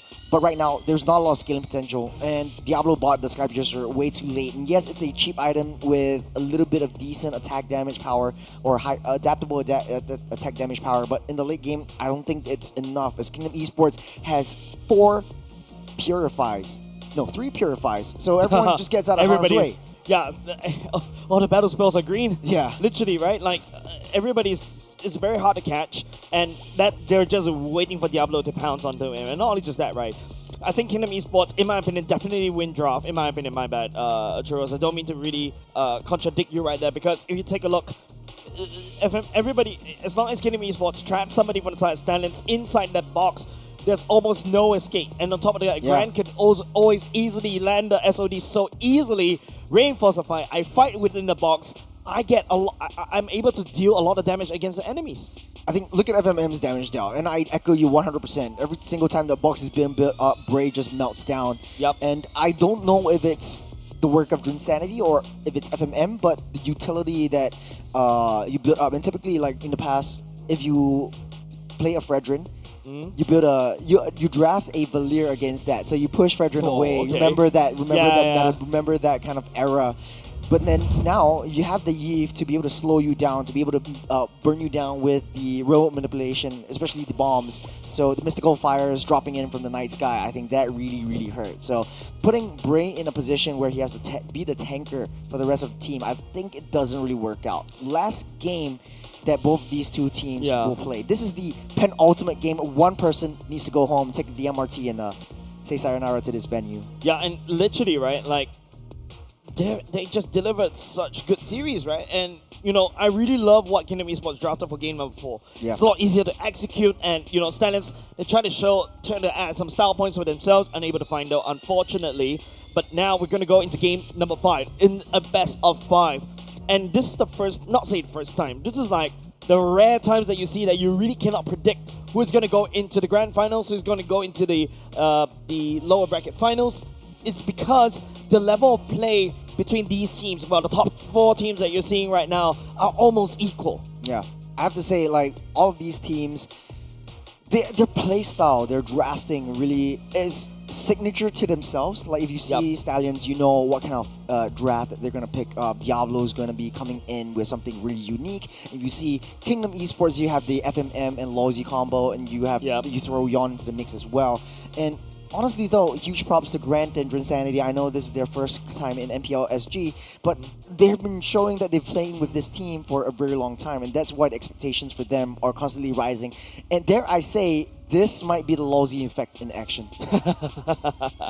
Yeah, definitely, right? Like, I think FMM also did well right there, but if FMM puts down the box without Lozy with the AOG, landing down there every time, and don't forget, it's really hard to aim with the AOG to land as well. You know, the AOG really reminds me of a bootleg kind of yin yang overturn that Kagura brings. Like everyone just gets sucked in back into the box, and I think that was just a really crazy combo that Kingdom Esports really made for themselves. Applying that logic as well, it's also very hard for them to get out of the box, right? After the AOG lands, you got especially if you're a Fredrin, got no flicker, you've only got a dash that, but if someone's blocking your route, it's just so difficult. Yep, and don't forget, you also got, you really cannot literally run out of the real world manipulation because you literally get burned, you get slow. And this is actually from the previous game earlier just now. We talk about how this is an amazing draft from the side of Kingdom Esports, right? But Stallions, on the other hand, I think they got a little bit too much overconfident. You can see how the effect of a Purify could literally just put a dent in the plans for the side of Stallions, right? Like, Lucian couldn't pick up anybody, immediately gets Purified. You also got the Badang that goes into the ultimate, immediately gets Purified. Then what do you do? I think it's just iframes. Everyone just melted down. And I think Zed Fuel to the Fire in the early game, Kingdom Esports really likes to play as 5. Renza wasn't there in the second turtle, and I think that was when it all turned south, right? Yep. When Renza is not in the mix, not dealing that additional damage, there's not a lot of ways that Renza could accelerate his growth and get his critical mass earlier. And I think it's all down to the draft, right? Very, very smart move by Kingdom Esports to ban out the Benedetta, because I feel like if the Benedetta was drafted instead of the Badang, it would have been real trouble. Because of the iframes, right? I could just easily go in the Electro Final Blow, land it onto the Eve, and immediately deny the real world manipulation. And now it's a lot more stressful for Roy, right? Because Roy needs to play from very far behind because, you know, he's a Lunox, right? He gets squished, he cannot flank. So the flank drop usually comes from the side of for the EXP lane. So really kudos over the side of Coach Apex or whoever thought of that Benedetta ban right there, because that's so obvious. Yeah, I think it's pretty obvious as well. What could have been changed in Stallions though? In the first 2 picks for the Lunox and the Fredrin, I have no qualms against the Lunox. I think the Lunox works out well. The Fredrin first pick, that was something that I'm struggling to wrap my head around. There's a lot more assassins that would have been better, but I think Diablo just wants to play his attack role. He just wants to be the main character. Yeah, but also there could also be a case where, you know, I think they did not. They're basically showing the cards just a little bit too early, right? Yeah, they want to pick 100%. both the Fredrin and the Lunox. Immediately, you know that Diablo is definitely going into a more damagey role, right? It's just way too easy to predict because you can literally see them a mile away, right? And really, like what I mentioned earlier just now, the Benedetta getting banned away, that was beautiful.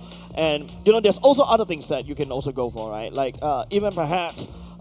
even like Minster also quite interesting as well. You could just literally jump straight over that, and then after that force everybody to fight literally inside the King's Calling. But then it is still an uphill battle because of the real world manipulation.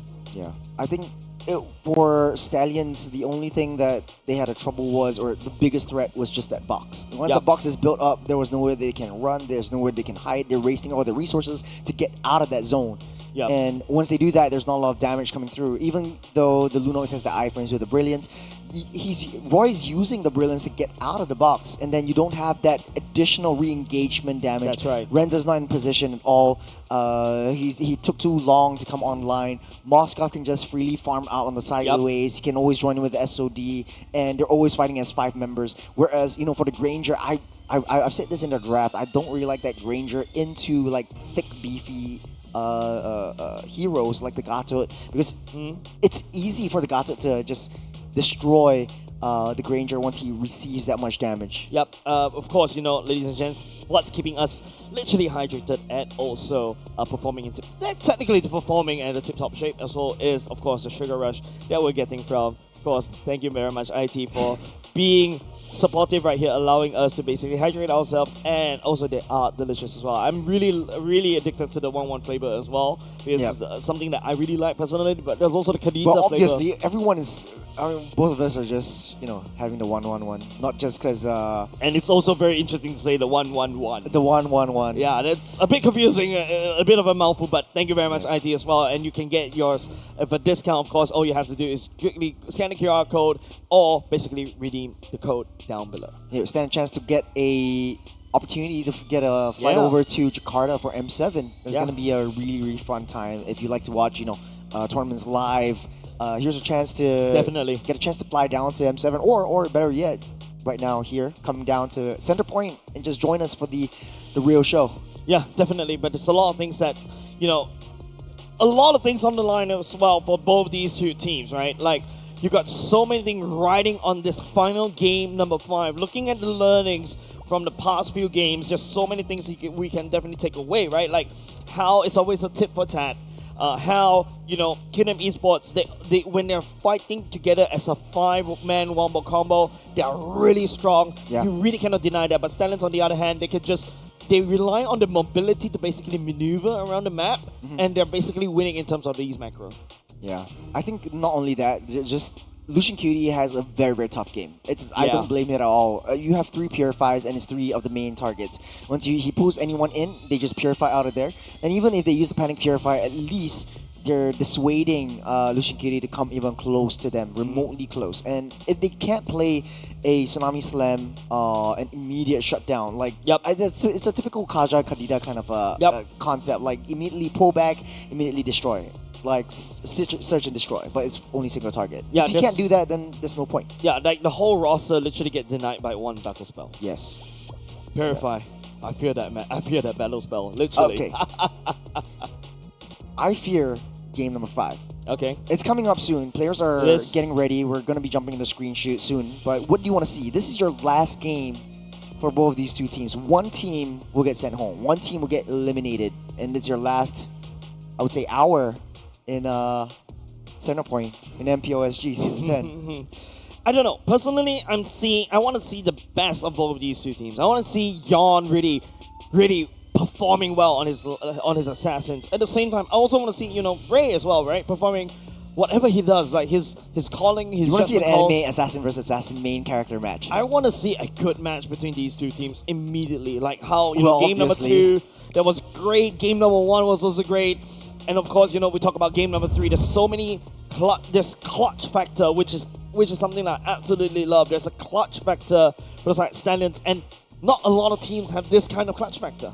Yeah, we've come to this point though, right? Like for both these two teams, especially for Lawsy and then for the XRSG members of Team Stallions, this is sort of like an intense rivalry, and it's very personal to both of them. I think for the longest time they've been together playing as friends, and right now playing on the other side of the table really goes to show like the power of all of these two teams. Yeah, a bit of a different mood as compared to when we started game number 1, right? Stanley's right here locked in as well. You can see a bit of exhaustion in my opinion for the side Lucian Cutie. A bit of a different mood as compared when we first saw them in game number 1. Yeah, it is a tough pill to swallow. You have statistically a better team. You went out in previous challenger rounds, but you have to give a lot of respect over to Kingdom Esports. They've learned, they've grown, they've shown a lot of adaptability. They fell down, they got back up. When your backs are against the walls, they're locked in and ready to go. And there's only one direction they can move up. It's forward. Well, that's one way to say it, right? Especially when you're down bottom, because trust me, I feel like Kingdom Esports, they've been down before, they've been beaten down before, and now they've only got to have to look up. That's really why I'm saying churros. But of course, they have to lock into the next game. This next game, the winner continues on their journey in MPL. The loser forced to go home. Well, both these two teams, you're locked in and ready. Yep. No more smiles from both sides. Very, very serious now. I think. Game face on. Yeah, and like you said, like over the first 4 games that we played, it's very even. And these 4 teams, they're very evenly matched. Like the top 4 teams, they're very evenly matched. And you expect nothing else to see maybe a 30-minute game. You don't expect anything else unless you see a true best of 5 with a full 5-game series. Especially for the opening match of day number 2 in the playoffs here at Centrepoint. Yeah. If you're down in the arena, you see like a lot of people sitting down in the stands. You see, if you look up, it's just a crowd of people as well. So huge shout out to everyone in here at Centrepoint. We're having a blast, and yeah, we're getting things going. Yeah, I hope you guys are having a blast too, because this is literally a lot of emotions riding high for these players as well. Don't forget, tournament lives on the line for both these two teams, and the next game will decide it all, whether they get to stay or they go. We're playing map roulette. We've had 3 games of Flying Cloud today. One dangerous grass. Flying Cloud seems to be the map of choice for Stallions. For Kingdom Esports, not so much. They like that aggression going through. It's going to be great. Dangerous grass once again. Okay. So 2 dangerous grass, 1 Flying Cloud. No. For the 5 matches for today. 3 Flying Clouds. 3 Flying Clouds. 2 dangerous grasses. But of course, dangerous grass, one of my favorite maps as well. It really opens up so many ways for you to maneuver around, especially when you're on the side of Stallions. That's when they really bare their fangs, right? They literally know how to play around teams, especially if teams don't do the due diligence to open up the map over and over again. They ultimately get punished. So far, I don't feel like it favors any team more than the other, because we've seen the Special Forces maneuver that Lozzy has created in game number 2. Definitely. We've also seen during the regular season that Lucian Cutie notices some bushes that were quite crucial and critical. And I remember Chip being one of his signature picks as well. So if he wants to bring that out, I think Kingdom Esports has a huge game to play as well. So it favors both of these 2 roamers and how they want to maneuver and shot call the games. Don't forget, both these 2 roamers were from the same team as well, right? And Lozzy, you know, in RSG in Season 3, and then when you come to Season 4, Season 5, Lucian Cutie joins the fray as well. There's so many things that you have to look out for, especially Lucian, right? He's also had a bit of a stint right there this year as well, coaching for another team. So he definitely has grinded, does his homework, and now he's back at it in MPL Singapore. It's great to see another fellow import coming back as well.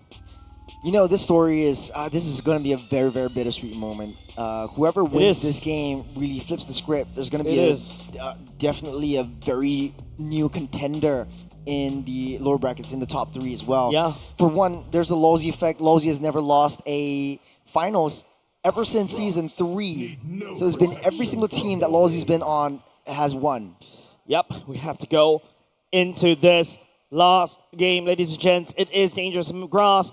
Game number 5, the draft is afoot. It's a 100% win rate for the blue side, if I'm not wrong, correct? First pick? Yep, as of now, yes. It seems like blue side is the winning side. Yeah, it's a 100% win rate for the blue side. It kind of seems for like... the series. Yeah, they manipulate the draft. Yep. They know how to psych their opponents up to picking what they want them to pick. We'll be having a little bit of a short little issue right now, but as these things get resolved, typically the traditional bands off the charts are Alice's, the Baxias. Alice brings so much to the table in a lot of in these team fights, right? Yeah. Total fights, the Lord fights, especially when the meta right now is... Is Rinsanity signature hero as well? Definitely, and of course you talk about how teams, especially when they have double fighters, it becomes a whole lot brawl. Yep. And then after that, the last thing you need is somebody literally going into the middle of the whole team fight. You don't know where she comes from. She comes from the flank, explodes with the Throne of Ruin, and immediately everybody gets stunned. She's healing and also doing damage to you. If you don't pack a Lunox or a CC or even a carry, you'll be in a whole lot of trouble. High sustainability from the Alice as well. I think on the other respect side, I think for Kingdom Esports, draft strategy is more of like, let's white target. Let's ban out the signature heroes that we don't want to face. So the Guinevere and the Yuzhong has been banned out. I think 100% of the time Oh. for all the 4 games. Interesting. And then Yi Sun-shin as well as Lancelot is a trade for both of these 2 teams. You want to pick one up, drop the other. And then, of course, the Alice. So that is, no, of course, the Baxia. Interesting fun fact for this series. Diablo is always last pick Yes. for all of these games. Yep. So it's easy to read, right? Like if you are Kingdom Esports, you kind of don't really need to fear Diablo that much. Let's just hypothesize right after that. Like he's kind of flexible, but then again, we can utilize his flexibleness to his disadvantage because we can ban out all the heroes that we know that could counter his playstyle. Yep, we're looking at the bands right here. The Alice, the Lancelot, the Baxia, and the Yushishin, as what you mentioned. These are common names that you see in the banning pool. Chip is definitely going to be very... I feel like Chip, personally, is a very strong hero in Dangerous Grass because of how... You could just pop out anywhere, right? And then after that, start flanking, bring everybody into this fight before you notice, and then get out. Yeah, if they want to pick up the chip, though, they have to ban out the Eve. We've seen what the RWM can do once you lay down the portal. Yep, and, well, the Alice is out already because when you use the Alice against a chip, it was so funny to watch. Especially when everybody comes out from the portal right into your TOR. That's absolutely hilarious. Welcome to That's the Grok being banned out, so no more Grok for either side. Yep. Literally burning all bridges right here. Trying to go for a reset in the slate. CC is up for grabs, but is that something Stallions will pick up for themselves? First pick, CC would definitely go into the hands of Renza. I don't think Diablo will play that CC, so it's going to be a double fire side lanes. Bray definitely going to pick up the Assassin this time around. There is quite a bit of options right now, but if KE just wants to deny that, it could take away, snap pick up that Hayabusa. But STS might be able to do with a Ling. I know it's a very long shot, but I feel like it's still a possibility for the side of STS, yeah. Interesting, right? Like, Ling really cannot... in my opinion, Ling doesn't really perform in this meta. Like, right now the meta is all about, like, I just want to go Fanny, though? I want to go fast. I'm going to go fast, right? Fast. I don't know what American You just turned accent came text out. in there. Yeah, I want to go fast. I want to basically farm up very quickly. I want to snowball harder. The Ling takes a million years to farm as compared to Yi Shin right now. Yi Shin is strong because of the Mountain Shocker, the review, and the stun massively. The AoE stun is just crazy. So that's why the Yi Shin comes back into the meta because of that. But right now, we're taking a look at this particular pick right here. The Fanny is also wide open. Both these 2 teams, well, especially Yon himself, loves to play the Fanny as well. Allows her to scale up quickly. You find the backline, you just assassinate, and then you go away. But if what you mentioned is true, or could be true, CC in Diablo or CC in Renza, higher chance for Renza, because I don't remember seeing Diablo on CC before. Yeah, I've never remembered the It's not his last MO. time. It's not in the statistics sheets anyways. Like it's not really his playstyle. He likes those big, hard-hitting heroes. And right now, I think this is the first time that Yu Zhong is actually open for picking. So if he wants to do that, he could actually first pick that hero up. Now, KE picking up the Gacha Gacha as well as the Kimi. Very good mid-lane, solid duos. STS, on the other hand, if they want to go for this, they have to go with an assassin in the jungle right now. Look, Team Silence has always picked Diablo's heroes all the way to the end. I think they're going to go with the same pattern as well. Another idea that I was thinking, right, is to just go ahead, just pick something that Diablo likes to play first before it gets banned out in the second phase ban. But it seems like, Stallions, unless the CC goes into Diablo's hands, then there's an option. There's a bit of change, right? There's an option right here. Yu Zhong is still wide open. Could always go for Guinevere as well. Could always go for Martis. Yep. So I think KE would definitely look to ban all of those out. It's every single time that Diablo is playing, like the meta heroes for the EXP just really changes. Like right now, there's a lot more options that we have to consider, right? Oh. So the export actually gets picked up. It could be flexed, like going into the EXP or in the jungle. And both really make sense too. Yeah, jungle, you can literally burn down what Stallions... Because Stallions' next few picks definitely needs to be more tanky, right? Kingdom Esports expecting that, so that's why Xbox and the Kimi goes as well. These are shredders that can literally melt down tanks like it's nobody's business. The Gato especially will be able to keep somebody in, and they've got decent amount of CCs already. Distraction Pulse on top of the AOG, on top of the Taunt is just absolutely wonderful. Hey, just entertain this idea just a little bit. STS likes to play a little bit more team fight centric. At least now you have Hayabusa to go on the offside. Remember Camilla of season 8 or season 9? There's a Camilla on the side lanes. You have the curtain call as well as the lantern flare.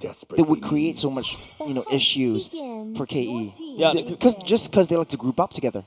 Yeah, and there's a bit of a buff for the Camellia, right? Now instead of having 2 Lotuses flying around, you got 3. You're upping the damage, and Kingdom Esports just don't want to deal with these 2. They're gonna make Diablo's life a little bit miserable in especially the potential last game between one of these 2 teams.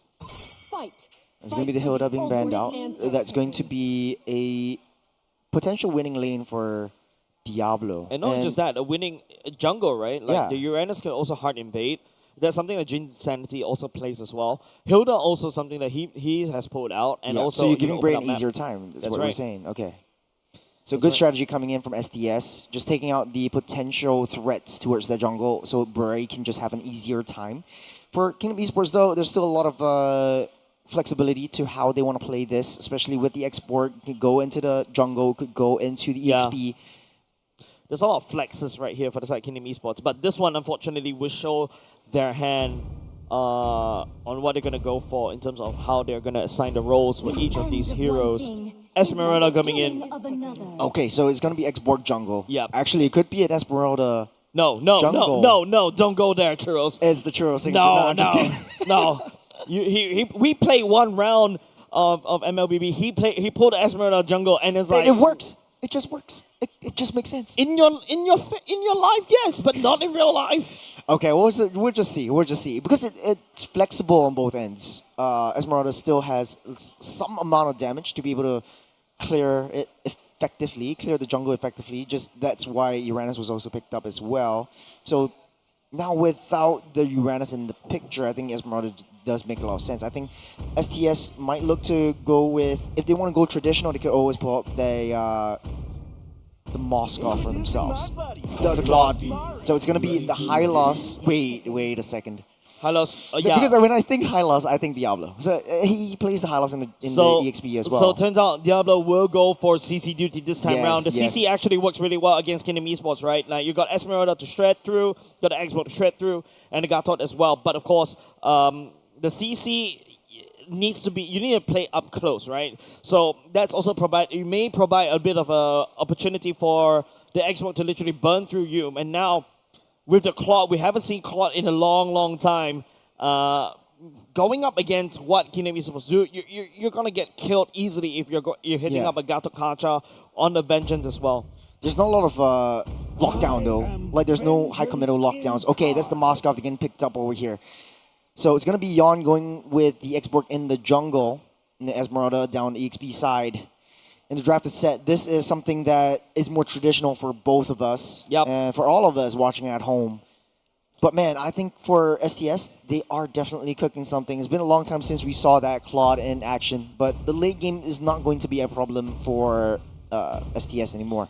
We talk about how STS like to team fight. This is definitely going to be a team fight comp, right? Like, you got a Hayabusa, you've also got a Hilda, the Hylos to literally run it down with the Glorious Pathway. The Claude goes into Blazing Duet as well.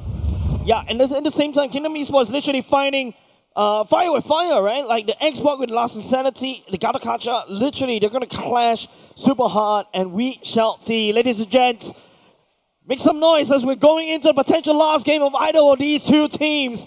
The fans of each team definitely needs your cheers and your support as we go into the potential last game for these 2 teams. Man,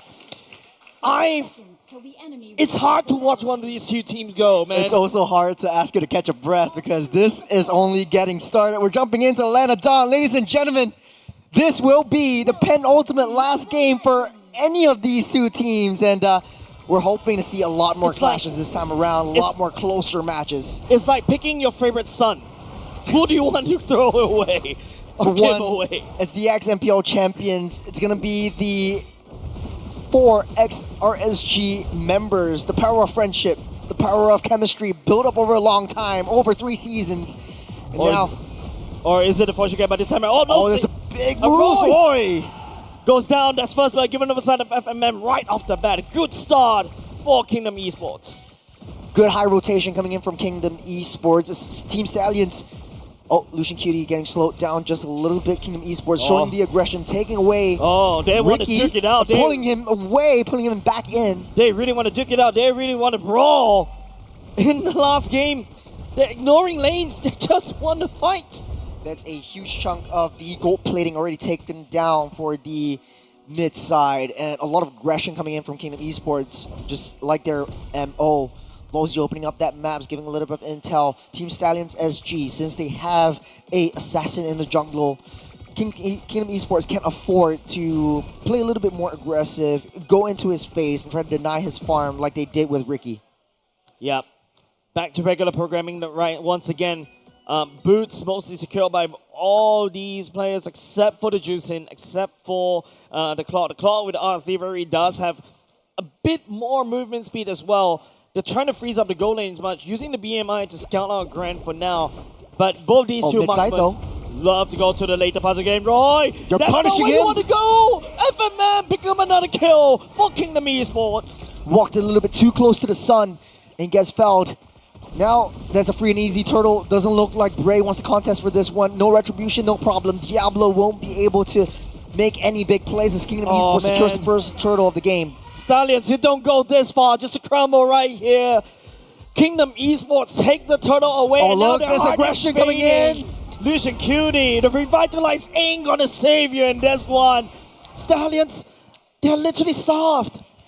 It's just one after another. Kingdom Esports, 1,500 gold lead. Team Stallions playing on that defense, and I think it's to their modus operandi still. They do have that Claude, so if they still play to the late game, it would be a different story. But Team Stallions has to ride the wave, has to ride the hurdle. They have to eat this one out. The early game is going to be a tough one. It's already very tough. Literally, Stallions locked into the game and decide to go play hardcore mode, right? Losing Roy twice right there, and you know, losing Lucian QD right there as well, providing FMM so much potential. Oh, that's a taunt. That's a taunt onto Bray as well. Bray has to just quad shadows out of there. And once again, Stallions has to hunker down. Tricky situation.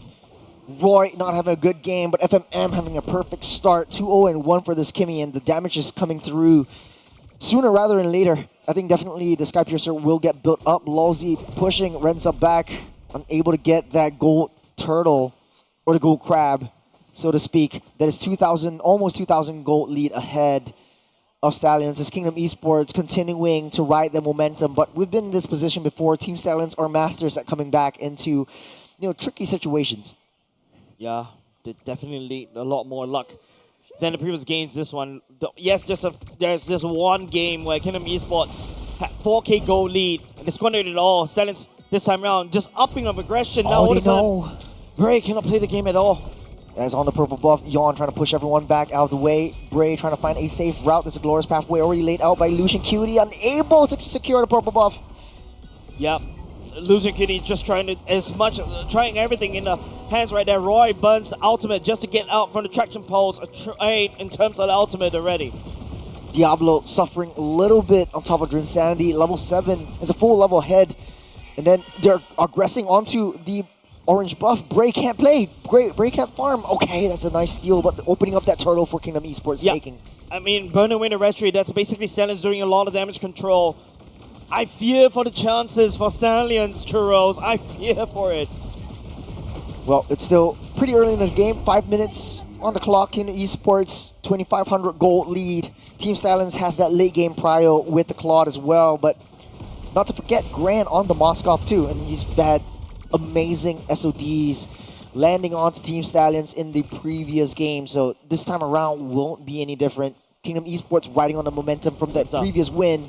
Oh, gonna get collapsed on the Blazing Duet. The Blazing Duet. That's a Hail Mary that he has to try to play. The Glorious Power in front of side. Lucian Cutie allows him to reinforce just a little bit. Renza stays alive just a little bit. Thank goodness for the Glorious Pathway. Good play by Renza using the BMI to try to get out of the sticky situation, but he has to play very passively right now. And if you're playing a late game marksman like a Claude or a Moskov, you really need that early game small little lead that you have on top of your opponents. If not, it's going to be very, very difficult for you to come back into the game. Yeah. Really want to see how Kingdom Esports navigate this one, but now Lucian Cutie gets stunned up just a little bit. But still okay. FMM is just outputting damage, dishing out Odacray. You can see how Yon just doesn't really care. All of a sudden, Stanley's jungle is his. Yeah, Roy is trying so hard to use the Lantern Flare to try to do any damage onto Yon, but it's just a tickle. No, we'll not be able to do anything as well. Grand dismantling top side turret. First turret for the side Stallions goes down. Stallions are struggling. I hate to see the day. I hate to see this game where Team Stallions are really just playing on that back foot, playing way too passively, super defensive on how they maneuver around, just taking a safe route. Every single misstep that they take, they're going to get punished. And they do. Kingdom Esports has a little bit more burst damage from the early game. They do have a little bit of the setups from Esmeralda as well. Drinsanity is joining the fray. That's a 4-1 composition. They're sending Grant down the bottom side to try to deal with the wave on the opposite side of the Tortoise. No way that Stanley can do anything at all. They can only hope to find something in the later part of the game. They can only hope, but especially at this juncture, hope. I think it's not enough against Kingdom Esports. Kingdom Esports Bray is just doesn't have the shadows though. doing everything right now. Turtle almost getting a reset. Bray trying to do his best to salvage what he can, but Kingdom Esports securing the early game and getting 3 turtles right off the bat. Team Stallions still playing on the back foot, but they should make a aggressive move right now. Traction Pulse already committed. Bray looking for an angle. Not able to find anything at all. Even though Roy was able to just pick up Yon and just throw, but what can he do? He lost 2 kills already. He has already given 2 kills over the side of Kingdom Esports. Now Glorious Pathway for the retreat. Roy, they try to tap onto Drinsanity, but will not be able to find anything. Smart play by Kingdom Esports. They know that the bottom side is in shambles. Renza already used up the Blazing Duet. They need to protect Grant, so they're putting Lawsy in babysitting duties. FMM has free and easy rotations and high movement speed, so he's going to be in position super fast as well. This Team Stallions playing on that defense. I don't think there's anything that they can force that work out. I think Renza really needs to get that Trinity fast, and hopefully we get to see the items soon, because it looks like Grant is way far ahead in terms of itemization, in terms of economy. Traction pause, catches onto Roy, forced to burn the flicker already. Renza picking up the golden star for himself. Kingdom Esports landing on siege down bot. It's just a slow, methodical push from the side Kingdom Esports. Stallions is just fighting for time, but do they have enough time? It's 4,000 gold lead. Top of Kingdom Esports, that's a full BOD and a half. Great. Goes on in for the Card Shadow, will not be able to find anything at all. It's going to be Lucian Goody taking a lot of damage by Losey. AOG all the way back out, but Grand finds Renza. That's a massive problem for the side of Kingdom Esports. And also Stanley, that's going to be a trade onto Yon as well. Oh, that's a big fight. It's a big shadow kill, but unable to hit the mark. Losey still gets out safe. Insanity able to get away safe. The Lantern won't be able to pull him back as the Lord spawning up in 10 seconds though. Yon will be in position. Renza will as well, but the damage from Renza hasn't really come through just as of yet. The good thing is Kingdom Esports doesn't really have vengeance on them, so he can just go in if he sees an angle to try to melt everyone down, but Grand is in the picture. Trinity already halfway there for both of these two marks. I mean, the first is the race to get that corrosive scythe for Renza. Renza trying to do something right there. Onto Grand will be able to jump away. Man, good SOD. Kingdom Esports are able to get away with so much things. Good SOD from Grant. Lucian Kitty was a little bit too slow. If he timed it just right with the Glorious Pathway, just to block the escape route from Grant, I think it would have worked out well.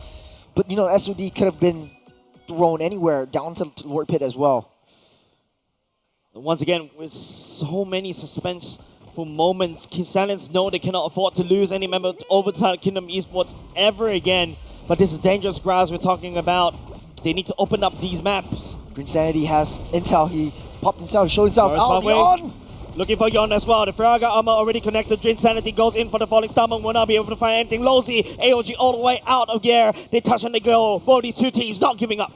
You're getting that reset too. Yon doesn't have the Firaga armor. Team Stallions are trying to blitz this Lord down. It's difficult for Kingdom Esports to come back into the picture though. Yep, Yon this time around. The SOD will get tagged. Grand will be able to find. It's going to be using Turkey as Bray secures the Lord for Stallions. They take down Grant. That's 4 down. And now they turn this around against Kingdom Esports, against the Wands. FMM is left all alone. He's able to get out safe, but Roy is taking things personally. He went a little bit too deep. He flew too close to the sun, but the damage is done. Lord marching in to the mid side. And all of a sudden, the gold lead swings back in the favor of Stallions once again. This is what, he's gonna replay of game number 2 or game number 3? We missed that, but Renzo was dealing so much damage onto the back line. Grant knocked down and locked it down with SOD. Great find by Bray to take care of this Moscow, but Renzo on the back foot, just melting everyone down, and knowing that Yon doesn't have the Farago armor, just easily takes him down with him. So much standing gold as well. All of a sudden, Stallions are back into 2K gold lead. What is this? It's 1,800 gold lead for the Stallions, and this is late game territory that we're talking about. Renzo's coming online. He has that Trinity. He is here to play. Yeah, and now, Yon going back in, hoping to get his Viraga armor back there, trying to absorb the HP bars away, lifesteal as much as possible, get that energy, but Stallions found that small little moment, and they struck. That's a high ground defense for Kingdom Esports, but we've been in this position 4 times before today. Kingdom Esports and Stallions, they're always pushing and pulling. It's always a boxing match. It's always blows after blows, and they're very evenly matched. And the scales have tipped over to the side of the cavalry. As Kingdom Esports. Stallions has been literally open up the map, right? Like, they have 2 lanes in the first tier. Top side and bot side getting taken down by Kingdom Esports. I don't know how this happened. Well, it's 75 seconds. Kingdom Esports on the fly, though. Playing very passively, very defensive. And they're just reacting to whatever Stallion wants to do. And typically when you're a Moskov, you don't want to play in this position. You want to play on the offside. Trinity is built up by both of these gold laners. The goal difference is not too much, as both of these gold laners are going to be the key priority and the main threat for the rest of the team. The timing for the Wind of Nature is definitely going to be very pivotal, right? Kingdom Esports, Moskov is literally rushing that particular item because that's the only saving grace against the damage from the side of Renza, and Renza knows about it, goes for the Winter Crown as well. So good item picks up for both these 2 teams, as both these 2 teams balance on a wire. Diablo's first debut on a CC, when he's doing the Lord's work. It's 25 seconds until the Lord comes up, but he's just zoning everyone out of the way and just dashing out, and it kind of feels like he's played this before. Yep, one wrong step for Kingdom Esports. It's a giant leap for Stallions, right? Literally. That I look at that sequence earlier just now, and the Lord fires. Yon doesn't have Fragger armor up. No Lance Insanity, and all of a sudden Kingdom Esports lost so much. 4K, 6K if you total up until right now. Yon leading the charge, Insanity starting to roll over, try to get that hug going on. Zukudi. You have the short lane.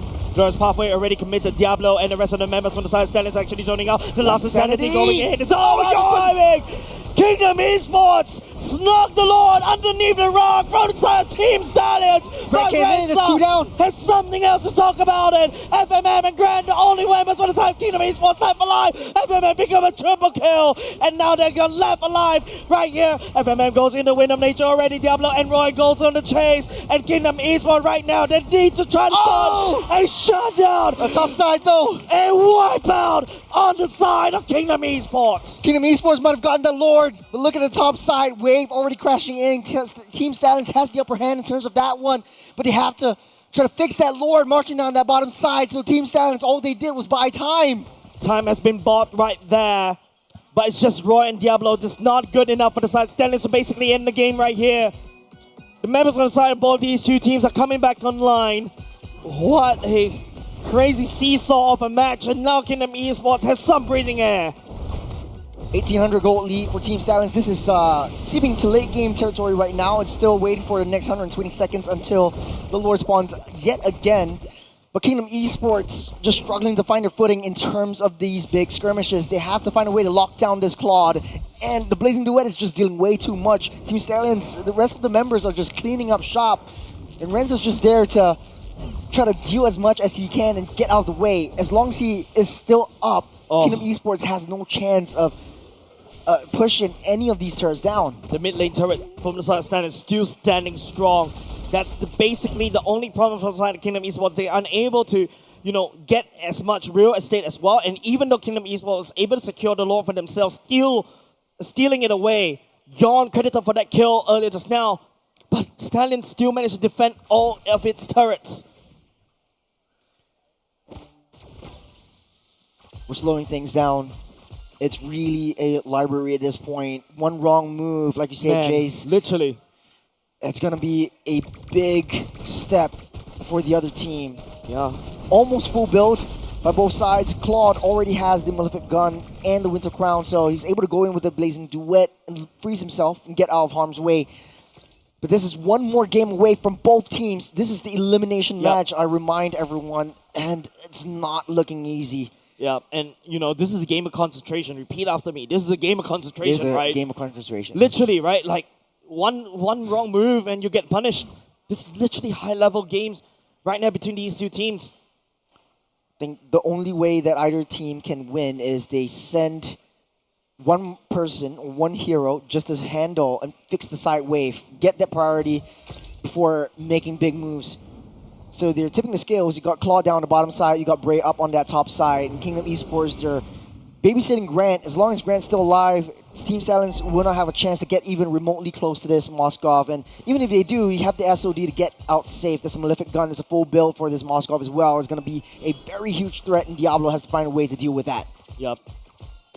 Looking to fix the lanes though. It's still Kingdom Esports playing slightly on the back foot. Don't forget they've got only base turrets left.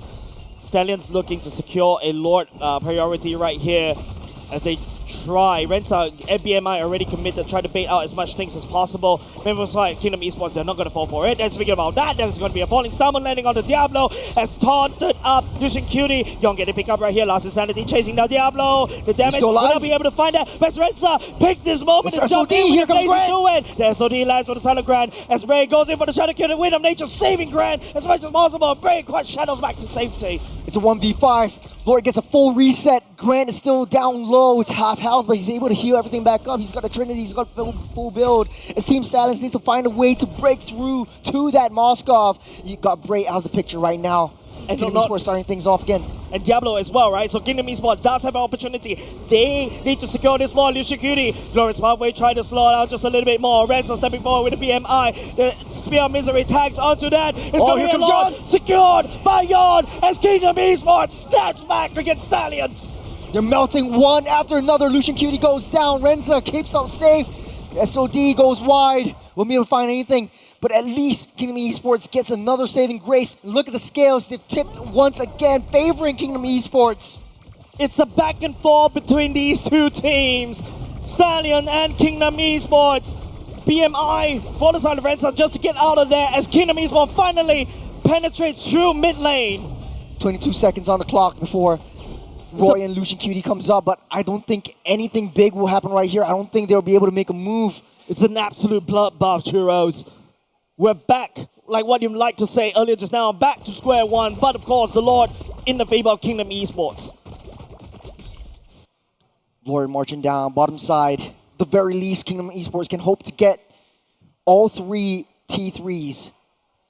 Yes, super minions in tow, but as they took that Lord, it was pre-18 minutes if I'm not wrong, so that's not really the full enhanced Lord, right? So that means Lord. Team Stallions will find it easier to deal with this Lord. Yep, but now it's a lot more pressure for the side of Team Stallions to basically defend. We're once again playing on that side of the map. Don't forget, Yon can also create so much space with the fire, with the flamethrowers, and now it's all about the defense for the side of Stallions. But Stallions, the defenses are cracking. Roy goes into ultimate, and now Kingdom Esports sieging up top, and now Grand down low. Well, that's not the Grand. Oh, the turret unable to crack that open. Yeah, no one's tanking for Rensa though. He's taking a lot of damage, especially from that Lord himself. He deals with the wave though, so they have to wait for the next turtle, the next Lord to come in. Kingdom Esports right now 3,000 gold ahead, but this is the late game territory that we're talking about, seeping into 20 minutes on the clock. Yep. Roy needs to play it a little bit more safer, as much as he needs to put himself in the vicinity, be that utility that Team Stallions needs. Yep, Stallion needs to fix that leak down bot. Now the minions will be watching in against the Glorious Pathway for the side of Lucian Cutie. Trying to allow Stallions to basically do a retreat. They are pouring everything they can to defend against the top side turret. They're not letting it go down. They're able to clear things out. Team Stallions live to fight another day, but here's another wave coming to tow.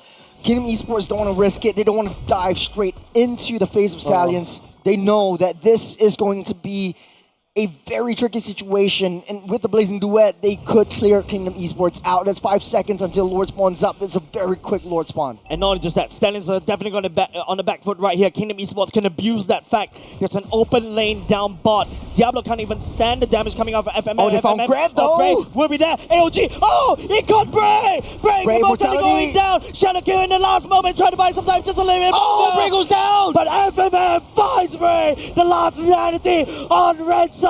Kingdom Esports. They snap back. They push the cavalry back to base. They don't want to cycle it though. They want to go for this Lord straight. Take down this Lord. Wait till Bray comes back online though. I don't think Stallions will be able to clear this one out. 30 seconds on the clock for the side of Bray. Add another 10 more seconds for him to basically jump back into the Lord fight right there. But I think Kingdom Esports definitely not going to allow Stallions any way to enter the Lord pit. I don't think they can risk it though. They can't jump in. No, Diablo's just looking for a moment, looking for an opportunity, looking for the right angle. I don't think they will be able to find it. Roy right there. Young securing the Lord for himself. Kingdom Esports trying to buy back. Roy abusing the fact and pushing Tristan away. Everything. But Grant finding Diablo right there. Roy alone. Members on the side. Stallions losing ground. You still got that immortality. Grant is still up ahead. Waves are pushing in. Bray is up on the line. They need to try to get that defense. It's 2 down. They risked it for the biscuit, but it's not enough. And Stallions, they're fighting a losing battle. They're fighting as 3 members against the world. The Lord marching out very soon. Kingdom Esports looking to put a full stop to this long drawn essay. The Evolve Lord marching menacingly down bot against Team Stallions. There's no Claude. There's no Diablo. I think they might be able to sync up that wave and wait for them to come online, but Renza is basically a glass cannon. Once he goes in, it's impossible to deal as much damage as he can. You got the little bit of a revitalize right there. T1 already cracked down. Lucian Cutie getting melted down by Grant. He's doing it. Glorious Papa already right there for the defense. Kingdom Esports. They take down the cavalry, sending them home as Kingdom Esports reign triumph in MPL Singapore. The emotions riding high for Kingdom Esports. They fight for another day. They bait one of the most scariest teams from the Challenger bracket as Kingdom Esports. Man, what a series, heroes. Kingdom Esports got their revenge. They did. From the Challenger bracket series, or Challenger bracket stage, they have fought to the nail. They were so close, but way too far. Right now, finally sending the Stallions home. This is an elimination match, but a huge respect over to the Stallions, not giving up, giving us a great showing for 5 games, a BO5, a full 5-match series down the lower bracket semis. Yeah, it's just the first series of the day, and we're already getting such a banger of a series. Congratulations over the side of Kingdom Esports. They will be going up into the lower bracket finals. Commiserations for the side of Stallions though. They did a wonderful fight against Kingdom. However, the hoops are not fast enough. The walls from the side of Kingdom Esports thick, especially the thick damage coming out from Kimmy. FMM from the start of the game, punishing Roy from stepping too close, from stepping out of harm's way, and just having 100% kill participation. Without this, Kingdom would not have that easy victory. Man, it's just the damage from this MVP. I agree. You can see he's actually having a lot of troubles, especially in the later parts of the game where Clark could just literally just pour in the damage. He will just immediately melt. But Kingdom Esports not going down without a fight against Team Stallions. This scoreline is just so close, doesn't tell anything about the story or anything that transpired. Of this series, it was constantly push and pull down from both sides. Team Stallions just played true to their name, true to their own character, trying things out that they wouldn't try. We wouldn't have seen a Badang in EXP, we wouldn't have seen Diablo on his debut CC, but at the end of the day, Kingdom Esports just empowered by that mid lane duo. FMM lousy created that space for Grant to come online. Yawn showing that growth and maturity over the entirety of the seasons that he's been here in MPL SG. And finally showing that prowess on the fighter jungler. in the X-Borg. And at the end of the day, though, it just doesn't really matter. Kingdom Esports are going into the next stage. Yeah. What a crazy back and forth. Stallions was literally knocking on Kingdom Esports' doors. But Kingdom Esports literally fortified, finds the necessary pick-off, and they bit back against Stallions. After that, it's just a recycle over and over and over again. There's a clutch factor for Stallions SG, and it did not happen. As Kingdom Esports, sheer determination, they won this series. Taking a little damage dealt as well. FMM just, from the get-go, him and Lowsy punishing Roy for stepping into a difficult position, just easily utilized that flicker to get out of harm's way as well. I think that last game just really created so much mental. And Kingdom Esports broke the curse. They were second pick. Yep. And finally, at the 5th game, the red side took a W. Yeah, and not just that, right? I think it's also a good statement for the side of Kingdom Esports, right? Against all odds, these are ex-champions of MPL Singapore. They represented us on the world stage before, but now they fall, giving rise. Don't forget, Yon was the first that made history when he was jungler for Team Flash. He was there to break the El Clasico, and now he's there. He pulled down Stallions as he goes to the lower bracket finals. We spoke about the Lowsy effect. I think it's still really coming true. Lowsy is really one of the lucky charms of MPL SG. Every single team he's been in has won as a champion, and now the dream is still alive for Kingdom. Yep, definitely. Kingdom fans still. There was a bit of a bit of a time where it looks really bleak for Kingdom Esports, right? It feels like their plans are all over the place, but they found a way.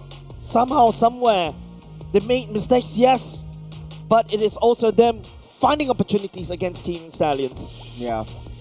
This game was just insane. Constantly push and pull. I know it wasn't the longest game, but Kingdom Esports finally found a way to end this series fast, and to their own liking. FMM just really created so much opportunities. We'll be taking a look at the highlights, and hopefully we'll be able to see the SOD that Grant Theron to create or give us that opportunity for a Game 5. Yeah, because like, to be honest, the highlights is just a summary of the emotional roller coaster between these two teams. The clutch factor, the hope is that beautiful. Oh, that was a beautiful implosion. But still not enough though. But to be honest, this is a very long, drawn-out series. The first game was 26 minutes. The second game is 29 minutes. Then after that is what? 19, 13 minutes, and then after that 22 minutes. Especially in the last game, there was a glimmer of hope, glimmer of chance for Stallions to be able to triumph. But Kingdom Esports slammed the castle door shut.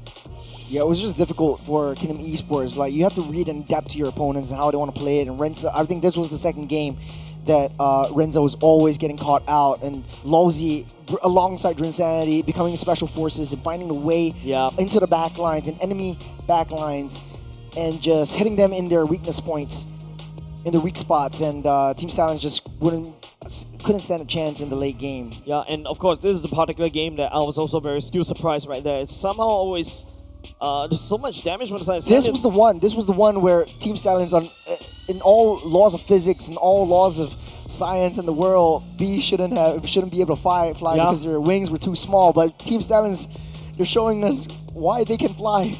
Horses can fly. Horses can fly. Have you ever it's seen called a unicorn? The jinx. I could have gone for a Pegasus. We could have gone for a Pegasus. But unicorns only has a horn, not the wings. Oh yeah, true that. True. So we're both wrong. We're both idiots. But in the end of the day, it's just a beautiful series. A bit of course, I'm a bit sad for Stallions not able to make the cut because, you know, big fan Diablo. Want to see Bray once again, you know, in the world stage. But sometimes we just have to make way for new champions, right? This is game number 5, the last of the highlights that we'll be seeing today. The SODs were going crazy by Grant, and definitely he's shown a lot of growth as well. I think he was a new player as well in MPL SG coming in alongside Drinsanity. A huge warm welcome, and you know, top 3. It's a very big deal. Yeah, definitely, right? And, you know, that's definitely going into their portfolio on this one. Don't forget, it's a bittersweet moment for me, right? At least we are able to see, the rise of Kingdom Esports, right? Remember how we kind of doubted them in the regular season where they're a little bit wonky, a little bit inconsistent, and now they finally managed to stabilize their footing, and they're able to step onto the walls and, yell out down to the castle walls. Yeah. We'll need to be able to say goodbye and sayonara to Stallions, who has been touted one of the better teams that we thought would make it to the top 2, but right now, getting sent home by Kingdom Esports is no easy feat, but huge congratulations to how they got so far. Top 4 Definitely is something to be proud of, and especially coming out from all the trials and tribulations that they faced over the previous years. I think that was a really, truly exceptional performance. Yep, with that said, ladies and gentlemen, we're going to throw back to our host Suki as he has more to say with the players. All right, so that was a pretty crazy series, right? I think we all know, everyone here, everyone that has stayed, it's just crazy 5 matches. And right now, we have Yon, the man of the hour, in my opinion. They made you play 5 different heroes. They made you play Uranus jungle, Xbox jungle, like every character every hero I think that is currently kind of in the meta, but the Uranus jungle really caught people off guard, right? And I think your team has cycled through so many heroes, every member showing off such a diverse hero pool. When you discuss drafts, do you start off of, like key heroes you want to play? Is it based off synergy, or is it like just vibes? I think for draft, we mostly just trust our player Logi, because we don't have a coach, and I think he has been doing a lot for the team to draft for us. So usually we trust him with the picks, those that he wants us to pick. We just go ahead. All right, so Lawsy is the glue for the team, and the series went the absolute distance, but you also, as a team, have gone through the challengers brackets. You guys have really sort of gone the longest route available. And how do you maintain calm in that scenario, right? Because, do you have any advice for young, aspiring players on how to maintain a good mental, even when you're kind of in the ditch? I think, personally, for me, I still get nervous before matches. I'll try to tell myself, treat it as friend game, playing at home. But then, when you're at the place, you will still feel the shiver a bit. But then, usually for me, when the game starts, everything is okay. I only usually nervous at the draft part. So it's just, for you, it's all chill in the game. It's only before that you're a little bit worried. So yesterday, Lawsy had a chance to call out to young, aspiring players. Do you have anything you want to say, any last words going into the upper bracket finals tomorrow?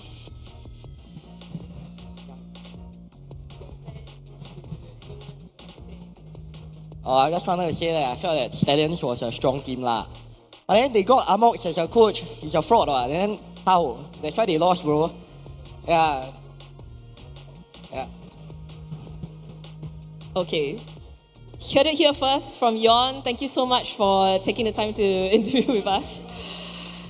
And now that we have gone to the first game of the day, we are going to go to the second game of the day, which is going to be the upper bracket semis. So we're going to have a long break now, give the casters a bit time to collect themselves after such an amazing performance. So we'll be back really soon. See you later.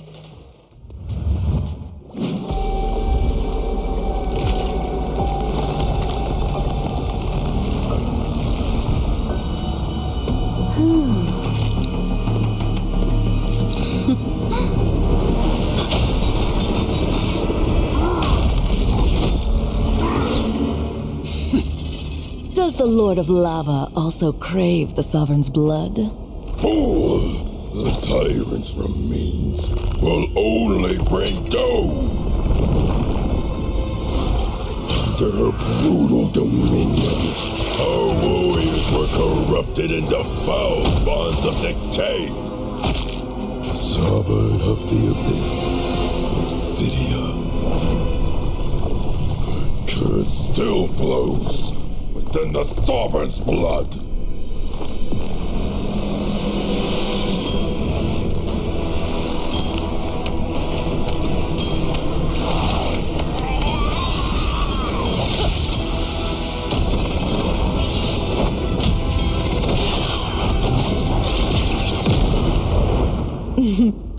Such loyal little puppets, aren't you?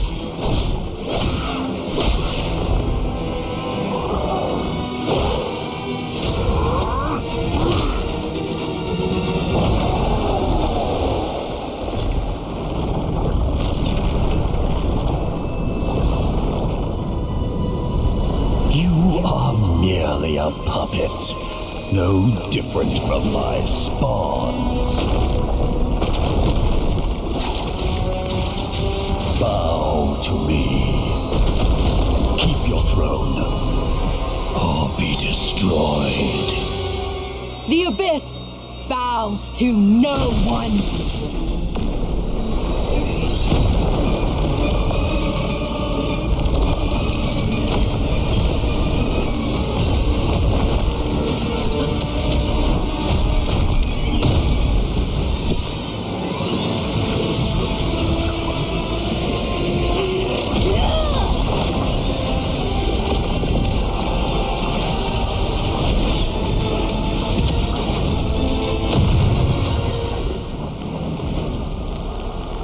For the abyss!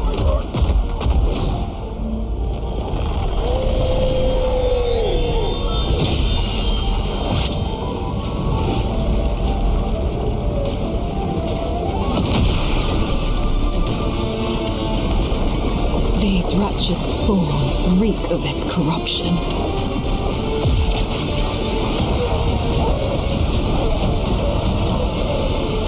Your sovereign has a god to kill.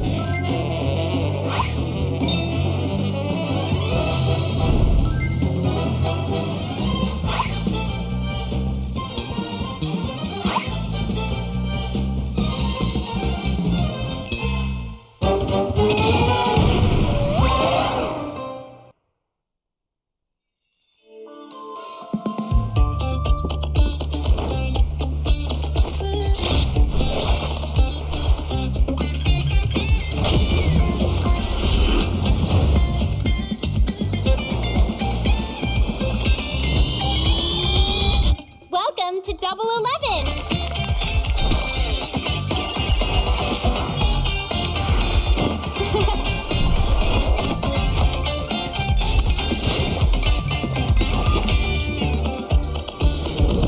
Amazing prices, amazing styles.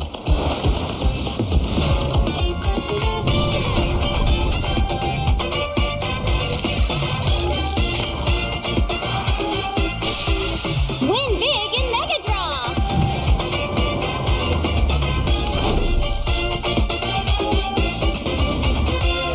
Lowest prices, incredible benefits.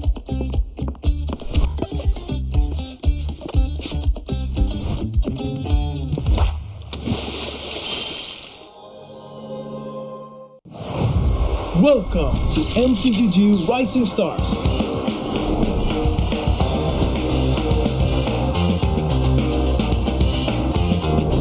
From September 12th to October 19th, take part in the regional contest, open to all players. Step up and prove your strength. Division Finals will run from October 24 to November 2. The top 16 players in each division may advance to the next stage of MRS. Check your in-game mail for information.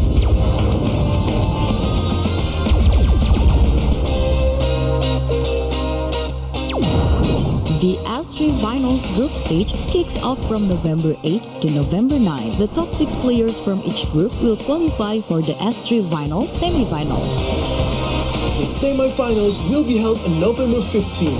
The highly anticipated grand final arrives on November 16. The champion will earn a direct qualification for the first MCDG World Championship. The battle is on and the world is watching.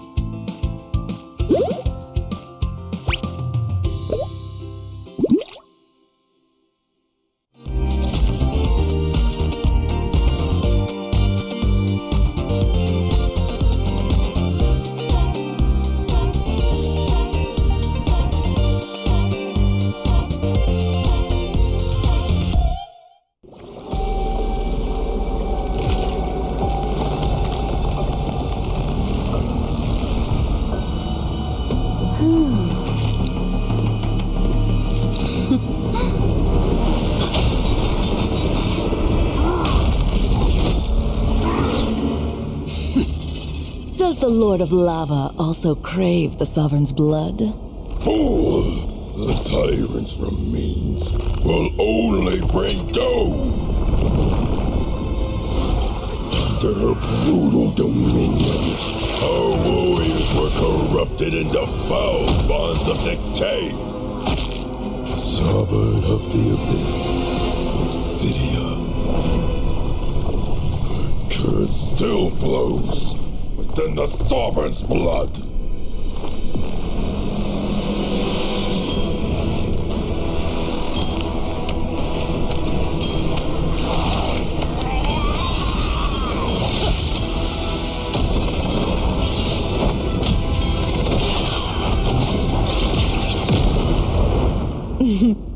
Such loyal little puppets, aren't you?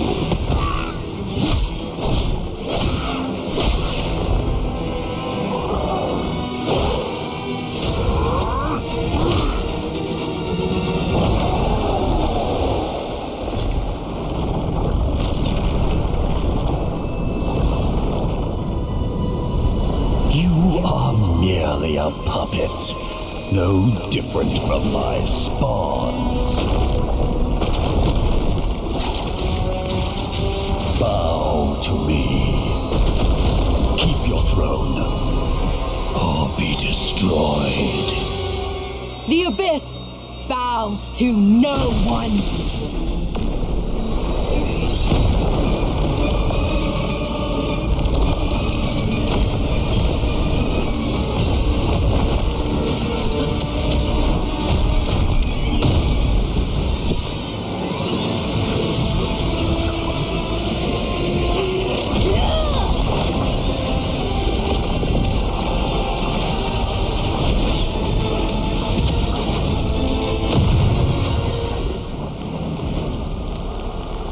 For the Abyss!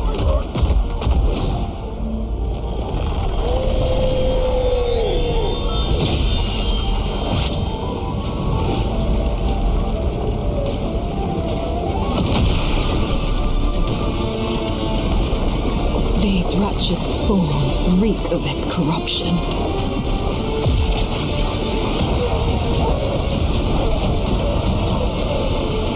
Your sovereign has a god to kill.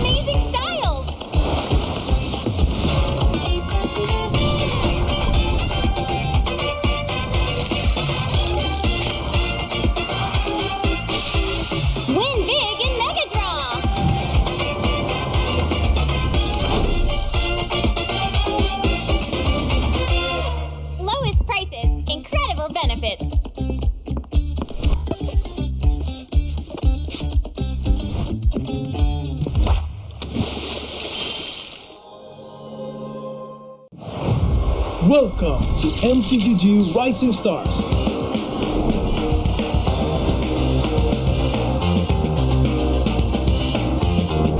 From September 12th to October 19th, take part in the regional contest, open to all players. Step up and prove your strength.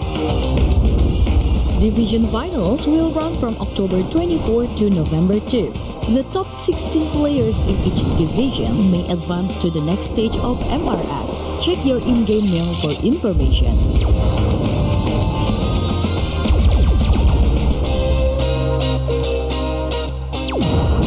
The S3 Finals group stage kicks off from November 8 to November 9. The top 6 players from each group will qualify for the S3 Finals semifinals.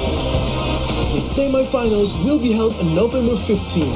The highly anticipated grand final arrives on November 16. The champion will earn a direct qualification for the first MCGG World Championship. The battle is on and the world is watching.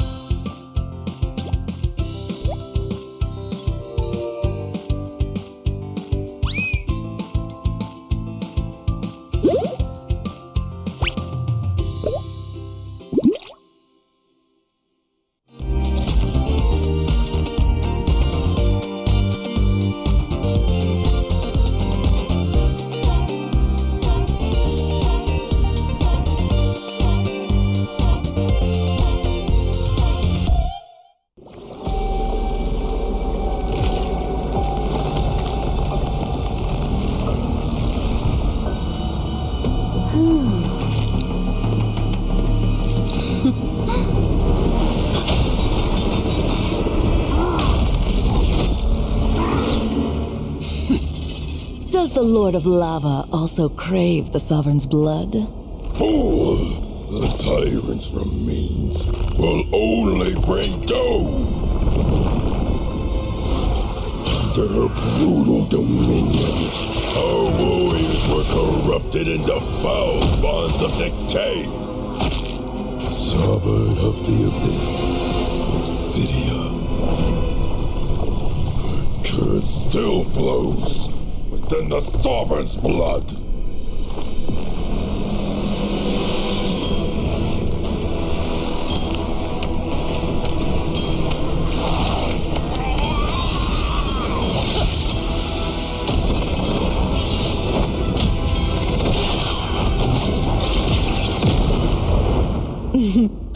Such loyal little puppets, aren't you?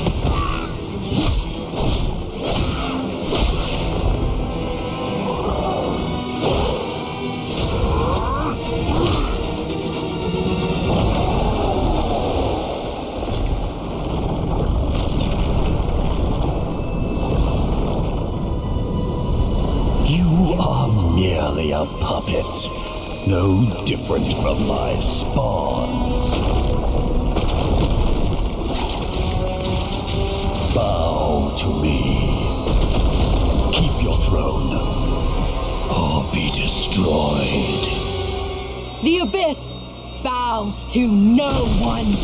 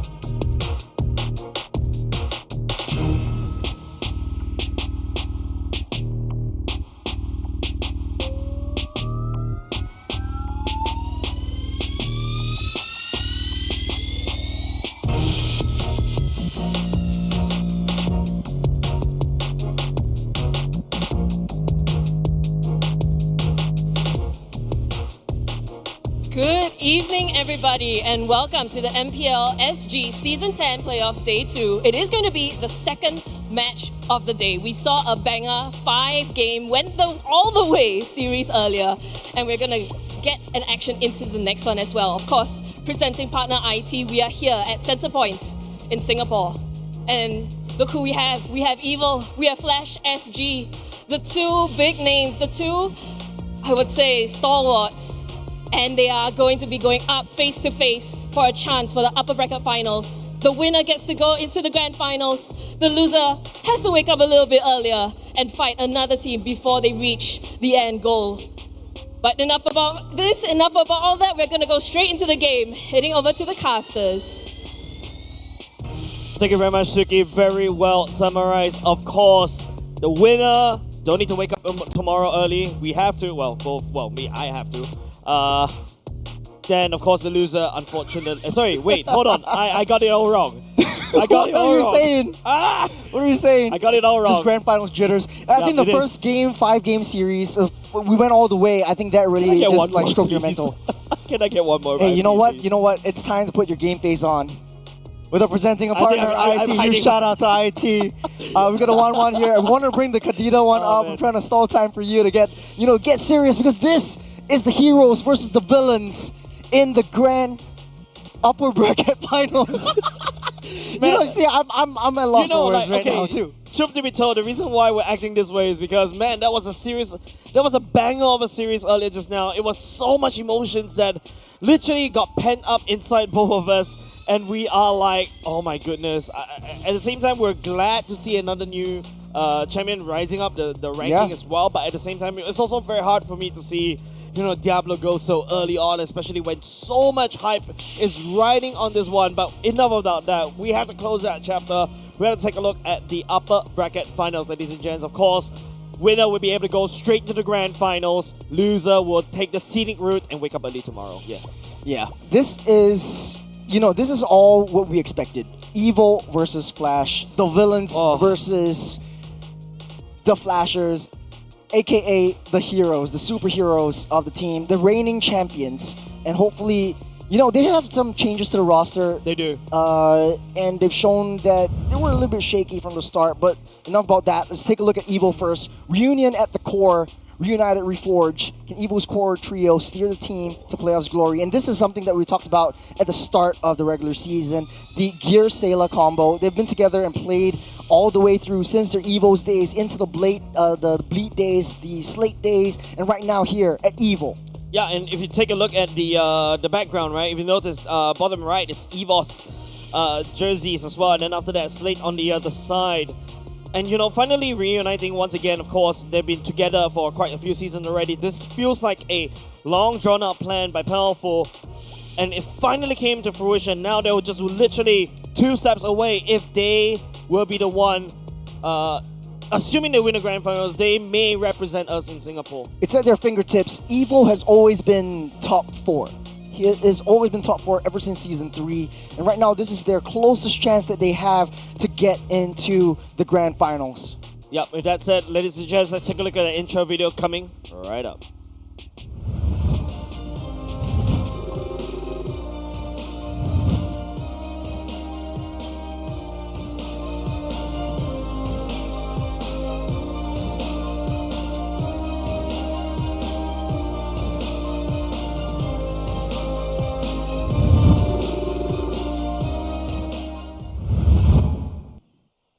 Team Evil in its full glory. And to be honest right now, Churros, I don't really know what to say, right? We've built up Team Flash in terms of their tyranny for so long. Team Evil has been cooking since Season 3, and they are here once again. Potential top 2, top 3, or even top 1. Who knows? Lots of changes, lots of growth, especially from the team captain, Powerful, who's able to understand how each of his teammates likes to play, understands the weaknesses, and the best foot forward for every single one of his roster. We've got Gear, Aether, Sayla, Ven, Powerful. I want to give a huge shout out to Aether and Ven coming in from MDL ID. And in MPL Singapore, they have shown so much prowess. Yes, earlier parts of the regular season had been quite shaky. They had to work out some things with their chemistry, but this is it. Like yesterday, after that game against the Stallions, I think this team is what you're looking for as a team to represent Singapore in their international stage. Yeah, but we're really hyping this up for a few seasons already. They've shown really unlimited potential as well, and finally they've worked so hard. And they're literally a testament, right? Rising from community ranks, rising into a community pop stomp, from a community pop stomper, become a Titan Slayer, and now they're Titans themselves. And of course, they're going up against one of the Titans, or basically, I would say, they lived long enough as a hero, and now they are Tyrants. Speaking of which, I'm gonna throw it over to the Tyrants intro video.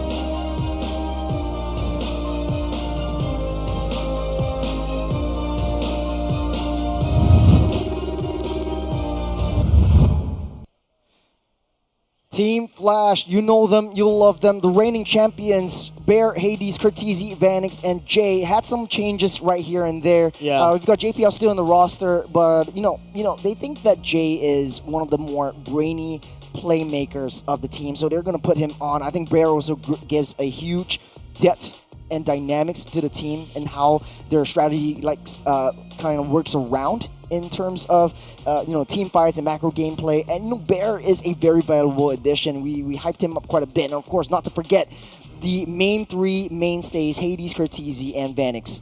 Yeah, and when we talk about Bear, like what I mentioned, he gives me the same vibe as how I would say and describe Yon, right? Like on a good day, he's one of the strongest EXP laner. Heck, I would say one of the best players in Singapore. Hailing all the way from Asterisk, his debut, he's caught our attention. We call him the Bear Trap for a particular reason.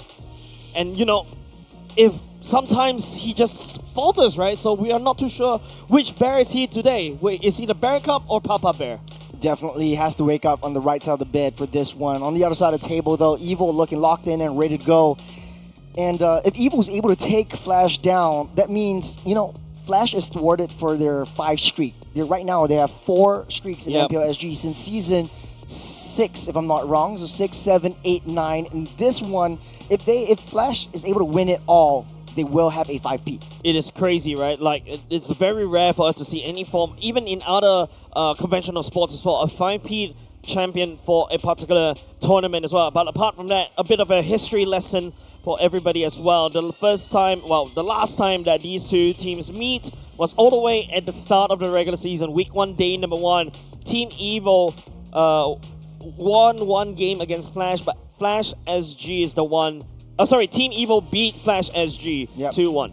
Yeah, I think this also crafts a new narrative. There is sort of like a revenge for Team Flash to go up against against the villains. Yes, they had a little bit of a shaky start. Yes, they need some work on their chemistry. Yeah. But right now, after the regular season and after the first day in the playoffs, they really shown that they've grown. They understand how to play around the meta, and right now is really putting their homework to the assessment when they face up against Evil. I think this time around it is the Flash, the sort of like an homage to the Flashers, where a lot of these team members, they've been playing together for so long that they understand each other inside and out. Hi, Mark. Huge shout out. Can we pan the camera towards the right-hand side? Can we show that guy in its full glory? Another legend in the vicinity as well. That is, earlier just now, you may have seen Soul all the way since EVOS days as well. So good to see some of the legends still, watching some MPL Singapore as well. So a huge shout out over to Soul as well. Don't forget, Soul was the one that also brought gear into the scene as well. So wonder which side is he on? Well, I mean, it's tough to think about these two teams and not pick out a champion. So we're going down to predictions right now, Jace. Who are you favoring for this particular series? I am favoring, of course. I feel like, Team Flash has been in the You're giving me a politically correct answer right now. Okay, no. I'm not giving you a politically correct answer. I feel like Team Flash has been in the Champions League for way too long. Yep. I feel like there needs to be some shake-up in terms of the competition. That's what makes the competition really exciting. I feel like this is one of the most competitive season that we've ever had in MPL Singapore. I'm currently cheering for Team Evil to be able to take the series go all the way to the grand finals. Yeah, huge shout out to Vertigo. I mean, since season 3, he entered his debut together with Evil, and that was when I met some of these guys, especially for Powerful, right from the get-go. We're going to jump straight into the team head-to-head.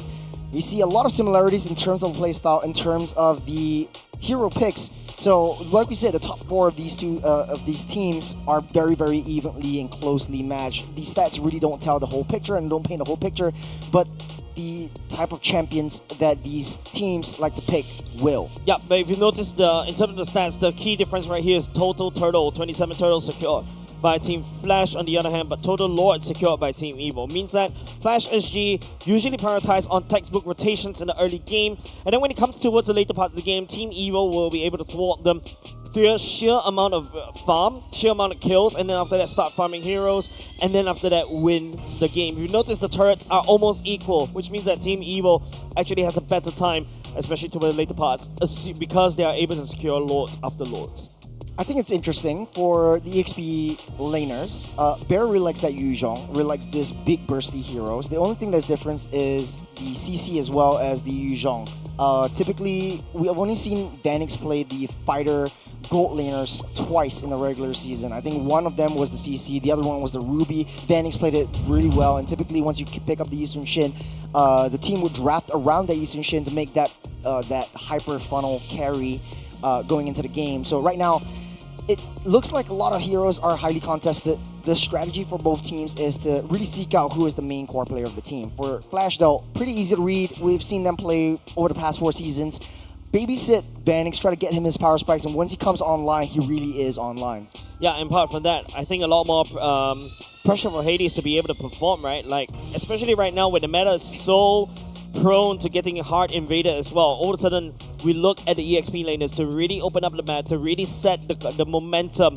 I think it's really also a battle between Bear and Gear as well, right? Like Bear, both these two players share almost similar hero pools as well, share very similar MO, but of course, it's definitely going to be up to them who gets a good game up top, up EXP lane.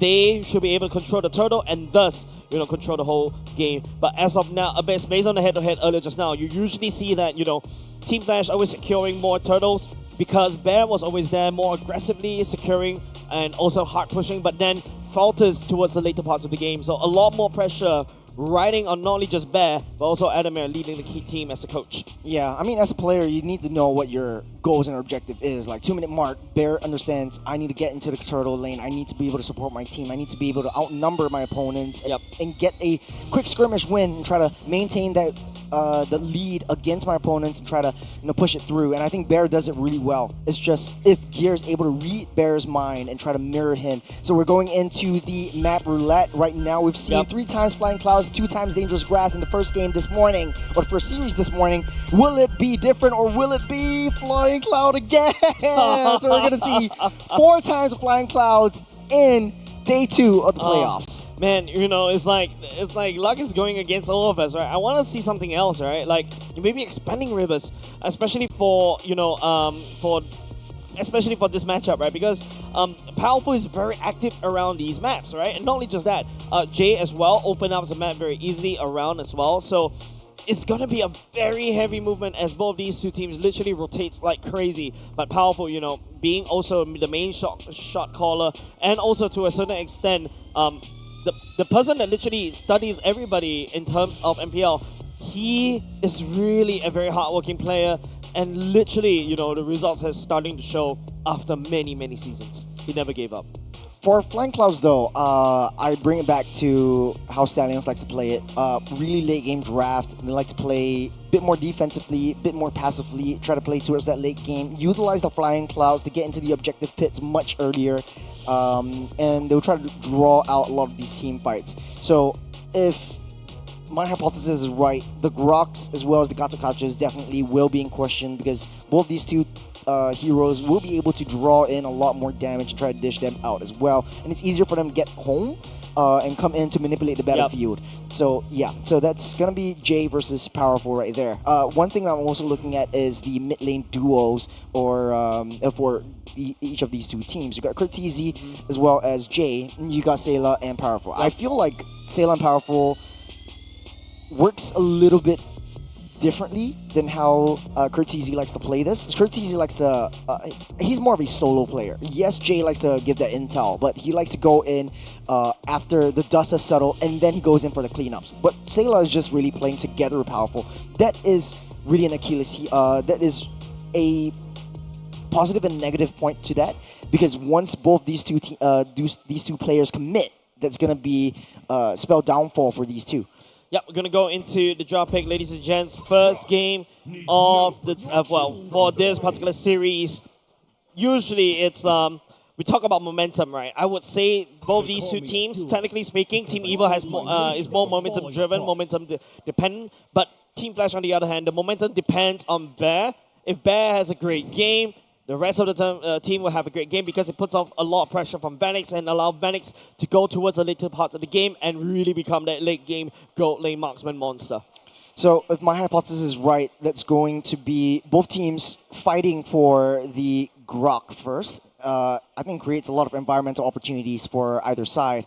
Contextually, I think Flash SG might be able to use the Gato. So it's a pick up the Grog, give up the other one, and traditionally I think there was a 4 win on the blue side, 1 win over on the red side in the previous series. Yeah. So this one might be a little bit different. Evo identifies that Yeeve's boxes or the RWM is going to be a huge problem and want to take it away from the hands of Cortezy. Yeah, Yeeve is starting to really rise in the meta because of the ability to literally burn and slow down the fights. You saw how it's always paired very easily with the Gata Kacha, just trap everybody in the box, and the rest is history, right? Speaking about Gata Kacha, here we go from the side of Team Flash. So it's going to be a trade over. I think Evo is going to pick up the Grok for themselves if they don't do it this round. It might be the Grok, it might be the Farsa to try to get a little bit more early game rotations, unless they want to go for the Lunox. I remember Sayla likes to have that Kagura up his sleeves as well. That's one of his signature comfort picks, but you don't want to show that hand way too early.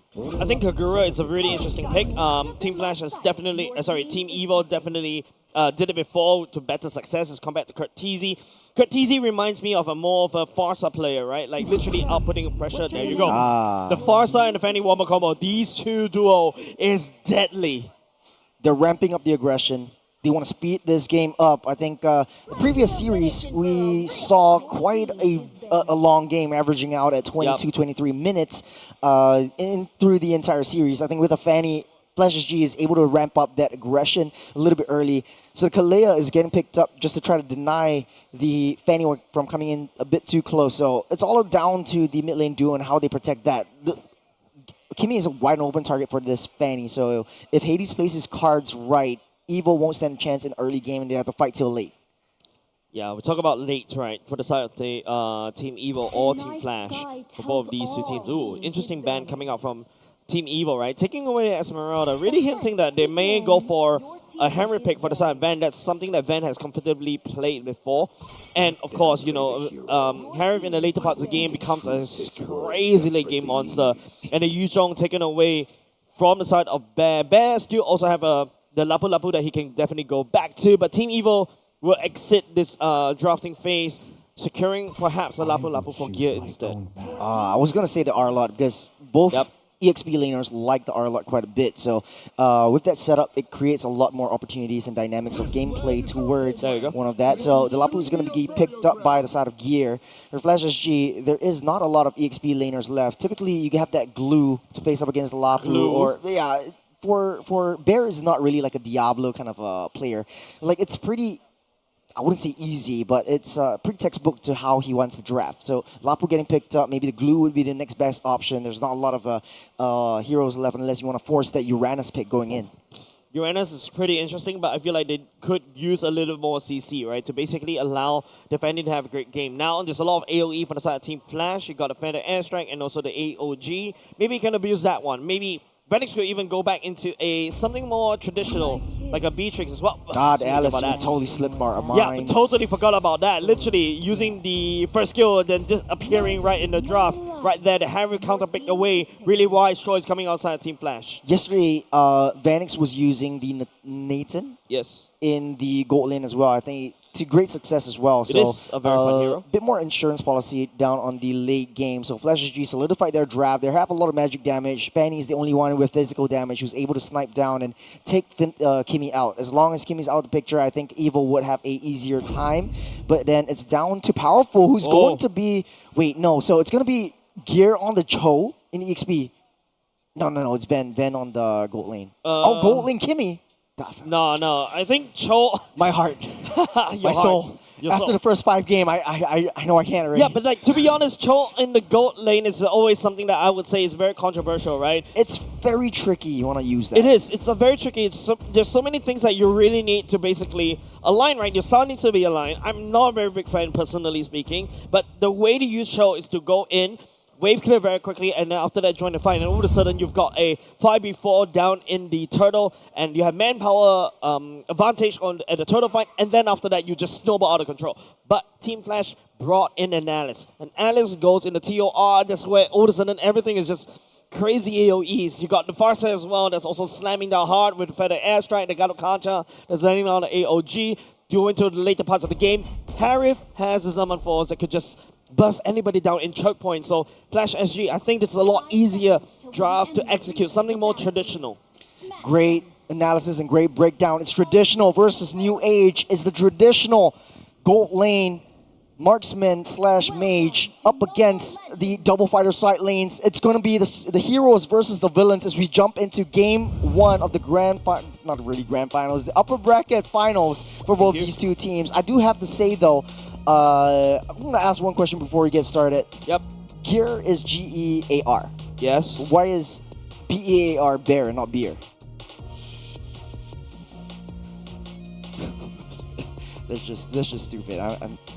Where are you going with this? I don't know. Okay, as we're filling the air, English is such a weird language. We're talking about flying clouds, right? Okay. Yeah, this was supposed to be my segue. A very weak attempt at the segue towards flying clouds. We've seen how well Stallions has played. I still don't understand how you're gonna segue that into flying clouds. Just go with it. Just everything roll along flew with across it. my head. Just roll along with it. Okay, right, flying clouds. Okay, flying clouds. We have a more late game centric draft in Evil than in Flash. And Flash really needs to ramp that tempo up. We've seen this in the previous series as well. Actually, in my opinion, Flash has a better later game as compared to Team Evil because of the high ground defense. Because of the Troll. Okay. So Team Evil Team Evil playing the Troll, they're basically from the side of Team Evil, they've got so many displacements on the Kalir, on the Troll, and also you've got the Bravest Warrior from the side of the Lapu Lapu. There's a lot more pressure for Kimi to basically output the damage, and also for Aether on the higher base to output the damage, because either one of these two teams go down. Cho, technically speaking, I think the last time when we saw how Ven builds the Cho, it's mostly on the damage Cho kind of thing. Yes, it's damage Cho. Like what I mentioned, not a very big fan. I personally prefer even Seiji Sun. I think they just want to disrupt the... yes, reminding me of Seiji Sun. But then again, it's Cho. It's locked in already. It's ready to go. Cho, I think its only job is to just disrupt the Farsa. Once the Feather Airstrike is thrown, it's Ven's job to just get into the bird's face and just knock him sky high into the air. But ladies and gentlemen, as we jump into the upper bracket finals, only one will go through to the grand finals. The other will be knocked down and have to wake up a little bit earlier for the lower bracket finals. It's okay. MRT should be open by then. But anyways, earlier what I mentioned is I want to see more rotations coming out of Ven. This is, I would say this kind of roster coming out of Team Evil is definitely more beneficial when it comes to expanding rivers. But don't forget, if Team Evil were to play on the back foot just a little bit slightly, right? Ven can actually set up a very good flank using Flying Clouds. It doesn't have to go straight to lane. Right. You can definitely go, hide in one bush right there. Just wait for a moment to pounce, and that's where, if you're playing as Alice, you're gonna get kicked away, and all of a sudden your TOR gets denied a little bit. Maybe you're unable to heal and get into a very good position where you just become this unkillable Alice. That's right. I think the Flying Clouds with the untargetable kind of approach really changed things up a little bit. Hades is right in the picture as Oh. well. Into the jungle, the Shadow actually latches onto Hades, but I don't think Aether wants to go too far into it. Not too sure who actually. Oh, I would like to believe it's Hades that actually took 1 minute away. But if you notice how Hades is just starting onto Aether, right, not giving Aether a bit of a space on the farm, because take note, Hayabusa actually needs a lot more time as compared to a Fanny, because Fanny could just immediately unlock Cutthroat, and then after that, all of a sudden, that's a massive damage boost for Hades. There's a turtle being spawned already. Evil in position. You have Powerful, still not level 4 yet. You've got 4 members of Flash trying to take this turtle down before Evil can make a first move. There's a airstrike already zoning everyone out, and Flash SG secures the first objective. Yep, easy, and as if, reporting to work at the office at, on the Monday, right? For the side team Flash, that's pretty textbook. We saw it in the game stats, right? Like how Flash always have a very good, strong, solid plan in the early game, but during the later part of the game, when it gets really messy, they kind of falter just a little bit, but here he goes. Distraction Pulse, Powerful already utilized a flicker, not level 4 yet, he's trying to go on to Hades. Aether secures first blood, taking down Fanny. Curtizi next to fall, bot hand to Sayla as Evil up ahead. That's the power of the Hayabusa against the Fanny, right? The Shadow Kill actually tags onto the Fanny very easily. And don't forget, if Sailor is allowed to just output damage from afar like that, and don't forget, you also got Ven also providing some form of peel as well. It's actually really hard to deal and reach Sailor right there. Right now, Team Evil, the win con is make sure Sailor free hit from the back. Well, typically, if you have a double fighter side lane, right, the assassin should be more empowered because your fighters are protecting you, starting to engage and trying to delay Hades' farm a bit more. But Ven is not doing that. What is the rotation plan for the side of Evil? I think like what I mentioned, right, Ven actually rotated earlier as compared to Vanix, but of course Vanix is a traditional, well, technically traditional marksman, gold lane is, no, I don't know marksman, but a traditional gold lane hero, right? But now, I also want to see more rotations coming off on Bear. You can see that he's slightly uncomfortable. As we take a look at the items, it's just gear that's skipping the boots right there, just abusing the fact that he has, and he's secured even more damage item for himself. A little bit of a Screwfarful down the mid side. Gear taking a lot of damage from Hades, but able to stay alive for now. Gear, bravest fighter, he's healing everything back up. Bear soaking that damage in. He's got a full wave. To his respect, Evil 1.1k gold up ahead. That's Tsunami Slam onto Hades though, instantly vaporized by the hands of Sayla. Yeah, and it's just massive, right? Coming off from the side of Team Evil. When you play against a Fanny, you know where the Fanny is gonna path, and the Team Evil just literally abuse it. That's literally a powerful play coming out from the side of Team Evil. Hades, not a good start to the game.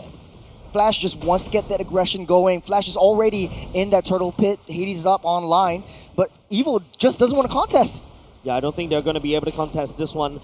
Powerful nor Ada has even the right, even in the right position to basically contest that one. But like what I mentioned, it's more on Team Evil to really start ganking and also really start winning, which they did.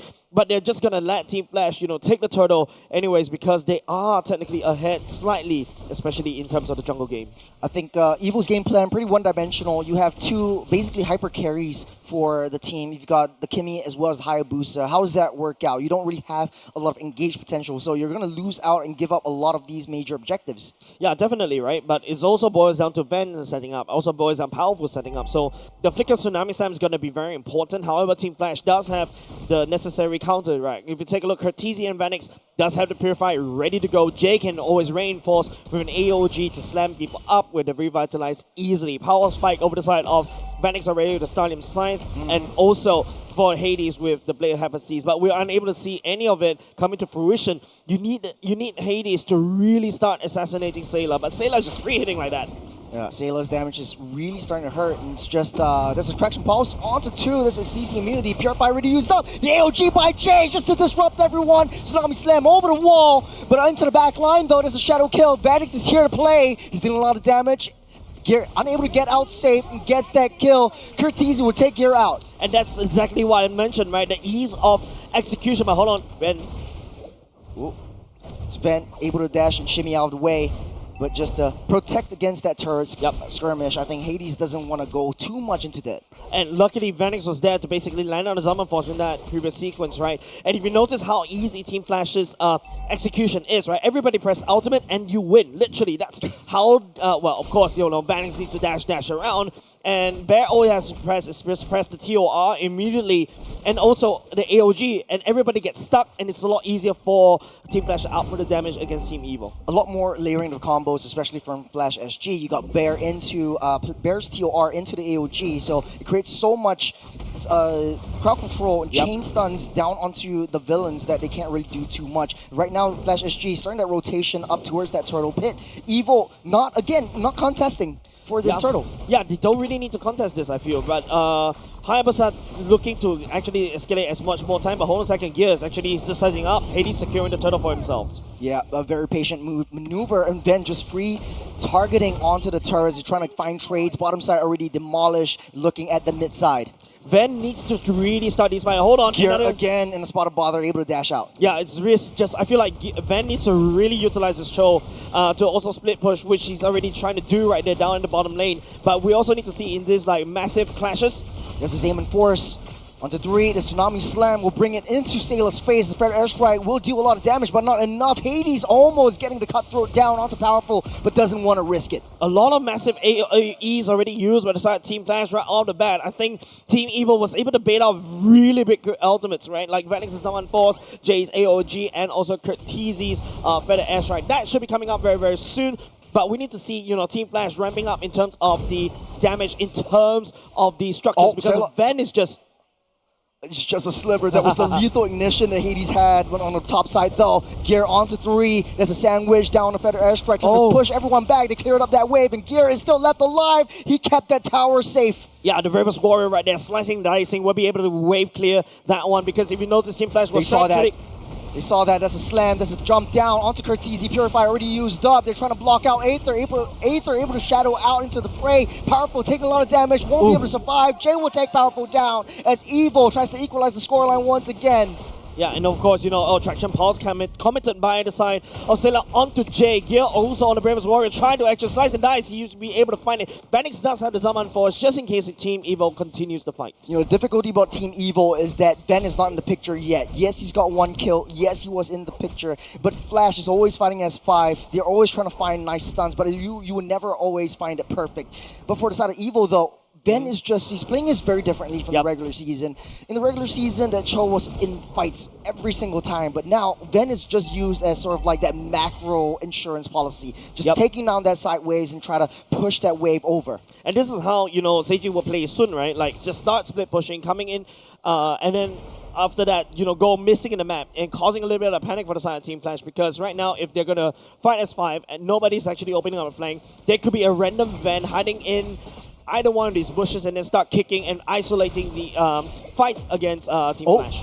There's a flicker already used up. Then huge barrage by the Zaman Force, but able to walk out and shimmy out safe. Flash making a beeline towards that Lord at the quarter, Lord at the 5th. Going in with a shadow kill. Bear immediately takes down that Lord. It's a huge steal with the TOR, able to get out. And Flash SG finally equalized the scoreline. Oh, massive mistake coming up from Aether, right? Giving the Lord over the side of Team Flash. And now don't forget, it's just, Flash was just doing this as if it's literally nothing, right? It's just that basically successful. Stealing that Lord away from Team Evil is definitely going to hurt Team Evil. We're back to square one. The top lane, T1, barely standing, barely holding on. The turret minion hopefully able to take this out. Will buy a lot of time for Evil to come online. Definitely getting more action as compared to Ven earlier just now, because Ven, he's too focused on split pushing right here. You can see that he's actually kicking against Hades, but Hades is more than happy to handshake this. There's Cortese, therefore backup. It's Ven against 2, able to take that down, then falls. It's a 5v4 opportunity that Flash wants to cycle. Literally the deadly duo right there. Cortese and Hades training in terms of the aggression and also outputting the damage. That's just typical deadly duo from the side of Team Flash. Someone has to deal with the Lord up top. They're sending Aether down low. Vanix already popped in his aim and force. That's a 2-man stun, but Attraction pauses a lot of damage, but Airstrike will keep Flash safe. Yeah, and also provides a lot of covering fire for the side of Vanix, and now it is going to be... Oh, it's a mid-air strike! Oh, almost getting that kill. The RNG does not go in his favor, right? Because the Shadow Kill literally tags onto the minion, and Hades was able to just get away scot-free. We're slowing things down, 90 seconds until Lord spawns up. Evil struggling to get the objective. Oh, the Crystal already secured by the side of Vanix. He's online right now. He's looking for and itching for a fight. It's a 2v1 down the bottom side. Tsunami slam into the wall. Hades just stashing cables out. But Powerful seals that deal. There's 2 members down the bottom side. There's 3 men up top. Evil barely hanging on as Flash SG playing 4-on-1. Yeah, Hades was trying to hold, I'm not too sure what he's trying to do right there. He's trying to go back into the fight. Hopefully with War Axe to basically just heal up uncontrollably and also sustain and perhaps secure an outplay. Try to buy some time down the bot lane where Flash tried to do some damage up top, but neither actually worked. Taunt to Powerful. Zema Force already committed. It's 40 seconds until Lord spawns up. The bottom side turret is getting dealt with Bobby. As Evil taking full control of the map. And interestingly, even though they're below in terms of the economy, they are playing that macro game. Yep, definitely, right? Looking at the items, you've also already got big items from the side of Sailor, right? Blood Wings, you also already got your Divine Glaive. He's gonna up a lot of damage, gonna shred. So Team Evil perhaps could use that to basically zone out the rest of the members on the side of Flash SG, push them away.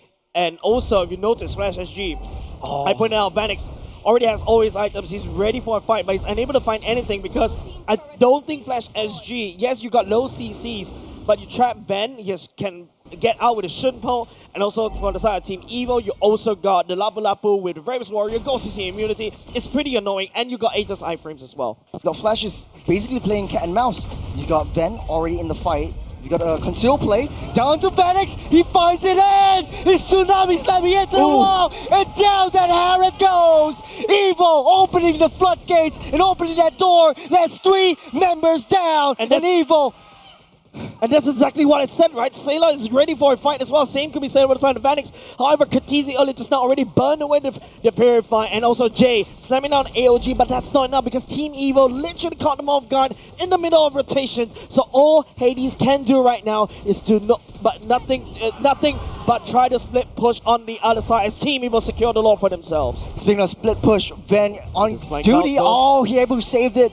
Is the Whip the Dragon able to kick him out, but lost that turret, buying a little bit of time for the Lord to march down the bottom side. Evil needs to sync up all 3 waves, trying to wait for them to come in. Look at where Gear is, though. He's proxying that wave, trying to get that top wave shoved in. I think Evil's goal, taking out all of the T2s, will open up the entirety of that map. Yeah, Aether as well, you know, securing BOD gear, picking up the Demon Wings already. These are critical items that Team Evil is more than happy to take because Flash SG right now, there actually has to play a bit of defense, and now it's about the siege. That's the Traction Pulse into the Bravest Fighter, but I don't think Evil wants to commit too much into it. They still have the Lord in tow down the bot side. Yeah, and the AOG already committed by the side of Jay just to get out of there.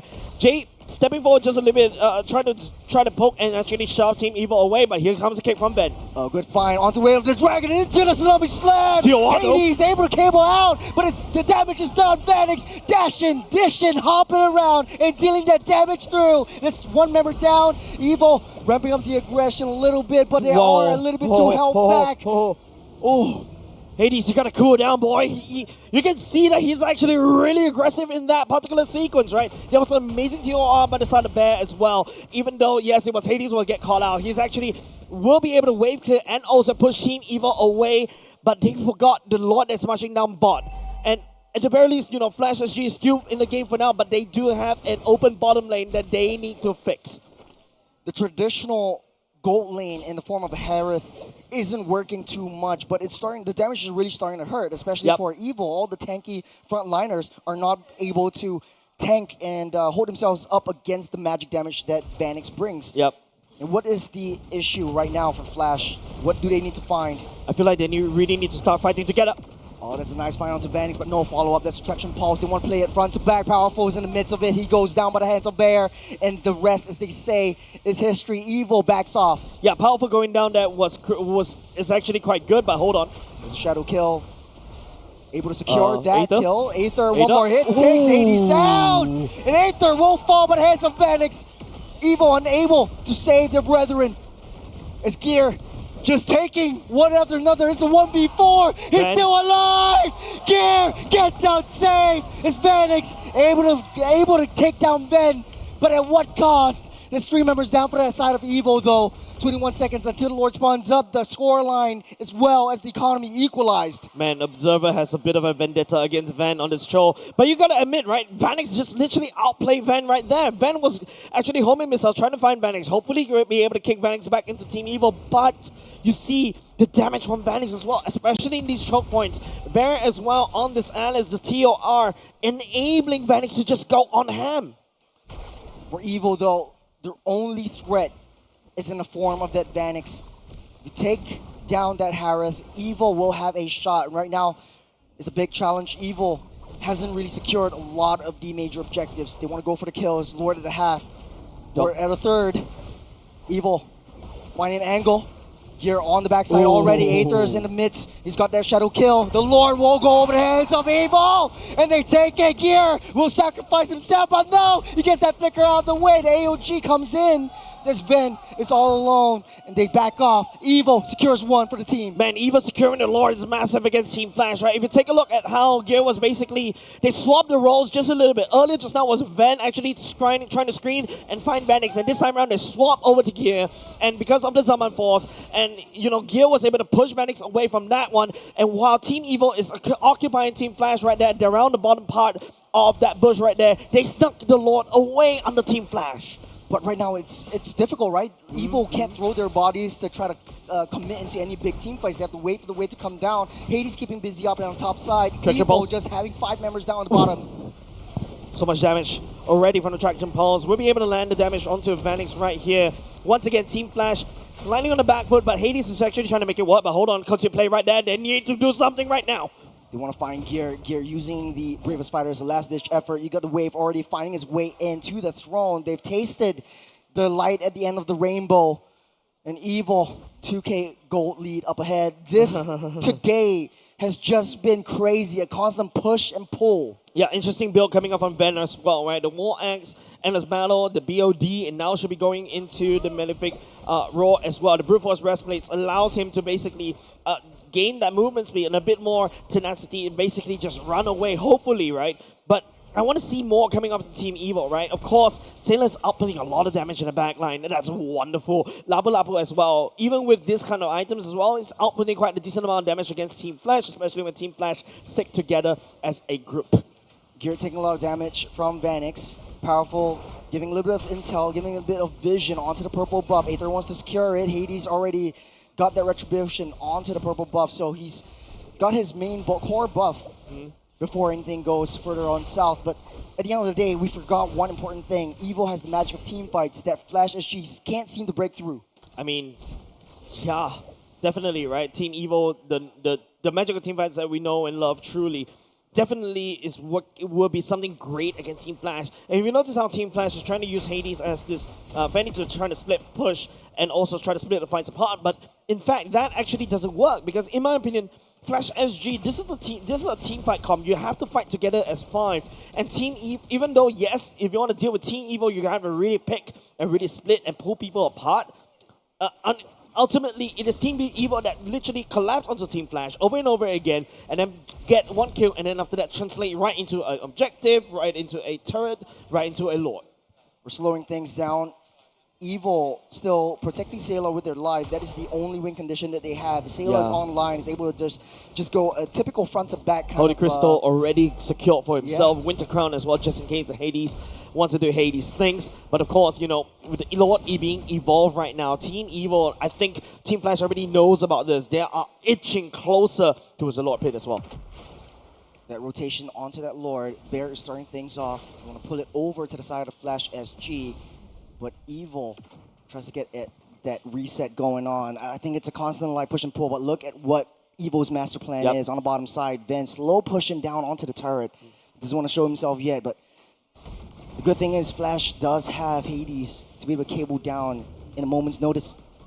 should be able to join the fight very easily. And now this Team Evil, high chance for them to basically try to go for this Lord Blitz as well. Team Flash, on the other hand, does send Hades down to repel that just a little bit, but Ven is still around though. Team Evil right now, if they really want this Lord, they have to really use this opportunity right now.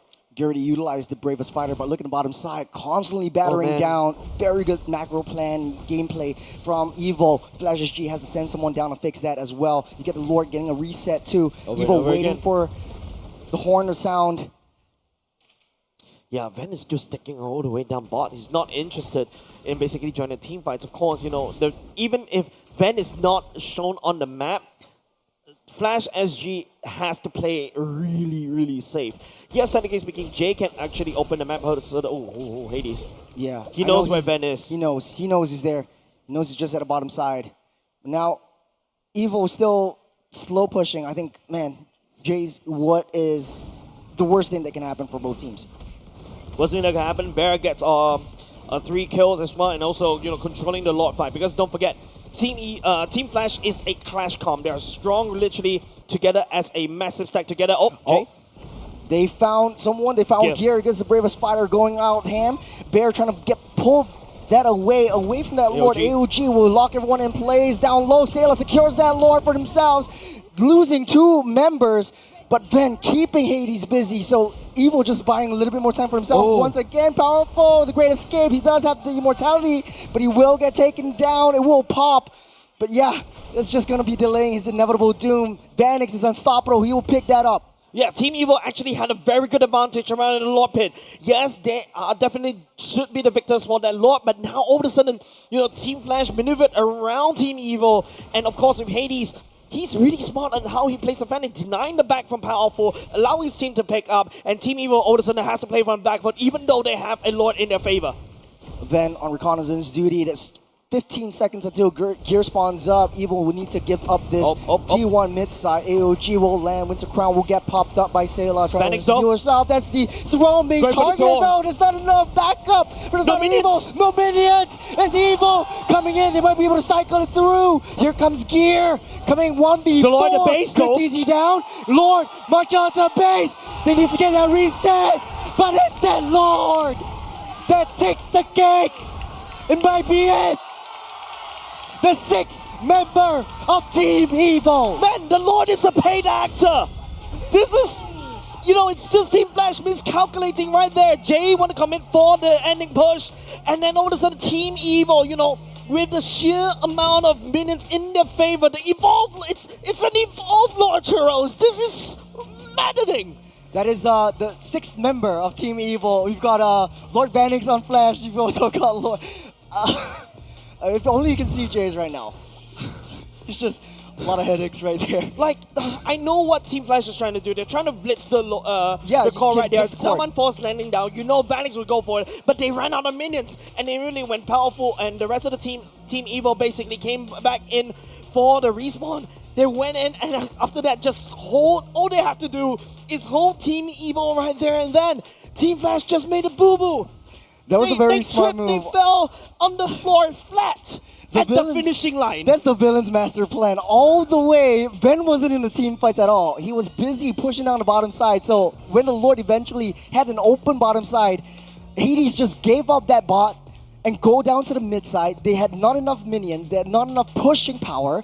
Yes, they do have that Harith. But once Gear came up, all they need to do was buy enough time for Gear to come up, clear out their minion waves, and try to delay their recall back into the base. Production, can we have... The Lord is MVP. The Lord is the MVP. Sorry, Sayla, you're not the MVP. The Lord is the MVP because that Lord literally won them that game right there. Yes, Kimi was able to output so much damage earlier just now. It was a decision from the side of the Evolve Lord that literally won Team Evil game number 1. I mean, if you watch so many MLBB games, this is just a scene. There, calm down. We have potentially 4 more games to go, Jace. Potentially 4, but what a game from the villains. Really showing us how it's done. The magic of team fights still cannot be broken by the side of Flash SG. Taking a look at the emblems and the statistics right here. Man, Jace, what can you tell me? It's all even at this point. No, actually, it's Team Flash, doing the same thing as well, right? They've got a solid early game plan, which is to basically take down the 3 turtles, and then after that, they freestyle. Vanix has actually hit the main point as well. He's already got most of his items up and running already, and even with the mystery shop, it does help him to get all that as well. But also, if you notice how Team Evil actually secured 3 lords and sent it against Team Flash earlier just now, because Ven is also outputting a lot of invisible pressure on the side lanes. If you notice, Ven go for the Assassin Emblem as well for the movement speed with the Wilderness Blessing, able to run around, Concussive Blast to wave clear very fast. We gotta get a reset. I think this was just a crazy game. 23 minutes on the clock. No, by no means the longest game that we had today, but it might go the distance. It might go the mile. I mean, I'm calling it. I'm literally calling it, man. The Lord is a paying actor. The Lord is the MVP for this particular game. Hey, no, it's fair. It's fair because Flash SG also has a Lord of their own. Vanix with 7, 1, and 4 on this Harith. So does Boots. He's got the Oracle, so he's staying in the team fights a lot. But at the end of the day, it was just a macro gameplay that Evil had thwarted over Flash SG. Yeah, if you tell me a few seasons ago, hey, Team Evil mastered the macro game, I would laugh at you and throw you Powerful's book. And it seems like, Team Evil just exists and they won. Yeah, it's 2 branches, 1 tree, if you ever watched Karate Kid. That's the power of the team fights in their palm. All they need to do is just manage that macro gameplay. So they're playing Macro Jackson at this point. Evil just under full control of the entirety of that map. And yes, Flash SG won out that last fight, but Aether with that clutch Lord Steal, none of that would have mattered if Aether couldn't get that last Lord. Yeah, of course, even though, yes, it is Team Flash was able to basically push Team Evil all the way back to base. Look at the flippin' economy. 70k. It's even. Everything is the same. And not only just that, if you notice, Team Evil also secured quite a lot of purple buff from themselves because they are literally playing, denying the purple buff away from Hades. And that's basically one of the things that you also need to take note if you're playing as a Fanny, right? You really need to play the purple buff, takedown like a turtle, right? And man, after watching that game, I think this is going to be a very long series already, Churros. Yeah, you got to get your game face on. Yes, you're going to be in shambles if you're a Flash fan. Just pick yourself up one of these fans from IT. And huge shout out to IT for being our presenting partner. Stand a chance to win yourself a free trip over to the M7 Championships in Jakarta for a chance to support the Singaporean representatives. And right now, it's still super unknown. Yeah. Well, everyone's just playing out their minds today. Yeah, everybody, right? Nobody wants to go down without the fight. And, Team Evil, right there, just game number 1, delivered Martin Sinus Flash SG on a silver platter. That's definitely not going to be very good for the mental. But, of course, it's all about hard reset. It's about going in next. I feel like for the side of Team Flash, they had everything, right? They got whatever they need. They've got the damage already. They've also got the sustainability for the side of Alice, and also they got a Concha. And Team Evo is one of the few teams that really ignores the Alice ban, right? They're not afraid of it because they know how to play around it. But if you notice in that particular game, Team Evo was facing a little bit of a struggle against the Alice, and the way that they are able to get out away is to basically use a Ven as a roaming as a gold lane Cho, start split pushing, forcing forcing Hades to kind of respond to him just a little bit, and he's able to kick and duke him out, and then after that create invisible pressure against Flash SG. Yeah, I think one of the more pressing matters is that Bear he feels very uncomfortable right here. We talk about the bear trap. Right now he is not really a bear trap, then he is a bear bait. I think it's still a little too early because I feel like he's actually executed the Alice quite well. He's more comfortable with the fighters. He's more comfortable with the traditional tanky fighter boys. Yeah, like the Lapu instead Lapu, of right? the mage tanks. I think he's actually I personally feel that it's just Gear securing the Lapu Lapu for himself. Yeah. That's why all of a sudden Bear wasn't able to go for this like Lapu Lapu gameplay. The Yuzhong, if I'm not mistaken, was also the Yuzhong was banned out by Team Evo as well. The Esmeralda as well. I mean, he can definitely go back to the Terizla that he also likes to play, but Terizla is not the current flavor of the month. Alice is the next best pick.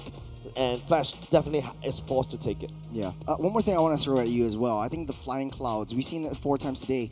Flying Clouds being the environment that they have to play in, Hades picks up the Fanny. Hades not really utilizing the Flying Clouds because he doesn't need to. Is it wasting that one resource for the rest of the team? Does it amount up to anything? Because look at the way Evo is playing. If they die, if they get a respawn, or if they go down low, they get a reset, they use the Flying Cloud to get in position. So the Fanny, using that cables and getting into that position really wastes a lot of that energy for her to, do things that would make too much of a difference. Well, I personally feel that one cable, it's okay. You can actually fly even faster. I feel like the name of the game right here is really down to the rotations of Vent, right? And apart from that, just creating invisible pressure. But it kind of hurt Team Evo a little bit because, Vent is not joining the fight, just not enough damage. Yes, Sailor's outputting quite a decent amount of damage, but you've got Vanix right there pouring out damage that Team Evo is unable to basically take. And speaking about which, let's pull up the previous draft pick as we go and dissect this through. Personally, I'm still not convinced by the Cho Gold. Of course, me too. Some pro players or basically coaches might disagree against me because you're losing gold. It's like, how do I say it? Gold lanes are supposed to be where your main damage dealers are. All right. Yeah. They're the one that do a lot of that pours down the DPS, output the damage. And now, yes, you've got an assassin to help you with that one. Yes, technically, Sailor on the Kimi is a marksman mid laner, so per se. But maybe it's a lot better to basically give it to something else. Like, even I would agree if you go for a Bane Gold Lane or even a Bane Lapu Lapu, Gold Lane Lapu Lapu, because Lapu Lapu could use those gold to basically hack and slash. Yeah. But Cho, yes, it means that you're really playing a very different kind of style. Really playing in a way that you basically rotate around the map and also creating space. But when you create space elsewhere, you're not trying to fight. You're not putting in the damage there. Yeah, I'm very unlike Evo, but I'm liking this new Evo, right? They're trading in their boxing gloves for running shoes, and I think this is how the best metaphor for this one. And once you pick up the Cho and you put like maybe a hyper carry onto a Kimi, you're not really looking to take down any one of their opponents' players or heroes. You're just looking for the macro gameplay. Cho gives you that mobility. Cho gives you that speed to get to the lanes fast. And you see, if you have a heat map, if hopefully we will be able to have a heat map, but if we ever have a heat map that is Ven just 90% of the time at the bottom side, the bottom side. Towards the mid part. He's not joining in the team fights. He doesn't have to join in the team He's fights. always playing opposite of the whole team, right? Like literally just creating pressure on the sides. But with the Fanny right there, it kind of neutralizes that already. So personally speaking, I'm still not very convinced about the Troll goal, but hey, whatever the Rocks Team Evo vote, especially after they got game number 1 because of that Lord, right? But of course, Team Flash definitely had a chance right there. And I'm also really glad to see Vanix really stepping up this time around, because during the regular season, I'm just looking at Vanix as a gold laner. He's like a little bit here and there because I feel like he's really struggling in his final meta. Same could be said for quite a few of us gold laners as well, where we're forced to really pick up more fighters because, you got the Yishin Chins that's coming up into the meta, and also you've got the rise of the speed of the whole game, because all of a sudden, the Romans start ganking your lane. You need to be able to survive. The environment changes, the Flying Cloud as well. So it's just really uncomfortable. And Vanix, I'm glad he goes back to something that he's more comfortable with, right? Like even the Harif also coming back. The Moskov wasn't banned by the start of Team Evo as well. It seems like they're testing out that one, because don't forget, Vanix will always go back to the Moskov. I think one of the things that I remember from the regular season is that Vanix actually picked up the Ruby one time and the CC one time. I think that was quite... I can't remember which game in particular, but I remember he does that. He was very nutty on the Ruby, but I think that they need his power, his prowess when it comes down to the late game damage and a little bit more insurance, because they can't really bank on just one player alone. They can't just bank on Hades. So Vanix really comes in, and I think, I agree with you. He really showed up. But at the end of the day, I think it's just really shot calling this time around. They were too tunnel vision into the mid side of the base, and they just really left that vision. Lord open. That was the enhanced for 18 minutes. I mean, I think, generally speaking, if I want to really summarize all of that, it's just... I'm beating the dead horse right here, to be honest. It's just a massive... I think it's a massive over-exaggeration on their sheer amount of damage. They thought that they could basically just puncture through and end the game through mid, bum rush it, but unfortunately, there are no minions coming out. They're also, the members of Powerful coming online and also clearing as quickly as possible, and then all of a sudden there's no minions, and then after that they just falter, and by the time when they try to turn back, the members of the side of Team Evil literally just hold them down and headshot the team fight. Team Evil doesn't really even need to win the fight. They just need to keep them in their base. And it's funny, right? Usually you want to push people out of your base, but this time around Team Evil just delay the recall. It's fine. Delay auto recall. Yeah, I think that was a very smart move by Evil. I mean, I didn't see that until you pointed it out, and the Lord was just freely marching in, like prancing in, doing a hop and a skip. It's a base race. Down into the throne. It is a base race that Team Flash lost right there, and Team Evil is more than happy to keep them in their base. At the end of the day, though, I think both these two teams, I have nothing to say about that draft. Like, both of these two teams just did what they set out to do, and there was nothing wrong with that draft. Well, the execution was just almost to the T. They played it like chess. Like, no one was really falling. No one was having like any unintentional deaths. Everyone was just moving in the right spots. They know all their targets. It was just, this game was just down to that Lord, the last Lord take. I think it's just there is a bit of a problem around the later parts of the game for the side Team Evil. They're running out of steam. Vanix coming up online. Yes, technically speaking, Sailor on that. Hima was also able to output the damage. Jay, there's a lot of time for Jay.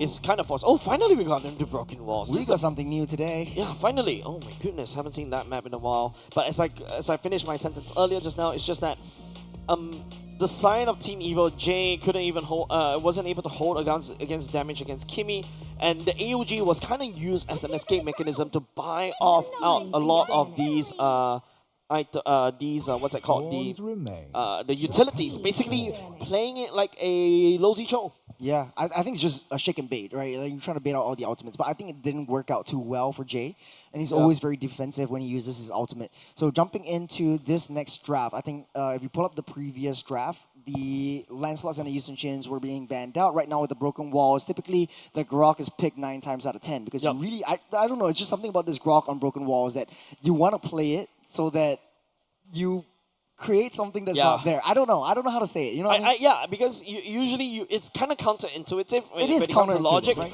but maybe because there's this path that you could have gone through, but it's immediately blocked away by the Grok. So maybe that's why it's a lot more premium, right? So that's why. But Flash this time around going in first pick once again. The Grok ultimately forgotten, given the Fredrin over the side of Team Flash.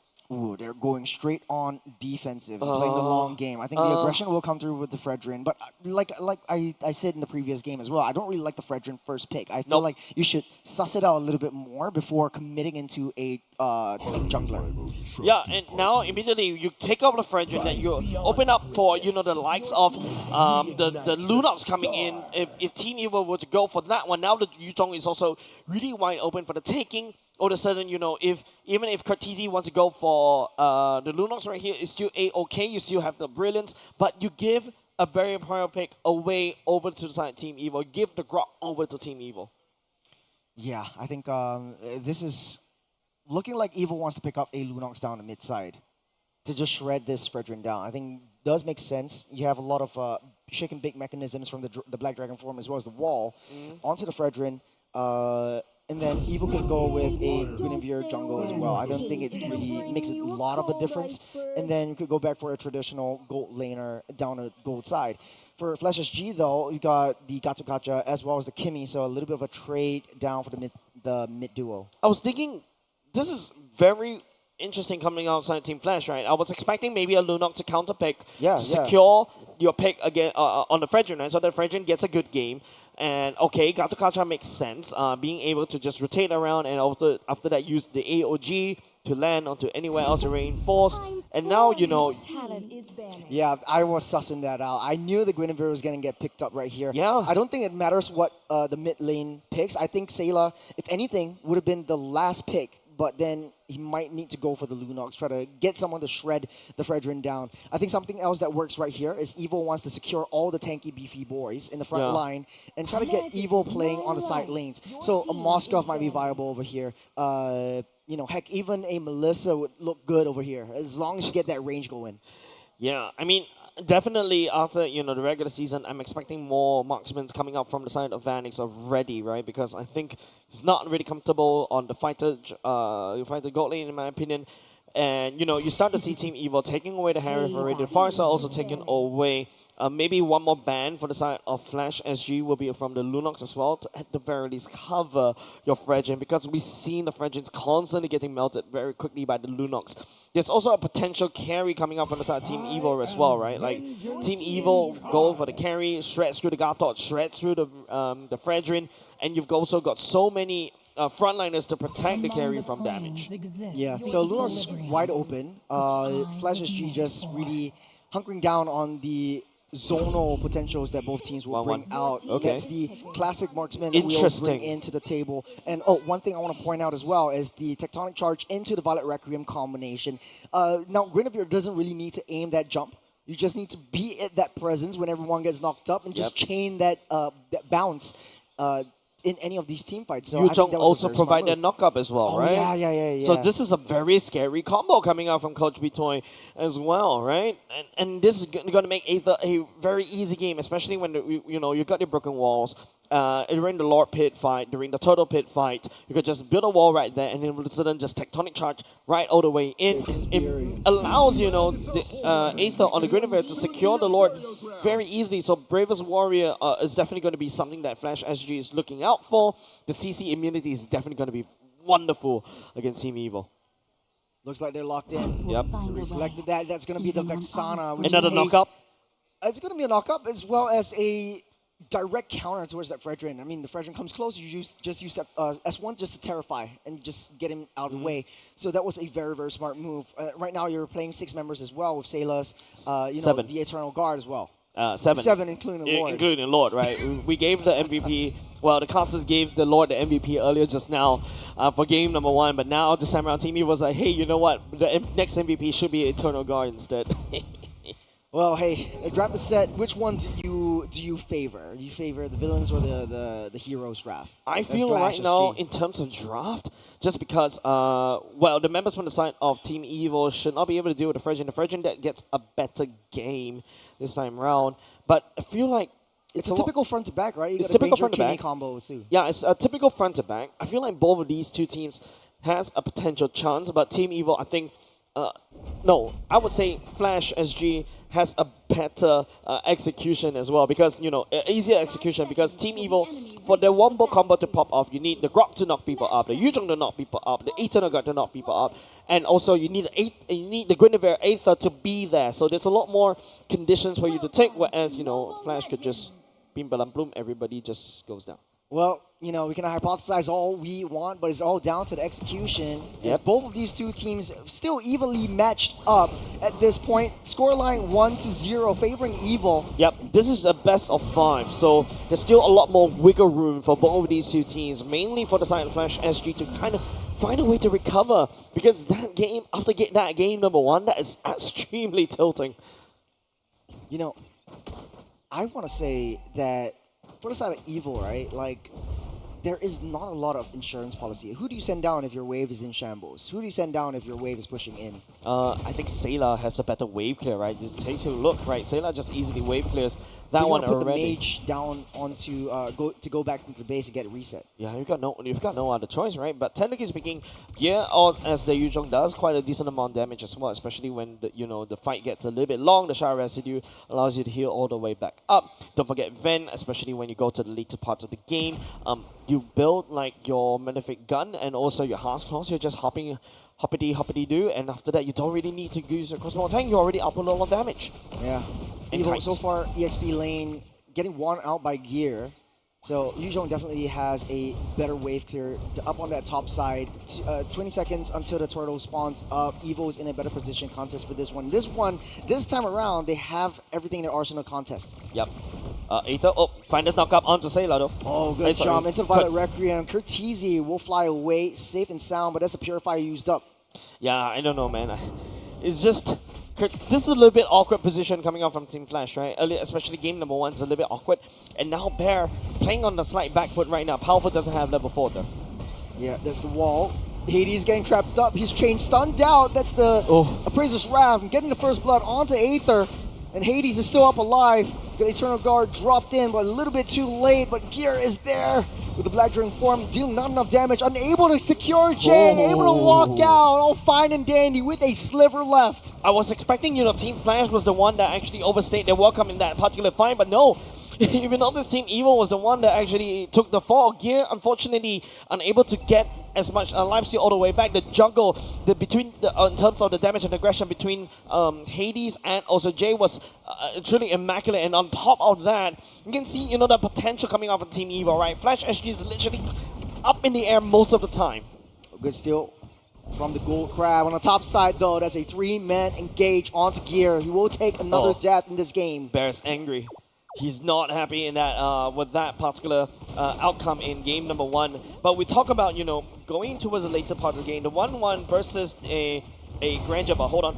Yep, Jay's right around the corner. I don't think he's able to reach Ven. Nevo's all safe and sound for now. On the top side, though, Bear is already pushing in. No more gold plating. And it's a full gold plating over onto the Lapu Lapu. Yep.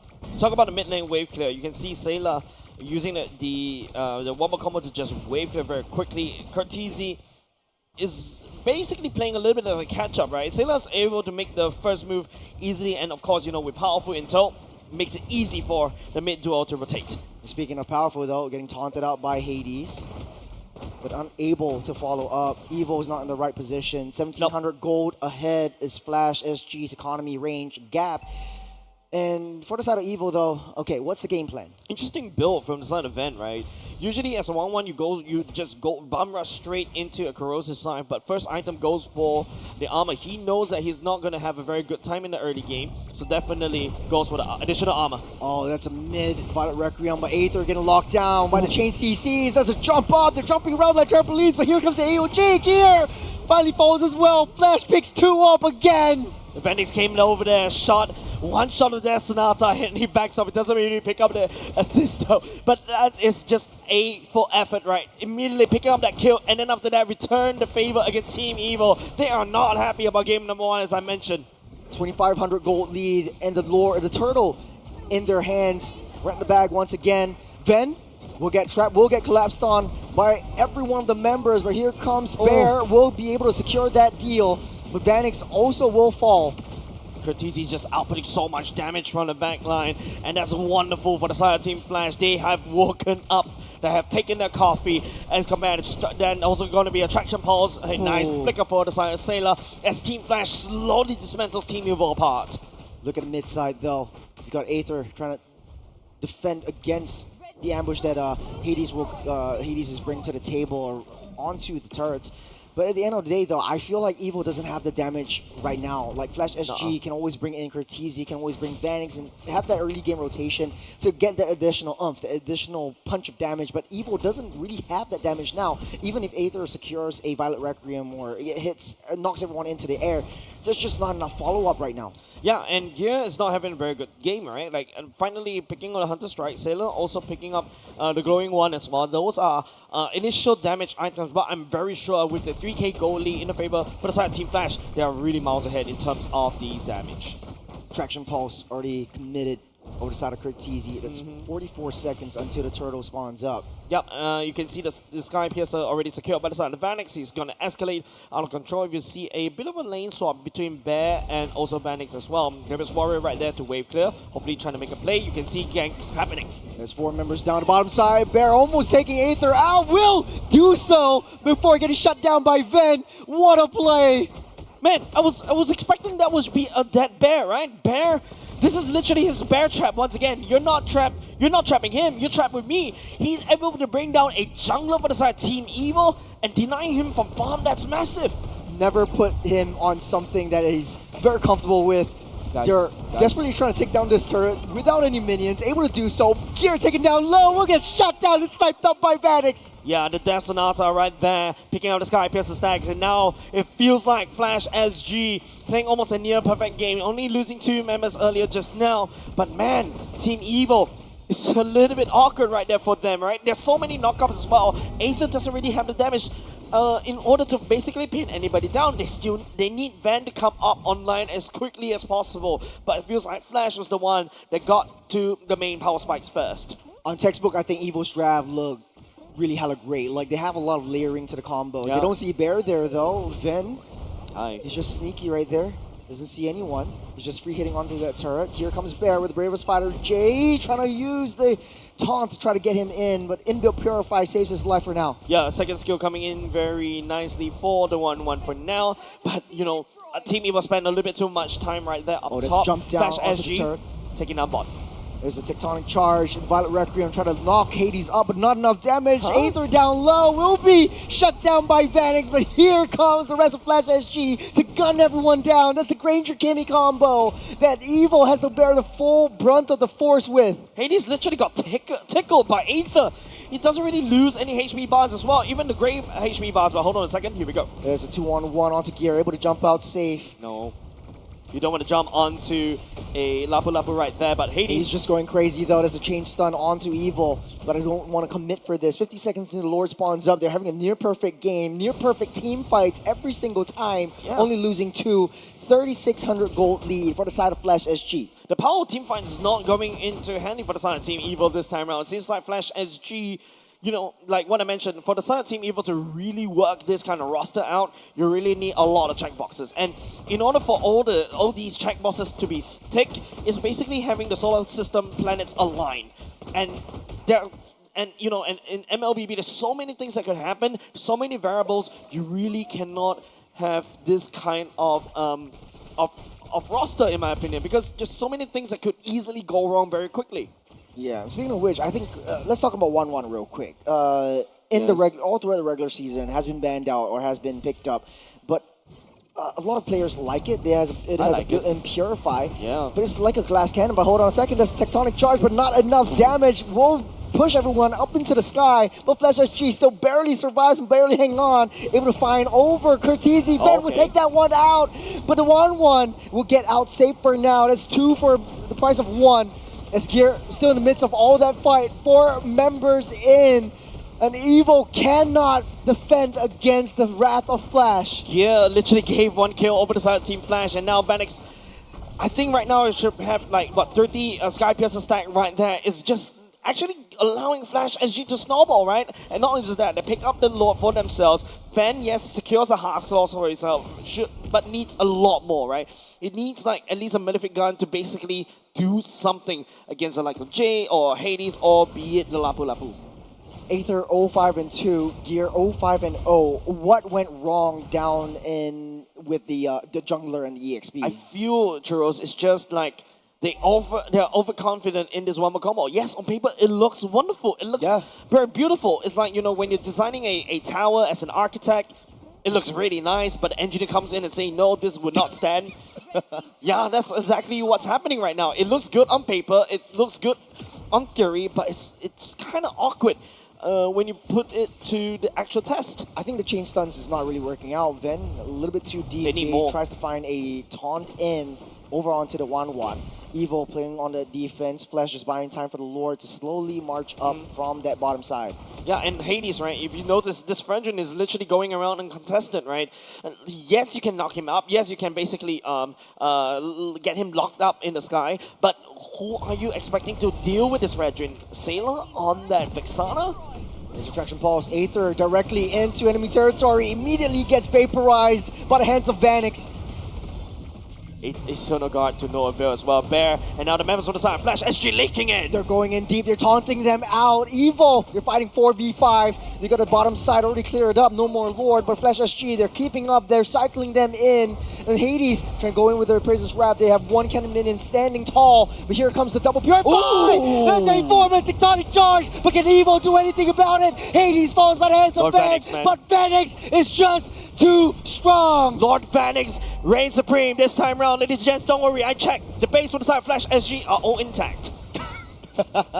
They're still right there, but what a play from Powerful. Just not enough damage for now. They're 7,000 gold behind, and Evil, even though Powerful made that wonderful play, it was just way too far ahead for Evil to just come back into this. Yeah, item check right here. Van does pick up a critical item already. Here comes the Malefic Gun. So Team Evil should be able to team fight right now, but I think Gear needs a couple more tankiness items as well to basically face tank right there. And powerful, of course, you just need to powerful smash, right? Smash everybody into the wall for the side of Team Flash and hope and pray for the best. But Team Flash, they're miles ahead regarding the items. The Winter Crown for the side of Curtizi to basically outplay, and now should be building against building a Holy Crystal already. He's gonna output so much damage, and not only just that, the Phrygian already secured a blade armor as well. Now all of a sudden Van is actually doing damage to himself if he actually tags onto Hades. Is this the plan all along? Like, is this Evil's master plan? Just playing it safe, playing that defense, just giving up all these turrets,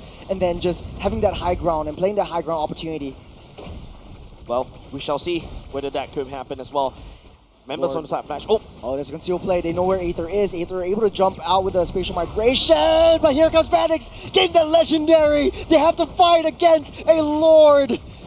With a Lord, but Evil unable to get too close. Look at the top side too. The minions already pushing in. Evil has to fix that. The Lord will be blitzed down by Flash. At least Team Evil installed the minimap DLC. They go back and defended their base for now, but they have to forfeit the Lord over the side of Flash SG. Sailor literally get blown up to pieces by the side of Vanix, and he's 8-1-1. He's outputting the damage. Curtizi just trying to find anything at all, but Ven caught in a rock in a hard place. Vanix sniping him down and getting another one for himself. I think he's playing the wrong game. Feels like, he's better suited in other games. But of course, we need Lord Vanix and MLBB. And now this is Team Flash that we know and love. A more aggressive. They know how to play this kind of gameplay against Team Evil. Team Evil, on the other hand, they have to run for the hills. As Hades getting locked up, the AOG trying to disrupt everything. Hades will finally go down by the hands of Sailor, but here comes Gear, taking a lot of damage from Vanix. Just Vanix free hitting from the backside. There's nothing that Evil could do. All the King's horses, all the King's men can't put their throat back together again as the heroes take game number 2. A Flash equalizing the score earlier just now. A bit of a picking up the correction tape and correcting that score line just a little bit. Fixing the mix 6 with duct tape, and they're finally back in the game. I love how, Flash SG was able to just cycle all the aggression very easily. And of course, you got the Phrygian, literally, there's nobody from the side of Team Evil was able to deal with the Phrygian in the early game, allowing Vanix to scale out of control. Yeah, I think at the end of the day, like this was just a hands-down dominant performance from Flash SG. One of the reasons picking up that Phrygian was good. I mean, we were doubting it. We were doubting it from the start. Like we have to admit, but at the end of the day, it created so much opportunity for Flash SG to really come through. If you want to take down that Phrygian, you have to find someone that can melt. I think the one reason why Evil faltered at the end of the day was they don't have any early game melting potential, or any late game melting potential. You pick up the Vexana, you don't really have a lot of damage. That's damage over time instead of a immediate heart burst. And Hades just standing in the midst of everything, soaking everything up. Yeah, so it's a really good plan coming off the side of Flash, right? Denying the Kimi pick away from the side of Team Evil, and it makes it easier and forces the Vexana out, which is kind of awkward. The Lunox actually unbanned at all, and we're going to give the MVP over the side of Gatokacha, Jay. To be honest though, I think all 5 members of Team Flash really held up to the end of the bargain. You've got, notable mentions, Bear being put on his tanky, sustainable fighters instead of a mage tank that he's really not comfortable with, and he really showed us how it's done and how it's being played well. You got Gatokacha just opening up that map, using AOG to disrupt any of these big skirmishes and chain stuns. You've also got Vanix just free hitting from the backside, creating a lot of space and opportunity. Curtizi was just doing what Vanix does as well, just free hitting from that back and dealing that damage. And Hades, big respect over to him. Yeah, we doubted that Phrygian, but he just played it to the T. Every single hit, he soaked up. I mean, he was literally uncontested by the side of Team Evil, right? Nobody from the side of the 4, except for Ven, that could deal with Hades. And by the time, Hades is so humongous already, it's already picking up all those assists, all those kills. He's ahead in the levels. And all of a sudden, the marksman couldn't do anything, right? Like, against Hades. And I personally believe there's so many things that from the side of Team Evil for this Wombo combo to really go well. There's a lot of things that need to go right before it is even okay. Because I would say that if I were to switch one of these heroes out, I will switch out Sailor. Like the Vexana is a little bit awkward. I think you switch it out with a Lunox, or even, heck, even Curtizi's Kimi. I think this roster will be solid for the side of Team Evil. Yeah, I 100% agree with you. I think the Vexana was just too much of an overkill of crowd control. There wasn't any, guaranteed melters for the side of Evil. Yep, crowd control can only knock people up, stun people up, but you ultimately... have to fight against the Purifies as well. Like, even if you get Cortese as a Purifier to get him out safe, even if you try to get in close into Vanix, he's going to Purify out. You still also need to put an end to the HP bars, right? Yeah. You can knock everybody up sky high, but crowd control don't deal damage. Wow. I just learned.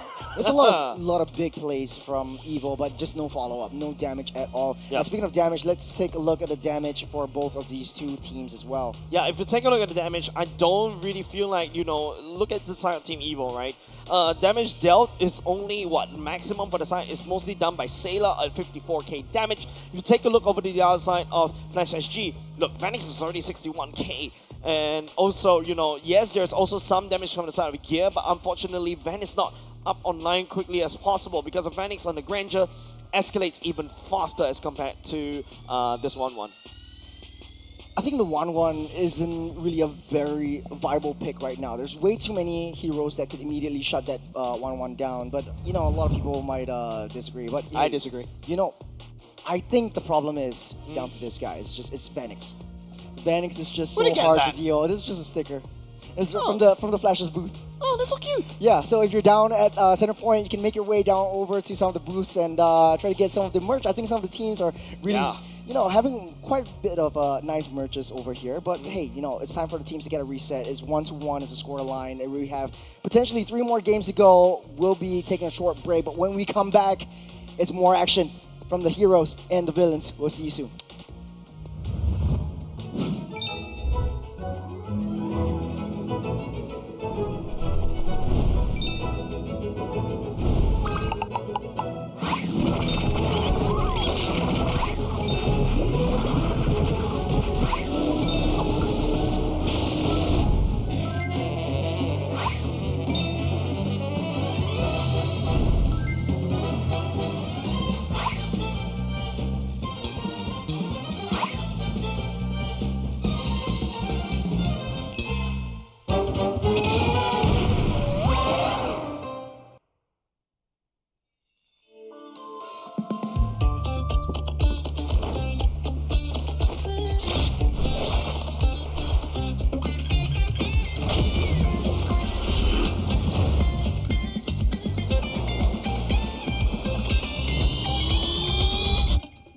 To Double 11!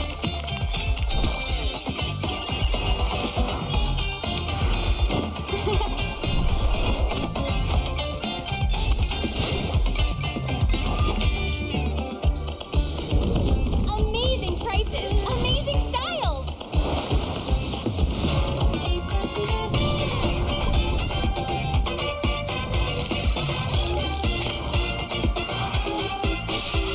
Win big in Mega Draw!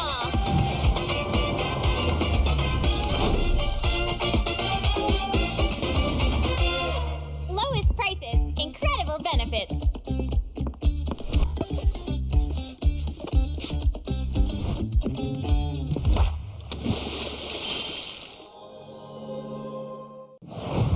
Welcome to MCGG Rising Stars.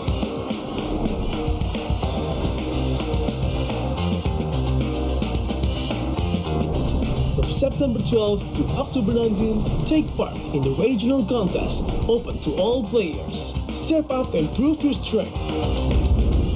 Division finals will run from October 24 to November 2.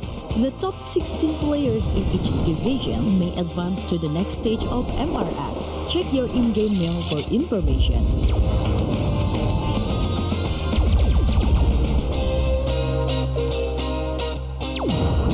The S3 Finals group stage kicks off from November 8 to November 9. The top 6 players from each group will qualify for the S3 Finals semi-finals.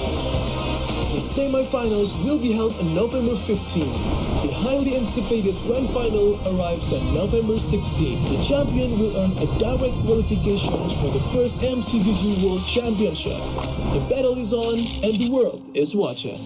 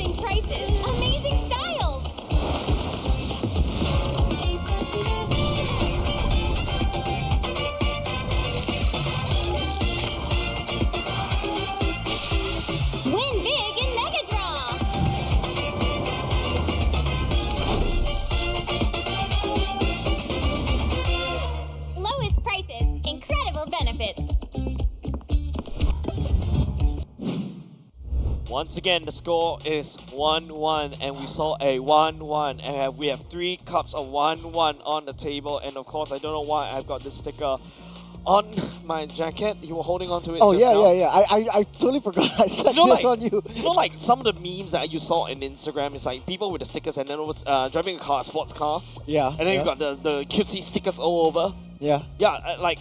I thought this is your favorite player. This is Lord Venix in the flesh. Not in the flesh, but like in his like animated the form. flesh is right there. The flesh is right there. Hey, you know what you should do? You should bubble up your day the Singapore way. Like how? With IT. All right. You bubble up your way in the Singapore way with IT. A little bit of a shout out to IT. Thank you for the presenting partner and whole. Yes, if you keeping come us down, hydrated, literally. Yeah.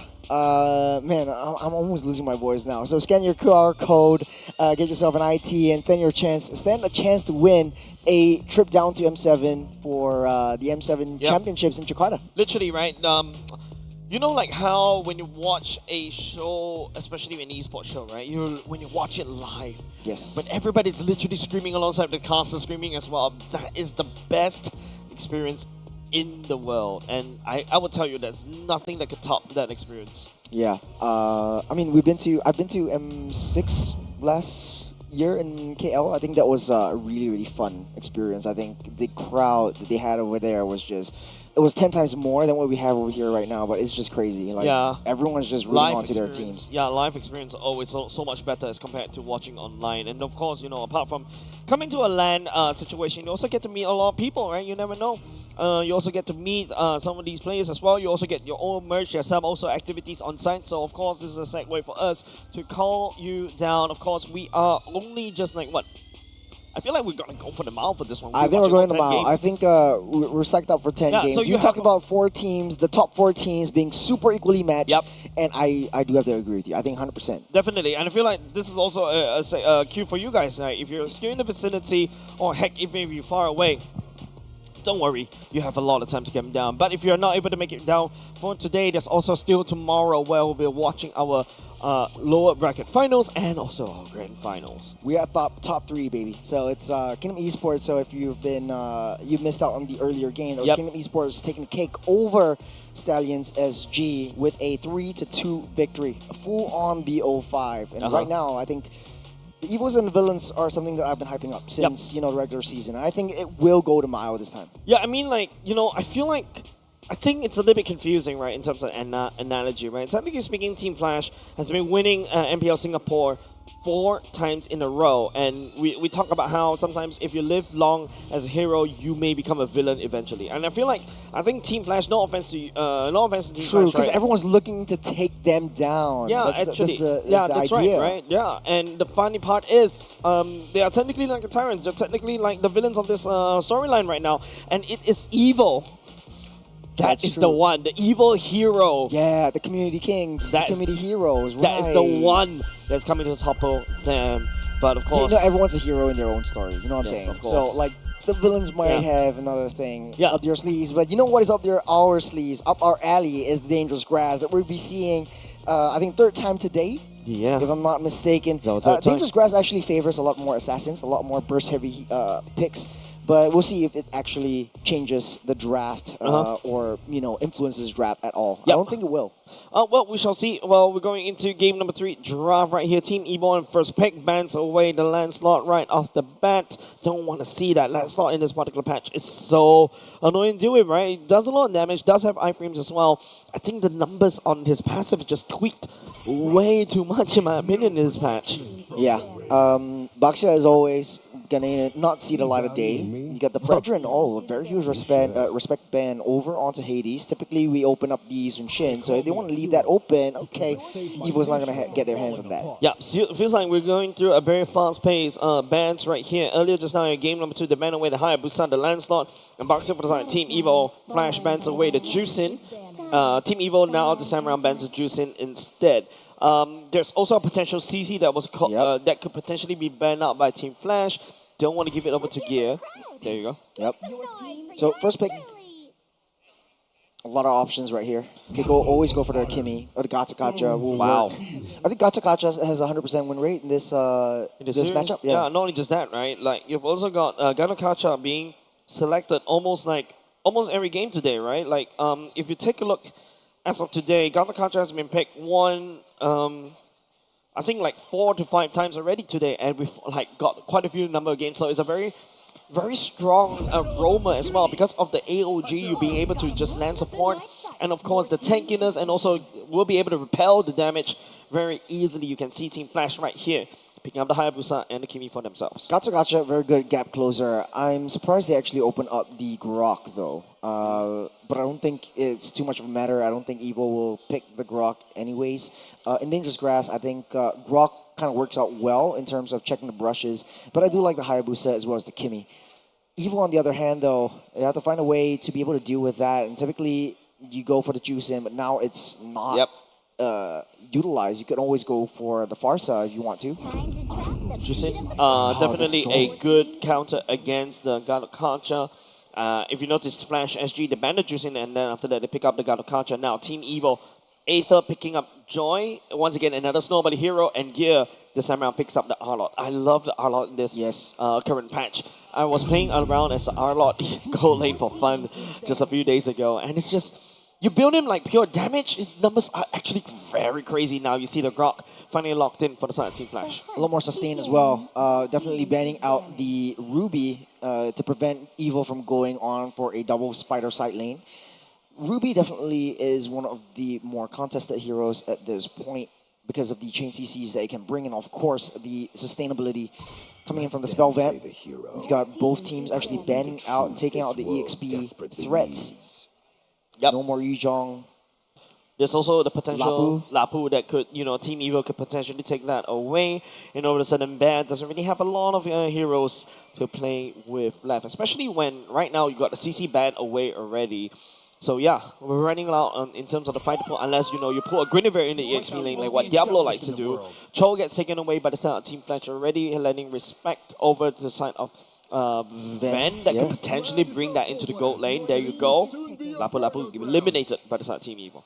So Flash SG has quite a bit of options right here. They could definitely go in for the gold lane first, and typically that is the Granger. Phoenix has had a lot of success with the Granger as well.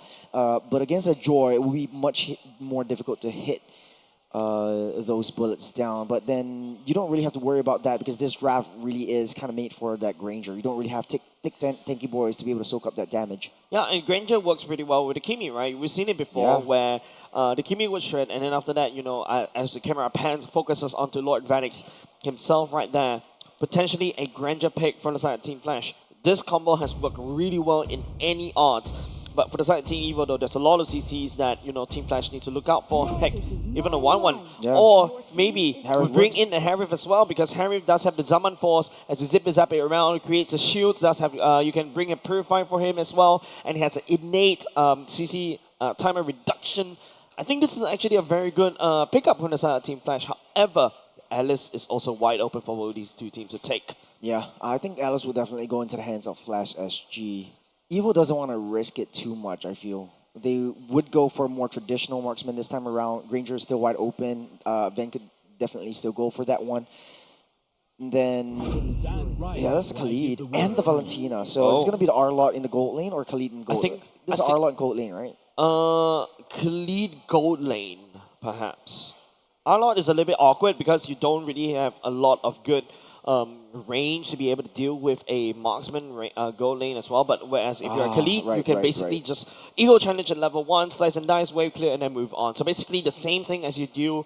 How it's basically you play him like how you use Cho or how you use a Sun as well. But now, I love what Team Evo has prepared for themselves, right? The Valentina right there is a insurance policy.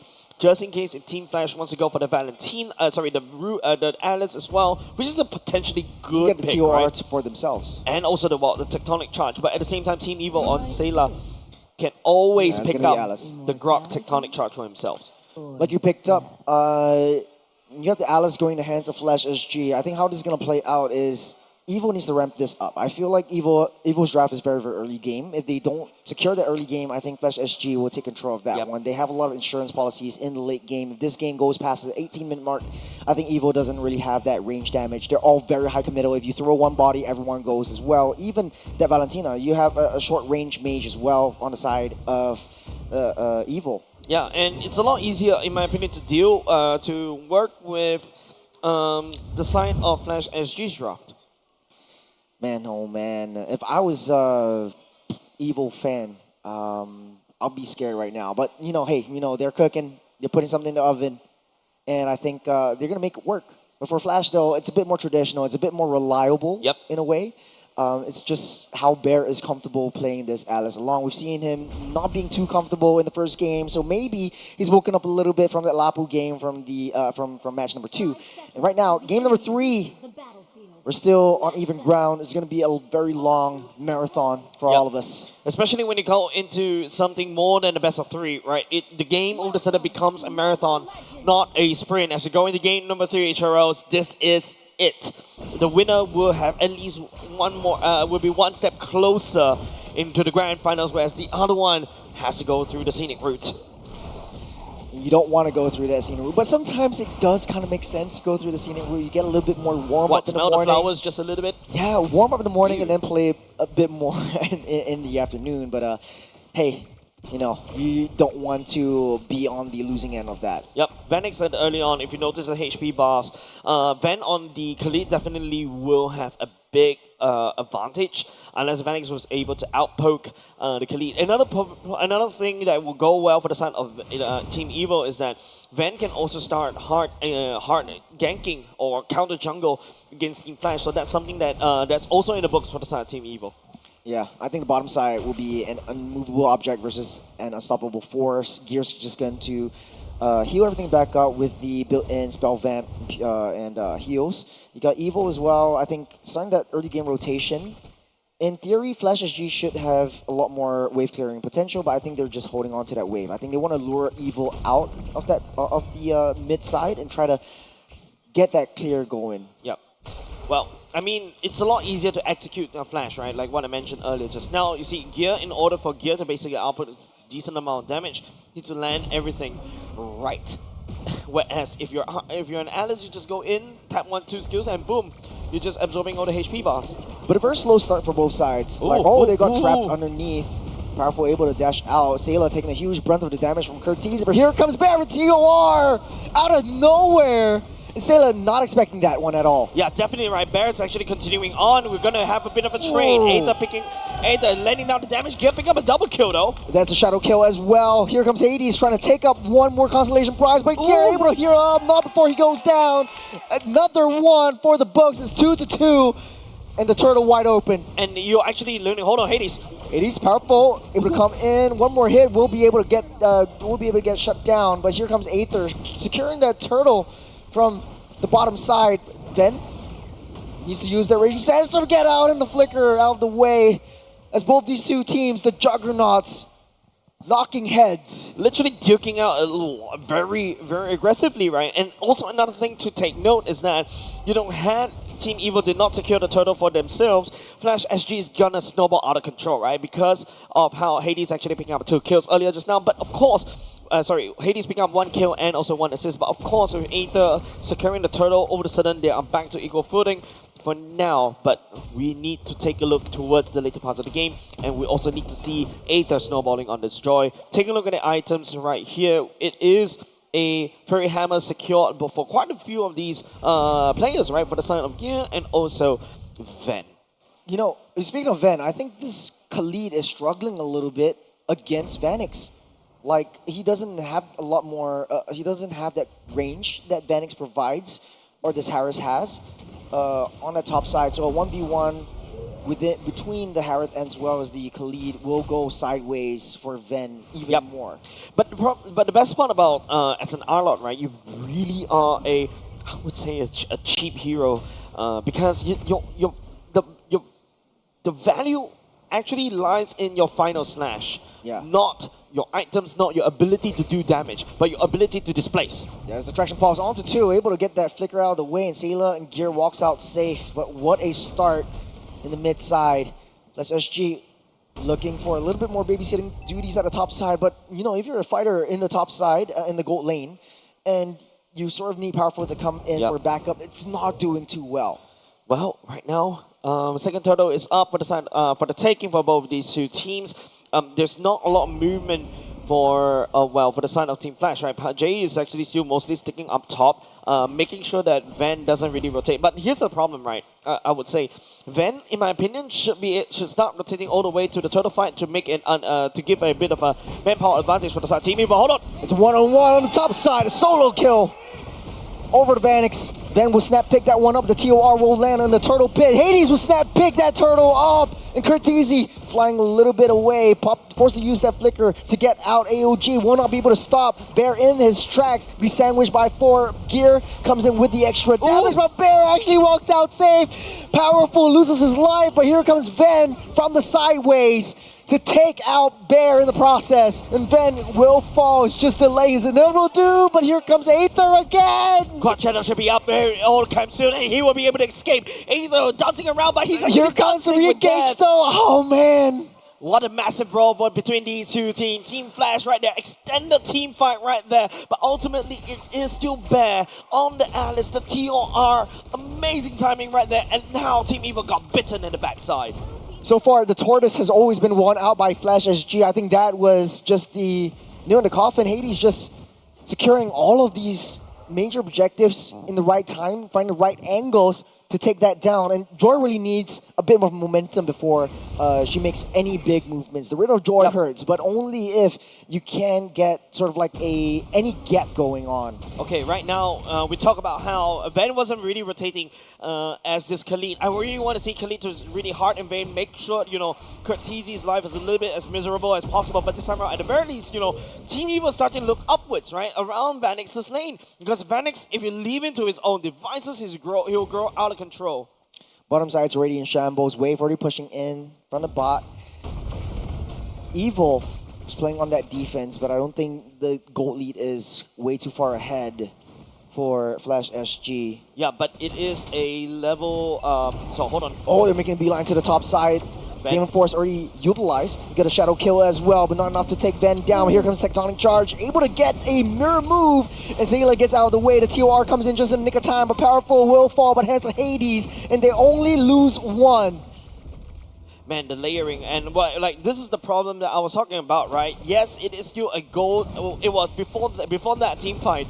They were even in goal, but Hades is actually ahead in levels. Just take a look. Hades already level 11, Aether at level 9. And not only that, right? Like Aether is not in the vicinity when the fight breaks out.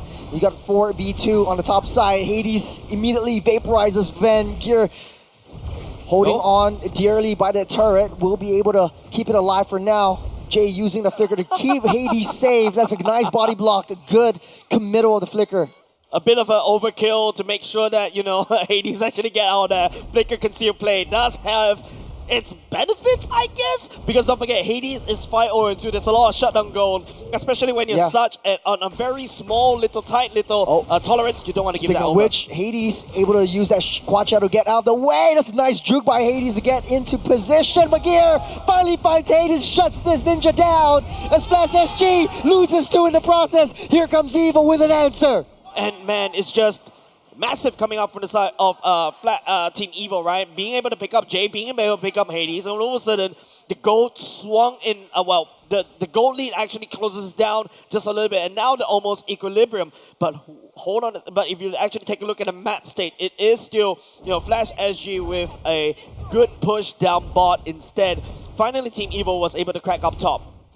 I think Evil is just holding on to the magic of team fights. Right now, again, the scales has tipped over to Evil's favors. The gold lead is not too much, but Flash SG, they had a full, solid 2,000 gold lead.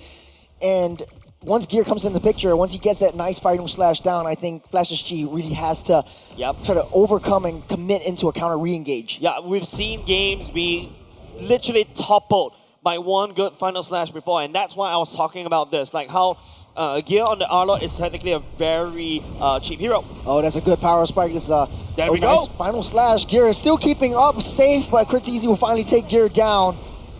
don't think Evil wants to go for a re-engage. Losing gear is not too much of a problem. Flash SG utilized so much resources. No more Xavier Force, no more TOR. This Lord is free for Evil's taking if they want to risk playing a outnumbered game. Yeah, Ven does have a Raging Sandstorm if they really want to commit to this one. But we need to see more impact coming out from Ven. But TOR on the other hand, hold on. There's Raging Sandstorm over on the face of Curtizi, able to survive just for now. Hades will snap pick that Lord up, and Sayla falls by the hands of Hades on the backside. Hades just jukes out of the way. And this higher boost is just going crazy. 6-1 and 3. 6-1-3, and on top of that, Vanix on the Zaman Force, just zapping around, outputting damage. That was a very beautiful Raging Sandstorm. However, Team Evil is not ready to handshake these team fights because Vanix is starting to output the damage, and Team Evil cannot hold. Aether is always not in the midst whenever Flash SG commits to a team fight. And Gear wasn't in the picture as well. I think Evil was just risking it too much. His nice two-man traction pause, but here comes Alice. Hold on with the TOR. Hades was clear that one up. The AOG will keep powerful up and alive, but the damage is done. Gear falls again. That is a very disgusting combo. By the corner of the TOR, manages to capture that one. Curtizi also picking up that kill right there is definitely beautiful and allowing Curtizi to escalate out of control. Flash SG has a penetration mid and also potentially bot as well. 3,000 gold lead by Flash SG. You got 4 members pushing in the mid lane turrets. They're trying to get that bubble to burst.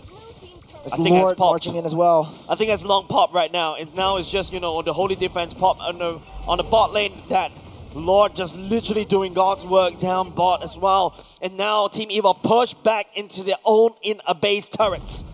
4,000 gold lead after the end of that skirmish down the Lord Pit.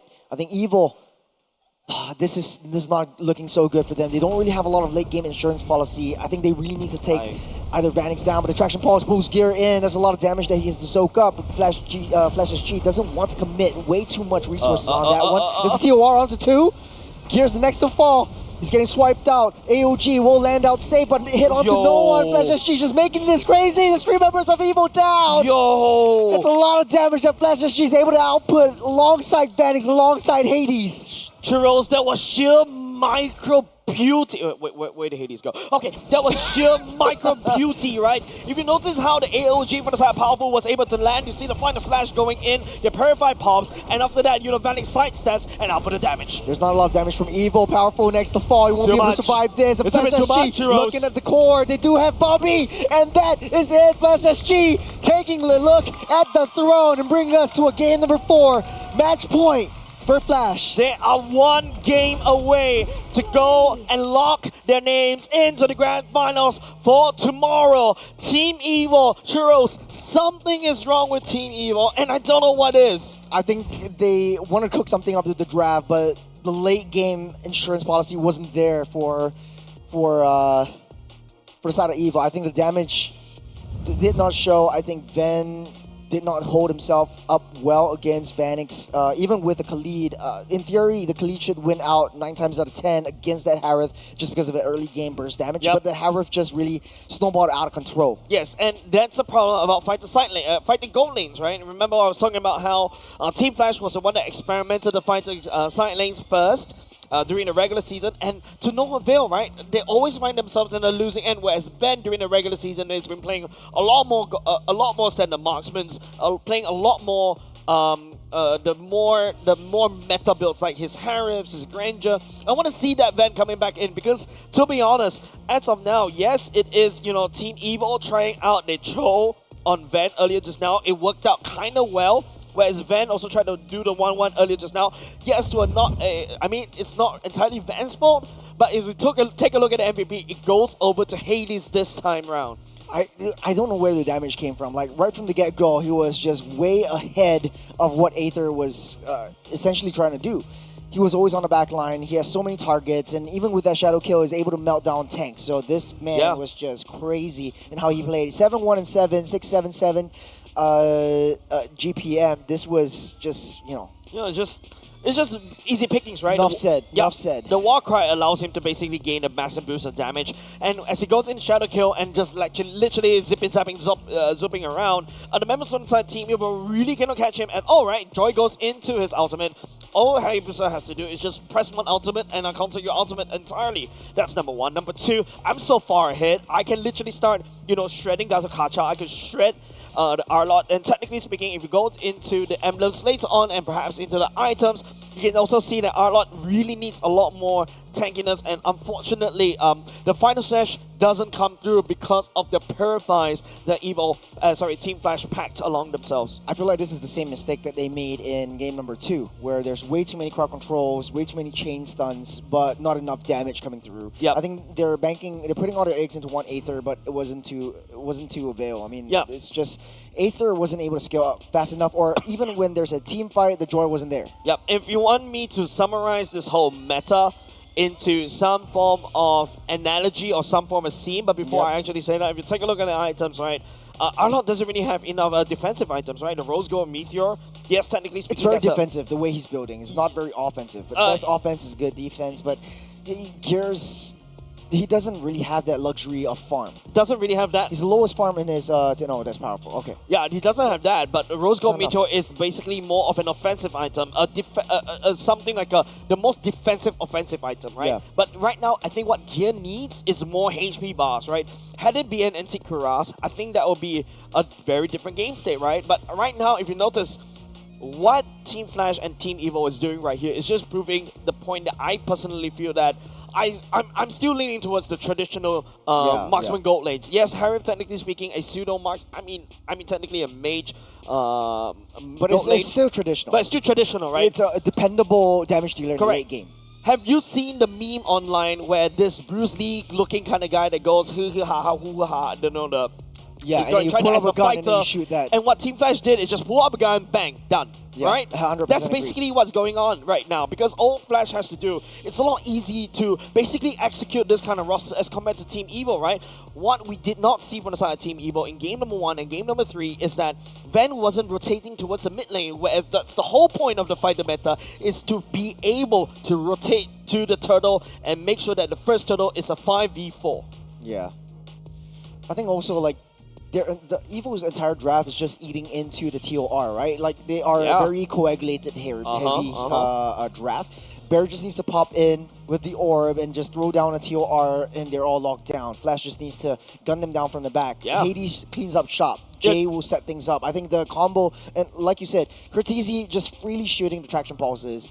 If they shoot something, I mean, it's good. If he misses, it's non-committal, so he gets out safe as well. Yep. So very, very good play from Flash SG. It was just rather interesting why Evo will pick up this draft once again.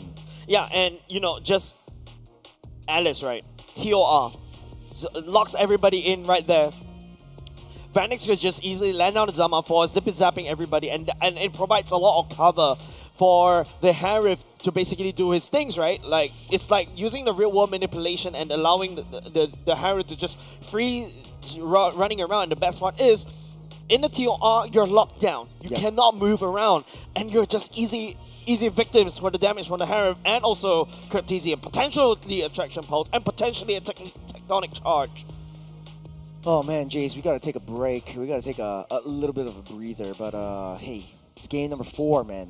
Game number 4, Evo 1 game away, and we all thought, like, hey, statistically speaking, Evo had the upper hand going into this matchup. I don't know how to feel about this. Yeah. I don't know how to feel about what they're cooking. I think they're cooking way too much. It's overburnt. When things get overcooked, they get bitter.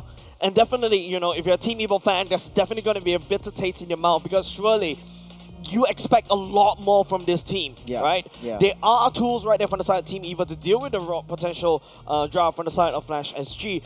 Sayla's ultimate, I don't think I've seen it actually land onto any of the TORs as well, because he's almost instantly get blown up to pieces before Sayla eventually steals or use the TOR. And on top of that, to be fair, like, Sayla's just using the Tectonic Charge or the TOR just to get out safe. Like, he's just using it, stun them up, buy some time, and then walk out. Like, that's a defensive one, right? A very defensive use. Actually, even for the Raging Sandstorm AOG, I never really seen a very offensive one. Typically, powerful charging out the AOG will be disrupted by either the stun in from Bear or Tectonic Charge from Jay. So I think a very good disruption, good read from Flash SG. Yeah, and if you notice, like, in this particular draft, I think definitely a lot of things that we can consider. Even if, Team Evil wants to lock in this potential draft in the early game, they do have the damage, right? Like what I mentioned, the Khalid slice and dice, wave clear very quickly. I want to see movements into start counter jungle, but Ben is mostly playing the fighter like a gold laner. Yes, it's just sitting in his lane. Like there's nothing that. Yeah, I see one lane and one lane only. I think that it's It's if the you want to play play the style. double fighter side lanes, just clear the wave. Or maybe you could even risk a proxy and go into the jungles. Like just be super aggressive. Yes, like, because I think that is basically Evo's MO. You have someone who has high movement speed. Aether is able to get into position, but he's always not in the team fights. I think that's the breakdown of Joy. That's the downfall of Joy, where a lot of teams are not picking it up because you really need to build up those three dashes, build up that rhythm before going in with the ultimate. I personally feel Joy is a very interesting hero as well. It's like, it's like some of the heroes out there, there's no such thing as a subpar Joy. Yeah. It's either you're super good or you're super bad, right? There's no subpar. There's no in the middle, right? A Joy's main goal is to zip zap around, output the damage using the ultimate. Yeah. Yes. Even if you're not able to do kills, you need to output the damage. If To clear the waves, to clear the waves, or to output the damage so that the rest of the team was able to go in and clear up. But like, if you notice earlier just now, Aether wasn't able to give that opportunity because of the TOR, because of all the CCs coming out. And don't forget, these CCs coming out from Flash is different as compared to Team Evil CCs because these CCs pack a punch.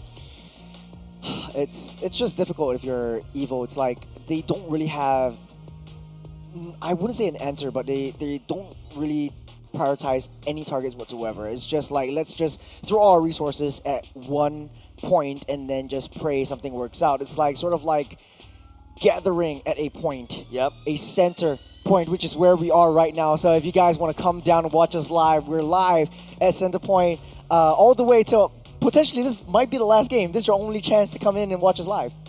Well, for today. For today. And then you got tomorrow. There's also tomorrow as well, so you don't want to miss out. Be around, don't be square. I learned that recently from the. Don't be around, be square. Be around or you'll be square. Get it? What is the original quote? Like that's I can't remember. Be there or be square, right? Be there or be square, yeah, but of course. Yeah. It's just lame, man. I'm sorry. It's just really not lame. as lame as your center point joke. I'm trying to get a segue going. I'm trying to do my best, but man, I feel at like least hey, we're comfortable. We're comfortable. We are comfortable in our DX Racer. So thank and you so much. Huge shout out to DX Racer for being our gaming chair partner, and also we're joined in by IIT, our presenting partner. Why do you keep taking my fan? Why do I take keeping your fan? Yeah, why are you taking my fan? I don't know. It's like pretty good. This is IT's mascot. Do we have a name for this? Oh no, we'll try to find a name. Yeah. We'll try to find we'll try to get its name, but it's kind of cute. Yep, of course. But of course, we talk about how from the side of Team Evil and also Team Flash, this is a very wonky kind of series, right? We walk into this series, we're expecting something from the side of Team Evil, we're expecting something from the side of Team Flash, but at least Team Flash this time around was able to just duct tape and fix all the things that they were able to do. All the problems that we saw during regular season, they're able to duct tape all those and fix it up. At least Vanix is very comfortable on whatever Edemir is given over, and it's exactly like what I mentioned, right? I feel like Team Evil was trying to do what Team Flash did in regular season, but now this is not the regular season. This is the playoffs. Yeah, I think then again it's just Evo trying too hard to find new ways to break down Flash. I think just play it more traditional, play it safe, play it a little bit more front to back, and I think they have it in the bag. Yeah, of course, if Team Evil goes back to the original playstyle. Yes. That is. But of course, in game number 2, they tried to do that with the 1-1. But of course, we also talk about how, I think there are a lot of focus on Guinevere to basically play around the Guinevere as well. But of course, there's also the knockup. Hopefully, the Yuzhong was able to scale. But of course, man, we're just scaling out of control on the Lapu Lapu. Yeah. Hey, I like how this is going. Even though Flash is like 2-1 up ahead, this is what esports is all about. This is what MLBB is all about. And speaking of esports and MLBB, you know that MLBB actually is voted as the esports of the year and mobile esports of the year. We have it in the lower third. So vote for us. We have a chance to make it this far with your vote. So go on down to esportsawards.com for the best esports game of the year, and also just vote us nonetheless for best mobile esports game of the year.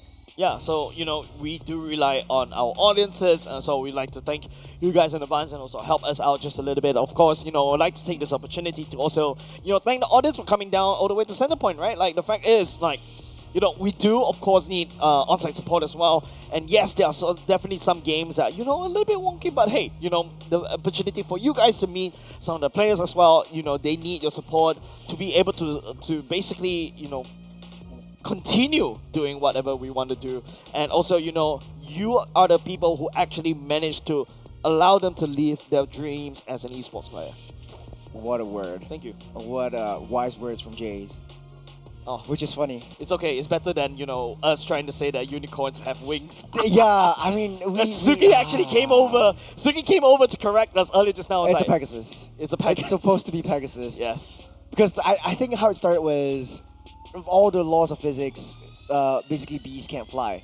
And neither can horses, unless you're a Pegasus. Yeah, but unfortunately, it's us, That is so dumb. We need to walk. We're gonna have to try to make sure, for the next game, for the side of Team Evo, like what I mentioned, we want to see Team Evo go back to something that are more comfortable with. Maybe vent on a Henry, maybe vent on a Granger. Hey, if I vent on a Beatrix or a Layla or a Mia actually works better than what he's actually trying to accomplish right now, because he's really playing the fighter like a like a marksman. Yeah. I think there's 2 more opportunities for them to really make it count, and it could go to mile. I'm really prepared for all of this. One. I would say there's only one opportunity left, right? Like, because especially when Flash SG is already at match point, one more point, they will be able to lock themselves into the grand finals already. Yeah. When in doubt, go traditional. Go to the classic draft. Go to the traditional range marksman down the goat lane. This is what Vanix has been doing all 3 games.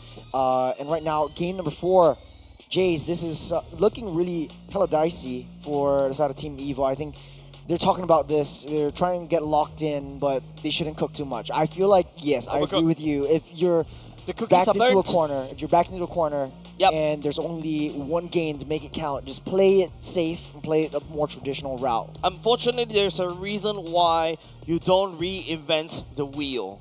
All right, the wheel is round. Don't try other shapes. Don't try other metas. Maybe it's time to if your current fighter goat lane isn't working, maybe let's go back to basics. Yeah. Yeah, I 100% agree. Like, there's not a lot of insurance policy for this side of Team Evo. There's no damage from them being in the early game, late game. We've seen the entirety of this. The only reason why Flash was able to dominate so much was because Evo couldn't output that damage. The best offense, the best defense. So going into the map, map roulette, we'll be able to see Expanding River. So this is your favorite map, I know, Jace. Yes. And you're People looking forward for around. this one. People go swimming. People go fast. Oh man, but unfortunately, this is where, Van could go back to the Khalid. Okay, I joke about that. If Van goes back to Khalid, I want to see him rotate even harder, right? The Expanding Rivers allow that to happen. We want to see a lot more rotation. So if, the likes of Team Flash want to go for the fight the side lanes, they can go for it. Going to the draft, kind of looks similar to what we are used to in the previous 3 games. You got the Jusin, CC, and Yishun Shin getting banned out. But aside of Flash, for Evo, though, taking out the Lancelot as well as the Fredrin, a little bit of a respect right there. They could look to ban out the Alice away from Bear like they did in game number 2. Yeah. Or take it for themselves. Take it for themselves, yeah. Yep. I think force the Gato over, because typically the first pick blue is more or less going to be the Gato. All right. Oh, that's Baxia, right? Yeah, they have totally to slipped my mind. They have to ban the Baxia. Baxia is so empowered on this particular map. It's really a mistake if you actually leak that over to Team Flash. But now Team Flash, do you go for the Fredrin? Do you go? Oh, sorry, Fredrin got banned. I'm sorry about that. Do you go? You can basically go for the Arlot or Hayabusa once again for the side of Team Flash. If it ain't broke, don't fix it. Going for back to the Ninja. Yeah, the Ninja. You've seen how because of the quad shadows, the iframes actually open up a lot of opportunities for you. But something very interesting, right? Like Flash could have gone for a Grok first pick, but they went for a Hayabusa first pick instead. Yeah, I think they're more comfortable with it. I think that would be the Gacha. So there's a lot of high aggression, high momentum gameplay that Flash is bringing into the table. Alongside Expanding Rivers, we know how we love our Wings by Wings on that far side with the Expanding Rivers. That's crazy. Yeah, and now on top of that, you also got a Gacha that could just fly anywhere to relent in support, the AOG. definitely helps very much. But there's also another interesting thought process from the side of Team Flash, right? Like, if you notice how Hades, how Jay uses the Gadakasha, bait out all the utilities, and then after that jump away with the AOG. But Team Evo, on the other hand, locks in the R-Lot for themselves. Yeah, I don't think they're too worried about the jungle. It can be anything they want. I think they should be a bit more worried about how they want to play against Vanix. So Ven's heroes picks are still wide and open. They could always go for the traditional Granger and a Kimmy combo instead of going for the fighters. I think if they really do want to force a fighter, the Ruby would be the best fighter in this current draft that they have right here. Alongside the Kimmy, at least you have some secondary damage, unlike the Valentina. Yep, at the very least. Oh, you talk about the Ruby. Nope. Flash SG says nope. Not going to give that over to the son of Van. Van also played the Ruby quite well as well. But something surprises me in MPL Singapore is that you don't really see a lot of Bane gold lane as what we saw in other regions as well. I think it sort of dropped off a little bit, right? Yeah. Takes too long to get to your power spikes. Yes, because you need it's that Holy so Crystal. expensive. Yeah. Right? You need a Holy Crystal, after that another Holy Crystal, or maybe another Holy Crystal. You need Lightning Truncheon, Holy Crystal. Don't need another Holy Crystal. Get 6 Holy Crystals without any magic penetration, right? Yeah, I remember that time when Marsha goes around with like how many VODs in her pocket. Oh, that's the Leslie build too, the ex-Leslie build. Speaking of Leslie though, not a bad idea. No, that's a bad idea. I'll shut you down right there. But you know what's good idea for the side team, even this time round, they finally banned the Alice. So not giving the Bear the satisfaction of having a nice TOR, but then again, they don't really need the Alice around. You have the Lapu Lapu that they can also pick up. Definitely. This is not looking too good for the side of Evo though. Like, if Lapu is picked up, they have so much front line. They have a lot of zonal potential. Yep. Even if Powerful plays the Grok well, they don't really have that much backline engage, and all the viable assassins are picked up. I say viable because you're safe with the Hayabusa as well. Right, Cho gets taken away by the Flash SG. Unless you want to go Sun, you want to go for the Monkey. Oh. And then you play super like Seiji. I think the only certain player that really play. I think the only one that's playing Seiji is literally Seiji, right? I don't think it's like what Ven will play as well. And of course, if you see how Ven plays, he's mostly staying his lane most of the time. So I don't think that's really his kind of hero play style that you want to go for if you want to go for Sun. But Team Evo Aether locks in the Joy once again. There's definitely a bit of a synergy coming in from the side of Team Evo. There's a tectonic charge into a final slash into a Joy Ultimate. They're holding on to that last pick in the gold lane. And I think for the side of Evo, Moskov kind of works for them. Yeah. No, for Flash though, I think Moskov worked well. Moskov looks really good right there. You got more mobility to roam around the map. You got more globals. Or you can always go back into the Harif as well because of the Lapu Lapu potential pick. Bravest Warrior stuns everybody up. Lapu Lapu, Is this the same draft that they had in game number 3? It kind of looks very similar, but just in without the Kimmy, and they swap it in for the Farsa. This Esmeralda. Okay, so to deal with the Harith, they draw in the Esmeralda. Oh, okay, this changes things. In the EXP lane. No, you bring it. Wait a second.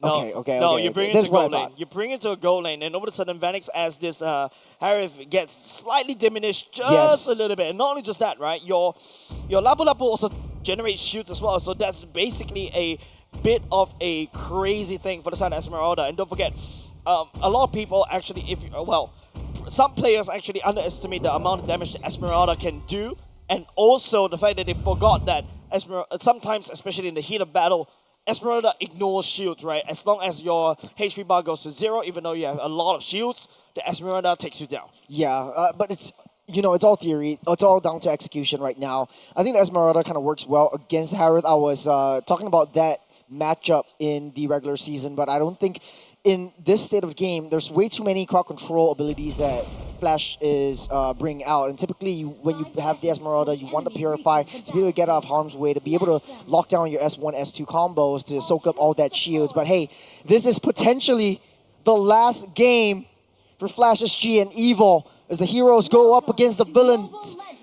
Flash SG, one more game away, and they're a one-way ticket all into the grand final, securing that top 2 spot. Yep, we talk about the early game first. Don't forget it's expanding rivers. Kurt Easy is gonna rotate crazily, and you know, away he goes. He's already wave clear all that with help of Jay's concussive blast. He's ready to gank. You talking about yourself? Nope, Jay. Yeah, I'm just joshing. But hey, you know, come to think of it, I think the Esmeralda kind of works out well here. It does. Hades taking a lot of damage right here. Powerful, able to lock them down to the wall. But here comes Hades. Bear will secure first blood over to Powerful, and able to walk away from that one. Sorry, I just made monkey noises right there because you can see how Hades is just literally balancing so well on the Hayabusa. But apart from that, all right, I really love what I'm seeing right here for the side of Team Flash. And now they pick up first blood over the side of Bear on the Lapu Lapu can snowball harder, and now Gear has to play it slightly safer. I think they give up Powerful's life for that Lethal Wanderer, so Evo still a little bit up ahead in terms of that economy lead. No, Flash is up ahead in terms of the economy lead just because of that kill, but I don't think it will have too much trouble. Oh! Hades steals away the purple from underneath the nose of Aether. Oh, that is not a mistake that you want to make. Aether now stuck one level behind against Hades, and that's a purple buff, right? Yes. It's big. It's big. Gear, again, taking a lot of damage from Kirtizi. Might not be able to get away from this one, but walks underneath that turret.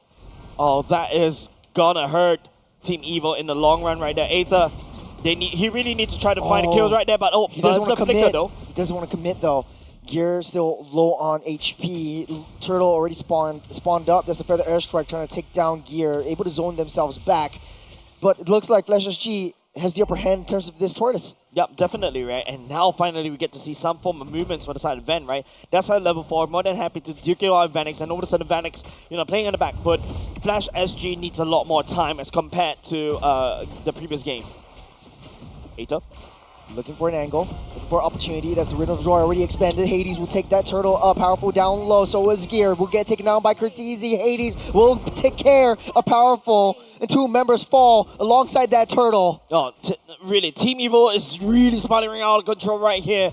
They're trying to control this Dutch roll of a game plan right there, and it all fell apart. The only way Team Evil right now, in order they really want to climb back, is to basically limit Vanix. But Bear, I mean, he's out of control. You really got to forfeit the top lane already. Oh, that's a lockdown. The Feather Airstrike will seal the deal on top of Gear. On the bottom side, though, Ven still not doing too good because you need to be able to get into a close proximity to deal any annoyance to the Harith at all. But Ven is just trying hard to close that gap.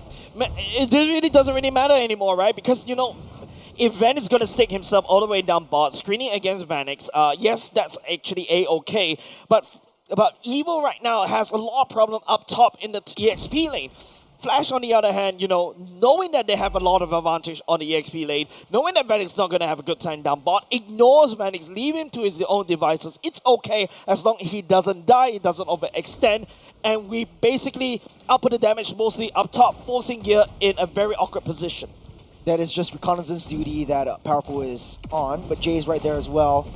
I don't know who collected the gold crab, but it doesn't really matter at this point. It's Flash, 2,400 gold lead on top of Evil. 30 seconds until the turtle spawns up. Aether is a 1-1-1 fight. I don't think Hades is able to take this one, but Powerful in a spot of bother right there. Trap between rock and hard place. Nice Tectonic charge into the traction pulse, but not enough. Powerful will fall once again.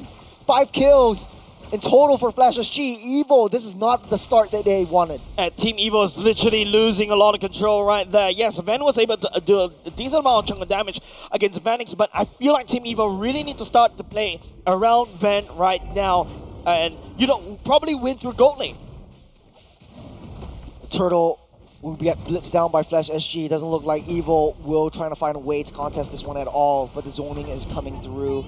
Here not having a good start, it's 0-2-0, and Powerful just stepping a little bit too close for comfort. Flash SG just punishing him for being too close. And now you take a look, right? Ven, yeah, you can use the Falling Stomach and land onto Vanix, but Vanix could easily just dodge away and hopefully try to outpoke, right? But it really doesn't really matter anymore. It's a fast rotation with the expanding rivers. They make a way down to the bottom side. Ven able to use that flicker to get out of the way safe, but look at that speed, look at the power. As Bear using the bravest fighter just to push them back. They're maximizing their farm. They're pushing them away from all these neutral objectives. The fair airstrike will be used up on the bottom side. Ven needs to weave and bob out of the way, able to get out safe. But look at the mid side, Aether jumping in, but the damage is not enough, and Flash SG is still alive. They threw everything. Yeah, Team Evil right now, I think there's definitely going to need a plan B or plan C right now. They probably have to play around the macro game right now, but if you note how Team Flash is actually playing, Traction Pulse landing, takes down the bottom lane turret, and they're out of there. Team Evil's just letting Team Flash getting away with all this mid-side, Shadow Kill will take down Gear, and Flash SG, perfect game, 6-0, 3,500 gold lead in the 6-minute mark. It's a massacre, Evil just struggling to find their footing. It's a massacre, and it's not going in the favor for the side of Team Evil. Bravest Warrior already committed, or try to catch onto Aether, but that's mostly Team Evil doing damage control, right? They're not ready yet for any form of fights. The 6 minutes in, the glowing wand just bought by Sayla. That's how far behind the mid lane is. Curtizi just easily going from that top side down to the bottom side. The expanding river acts like a PIE, just taking you from the east to west super fast. Yeah. And now, you know, Team Flash, knowing that once they identify that they have a lead, they're definitely gonna take full advantage out of that. But this time around, you know, Team Evil, they're the one that's playing on the back foot. I want to see Ven, you know, doing some movements. There you go. You can see him around the mid lane part. And now we're looking at a 5v5 right here. This is going to be a very important fight for Team Evil. Slowing things down. Turtle gets a reset. They're looking at the bottom side. They know where Gear is. For airstrike to throw everyone away. The Tectonic charge into the flicker. They finally manage to find Curtizi. Both goes down. No more Curtizi and Vanix. No more damage for the side of Flash SG. But they're keeping it strong. It's Bear against the world. But here comes Hades as well. They're taking in one. Gear falls. Next is powerful. And Hades, that's a double kill. Look at Van actually holding down the fort just a little bit. He's actually... Hopefully, if he stays on just a little bit longer, maybe he can actually finish that one. It's a good try. It's a good try, but Curtizi is already back in action. He's using wings by wings. At the bottom line, though, there's a turtle secured by Aether.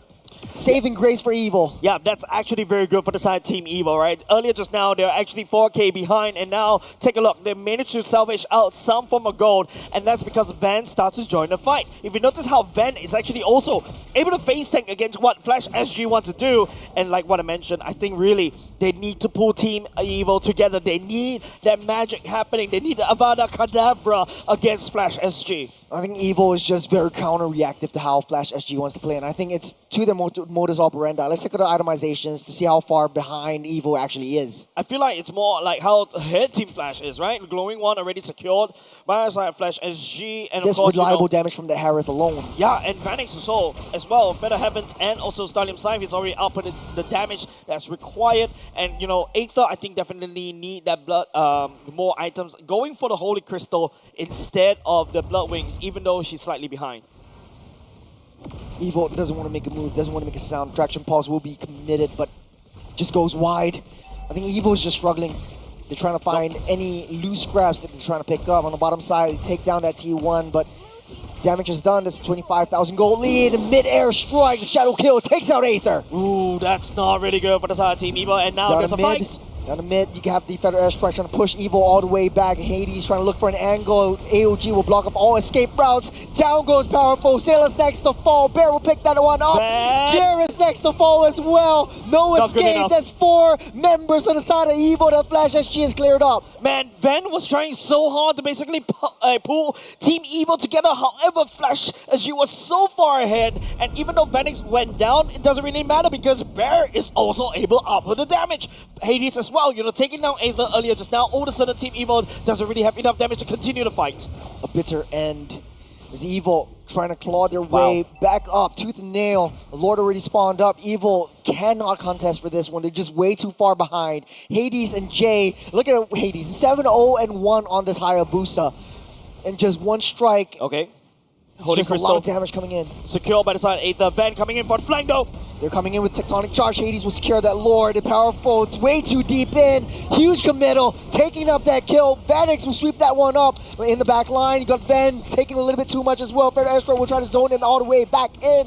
Bear will try to secure that kill. Gets a killing spree. As 2 members fall once again. Flash SG just pummeling them and walking all over. It is so hard to watch if you're a side of Team Evil. But Team Flash, on the other hand, they reign triumph. Literally dancing on Team Evil's bodies right there, right? Ven, that was a very good falling stamina onto 2 to 3 members. However, not enough follow-up. Aether's already down earlier just now. And don't forget, it is just Vanix.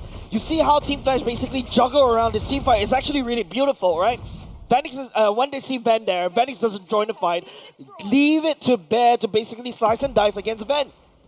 I think this skirmish as well, I think if the Lord even marches down into the T3s, Flash SG has everything in their power to push Evil back. You have the Feather Airstrike, they have Hades who's able to get in and out. He's already. Oh, that's the Queen's Wings. Queen's Wings, sorry. For Bear. So he's able to get in, try to control a 1v5 battle. Yeah, I think you can 1v5 everybody, but Ben, if you notice, as an Esmeralda, he's able to 1v3 to basically hold down Flash SG just a little bit to buy some more time. But right now, Sailor needs to step up just a little bit more, stepping forward and also output the damage. We also need to see Aether, right, outputting the damage, busting down Vanix or even Cortese, and then get away. Evo's holding on to thin ice. They're playing defense, but you need to understand where Flash SG is moving. But then again, every single one of the minions and creeps, they're being blocked and blockaded by Flash SG. So Evo, there's nothing they can do to maximize and optimize their speed. Yeah, and if you notice how Team Evo is actually building quite a few oracles for themselves. Core items for the side of Gear and also Ven. But, you know, as the far side for the side of Cortese, he's more than ready. He bum rushed the Divine Glaive right off the bat and now should be going into a Lightning Trunkin as well to just output more bursts. But don't forget, Flash SG, look at Bear's items. Also ready to fight. Oracle for himself, Queen's Wing as well, and also the War Axe. He's, as long as he slice and dice and everybody's stuck in one club, he's healing everything back up. Yeah, Ven's on reconnaissance duty, trying to find a little bit more information onto where every one of the members is. Evo needs to find a way to break down and take Vanix down. But then again, they don't know where Hades is. I like how... He's just sitting. Okay, conceal plate. Bear stepping forward. On the backside, you got a shadow onto Gear. There's a shadow kill already initiated. Gear goes down, and it's 4 members back on that defense. For the airstrike will be enough. The tectonic charge, good read by Cortese to get out of the way. But Ven already committed everything, and Hades will take full control of that one. One falls after another. Ven next to fall. There's a flicker already committed as well. 3 members fall. The Splash SG. They're going to cycle it down. They're going to use these minions. They're going to push it in. And they're going to go all the way in towards the mid. They're going to force it. And they crack open mid. And now with Bob, the only siege minion for the side, Team Flash and Evo still struggling to come back for the defense. Here comes up, but the throne is being targeted. They don't really have a lot of minions, though. They are getting pushed back. They are able to survive this one. Evo lives to fight the tail another day. Man, that was so close for the side of Team Flash to be able to end that game earlier just now. At the very least this time around, Team Flash more disciplined. They identified they don't have the minutes and they pulled back. So good call for the side of Team Flash, but Team Evo, they need to find a solution. There's nothing ventured, nothing gained, but Flash SG, they're way too up ahead in terms of everything. Hades already 8-0-6. He's legendary at this point. He's always finding the right angles, right flanks. He's just throwing everything onto Gear, making Gear just being a non-factor in this game. 1-7-2 on this Arlott, definitely not feeling good this time around. Yeah, and remember we talk about how, you know, Papa Bear or Bear Cup, this is definitely Papa Bear right there. Gear on the other hand is a small Gear, not a big Gear. Yeah, difficult to take down this Lapu as well. Yeah. The Lapu Lapu is scaled uncontrollably. You give him 1 kill, 2 kills in the early game, it's just gonna escalate out of control. And don't forget, right now, if you notice how Flash SG sends the right member to deal with Ven, Ven was the only threat for the side of Flash, but if Ven actually gets isolated by the side of Team Flash, Team Evo, the whole roster will crumble. Yeah, Lord marching in from the mid side, concealed play by Jay, trying to find any target whatsoever. That's a shadow kill, but will get sniped down by the mystical fire from the sky. Cortese will take it out with the Feather Airstrike. The Demon Force will come into play. There's a turret being popped off. Gear falls as well. There's 2, but now the throne will send Flash a one-way ticket to the Grand Finals. Team Flash locking the slot for the Grand Finals already, as what Churros had mentioned. A bit of a rough start in the regular season, and they're finally here. For the side Team Evo though, they have to go and smell a little bit more flowers. Man, I was expecting it to go the mile. It's only maybe 3/4 of a mile. Maybe not even 3/4 of a mile that we've seen. But hey, it's not over for Evil. They Definitely still have a not chance Evil. for redemption. They still have a chance to claw their way back up onto this. Tomorrow morning, they will be facing Kingdom Esports. Yeah, but this is not a very good sign, right? You know, we hype up Team Evo so much during the regular season, and then after that, when it comes to the playoffs, when this kind of performance happened and you start to question, maybe they could have forced Van a little bit too much. He's clearly uncomfortable playing as a fighter gold laner. If you notice, even during the regular season, there are times when he was able to get away with this because, you know, Aether's having a good game. But if Aether's not having a good game, the whole game plan of Team Evo just crumbles to nothingness. Yeah, this was just a very dominant performance by Flash. I think, just to say the least, Evil really cooked way too much. I think it just smelled burnt out of the oven coming into this game. And it works well on textbook, and we will always see like Esmeralda being a direct counter onto the Harith. But in the end of the day, look how things played out. Execution from Vanix, he knows how to play around this Esmeralda. He knows how to jump around this little dancing fairy of a thing, but it all boils down to Hades on the Hayabusa, the Lord of the Underworld himself really showing up the entirety of the series. Yeah, it's just, you know, he's getting this MVP back-to-back, right? Game number 3, he was an MVP. Even on Hayabusa, he knows the limits of this Hayabusa, and he's played it to a certain T. Even securing the C helmet for himself because, you know, you gotta have to counteract the healing and the shields generated by the Arlot, the Joy, and even Esmeralda. Yeah, taking a look at emblems, it really just doesn't tell the whole story. Evil fought tooth and nail. Look at the amount of deaths that Gear has gotten over the entirety of this game. It's 8 deaths over on this Arlot. 23-3 is the scoreline. Flash SG. That's a 20 kill deficit, mind you. Just focusing fire and making Gear just unable to play this game at all. Yeah, like there's no way, there's no room for maneuverability, right? Remember just now there's a few opportunities where Team Evo could have pivoted to another game plan, right? Maybe focus more on the Ven. Ven is actually having a great game, mind you, as long as, you know, he target on the right people, namely Vanix, namely Gertizi. But Curtizi can always fly away with the wing by wings. That's when, you know, the rest of the members from the Team Evo, for example, Gear or even Powerful, need to find the lockdown onto Curtizi. But when the games gets even longer, especially right now towards the later parts of the game, Vanix also output a lot of damage, right? Like, look, he has his Holy Crystal already has his Feather Heavens, goes for the Divine Glaive as well. It's just almost game over, right? And by the time when, you know, Ven is coming online, Curtizi could just slap because he secured the Divine Glaive, and also even with the Genius one as well, so just penetrate through all the magic resist that Van was able to secure for himself. It's what a play that Flash has done up. I think this was just, you know, the perfect layering of crowd controls, perfect layering of damages that Vanix, Curtizi, and Jay has brought onto the table that enabled Bear and Hades to just charge through onto the back line and take everyone of Evil out of the way. And you're expecting, you know, Team Evo to basically tortoise up, right? Hiding in its shell to really wait for Van to come online, and maybe perhaps Sailor to come online, but it is just very difficult for them to really return to this one, especially when Flash SG just escalate out of control. Yeah, I do want to point out something. I think Aether on this Joy just really doesn't provide a lot of value for Evo. I know it's a very tough pill to swallow, and it's tough to say as well, but the Joy just doesn't really provide too much in the lineup against Flash SG. They tried it twice, it didn't work out. Yeah, and don't forget, it's just, you know, Aether losing that purple buff at the start of the game, and then after that, it is just, you know, Hades just escalates out of control, right? Like that one, remember when I was talking about that one, when his purple buff gets sniped, you know, it is really, it's not say really tough to basically recover. You can recover, but whether you recover a lot out of mentally, that's another question. It's just tough. I think Gear is already mental to Oblivion and beyond. I think Powerful as well. This was game number 1, if I remember correctly. You've got the Fanny as well. We were expecting a very close game all throughout this series. This is the upper bracket finals that we are going about, mind you. And I think this was the one where they almost went in. They don't have that Yeah. minions. They were trying to force it too much. See the Evolve Sale's Lord pushing it down in back. the bottom lane. Hades knows he's trying to get that recall, but it's too slow. It's easier to cable. It's faster to cable back than to recall all the way back. So this was game number 1.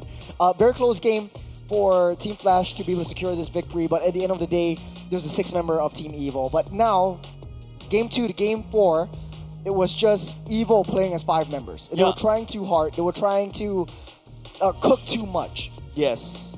This was just way too many crowd controls, not enough damage. Yeah, like if you notice, if you see even at like what 3K-ish gold lead, it's still kind of winnable, right? But by then it's just way too much. Look at Hades, he's just he's just a tanky boy. Nobody from the side Team Evil will be able to deal with him, and like what we mentioned to death, right?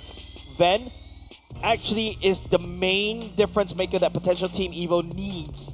This was just Bear just really showing up. He went in, going in with a TOR, trusted in his team to really follow up, and they really did. There's the layering in coming in from Bear, from Jay, just to mitigate some of the damage coming through. You can see some of the final slash from the side of Gear wasn't able to land because he's almost immediately getting either deleted or purified, especially in this particular game when Vanix was literally getting countered right there. You see Ven actually doing quite well, right? But the rest of the members is already, by the side of Team Evil, has already been dealt with. So it's about the rotations from Ven. It's a little bit too late over and over again as we take a look at the brackets right now.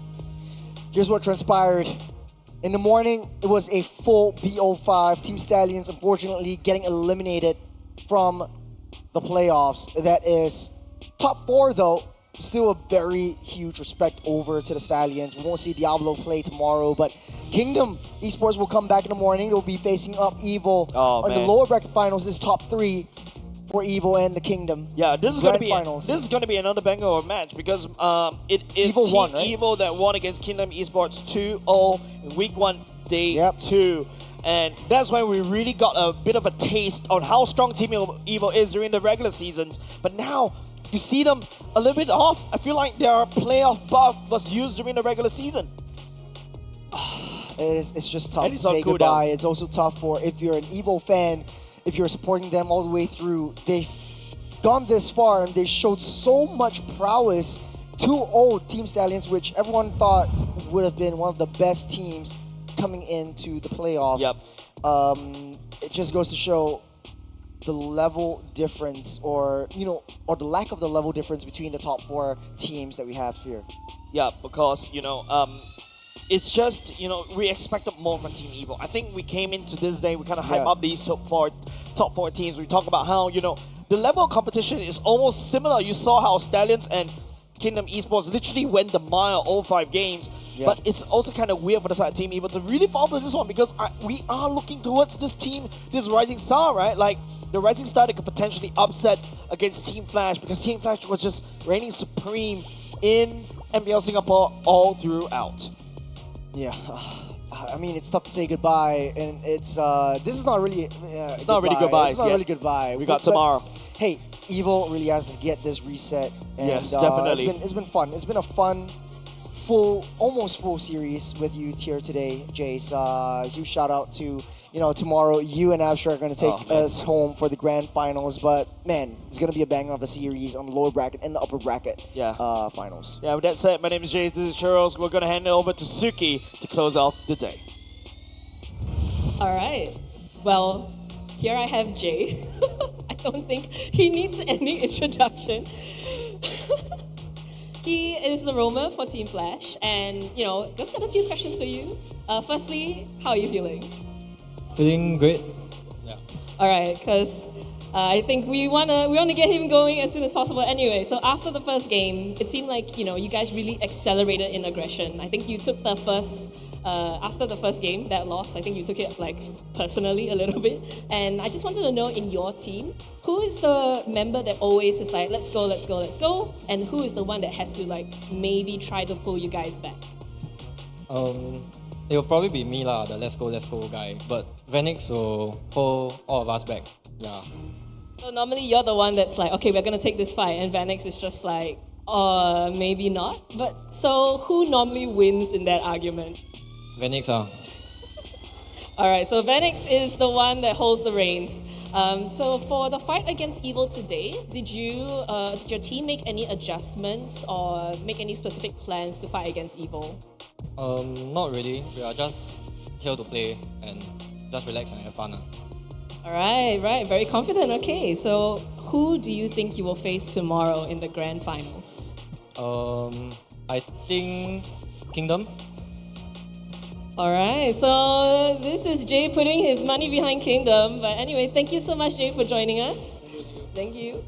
And of course, thank you all of you for joining us today as well. We've had a series that went all the way and the one that was an absolute brawl fest. Let's hop over to look at the schedule for tomorrow. All right, so looking at the matches, we do have Evil versus Kingdom Esports tomorrow at 12.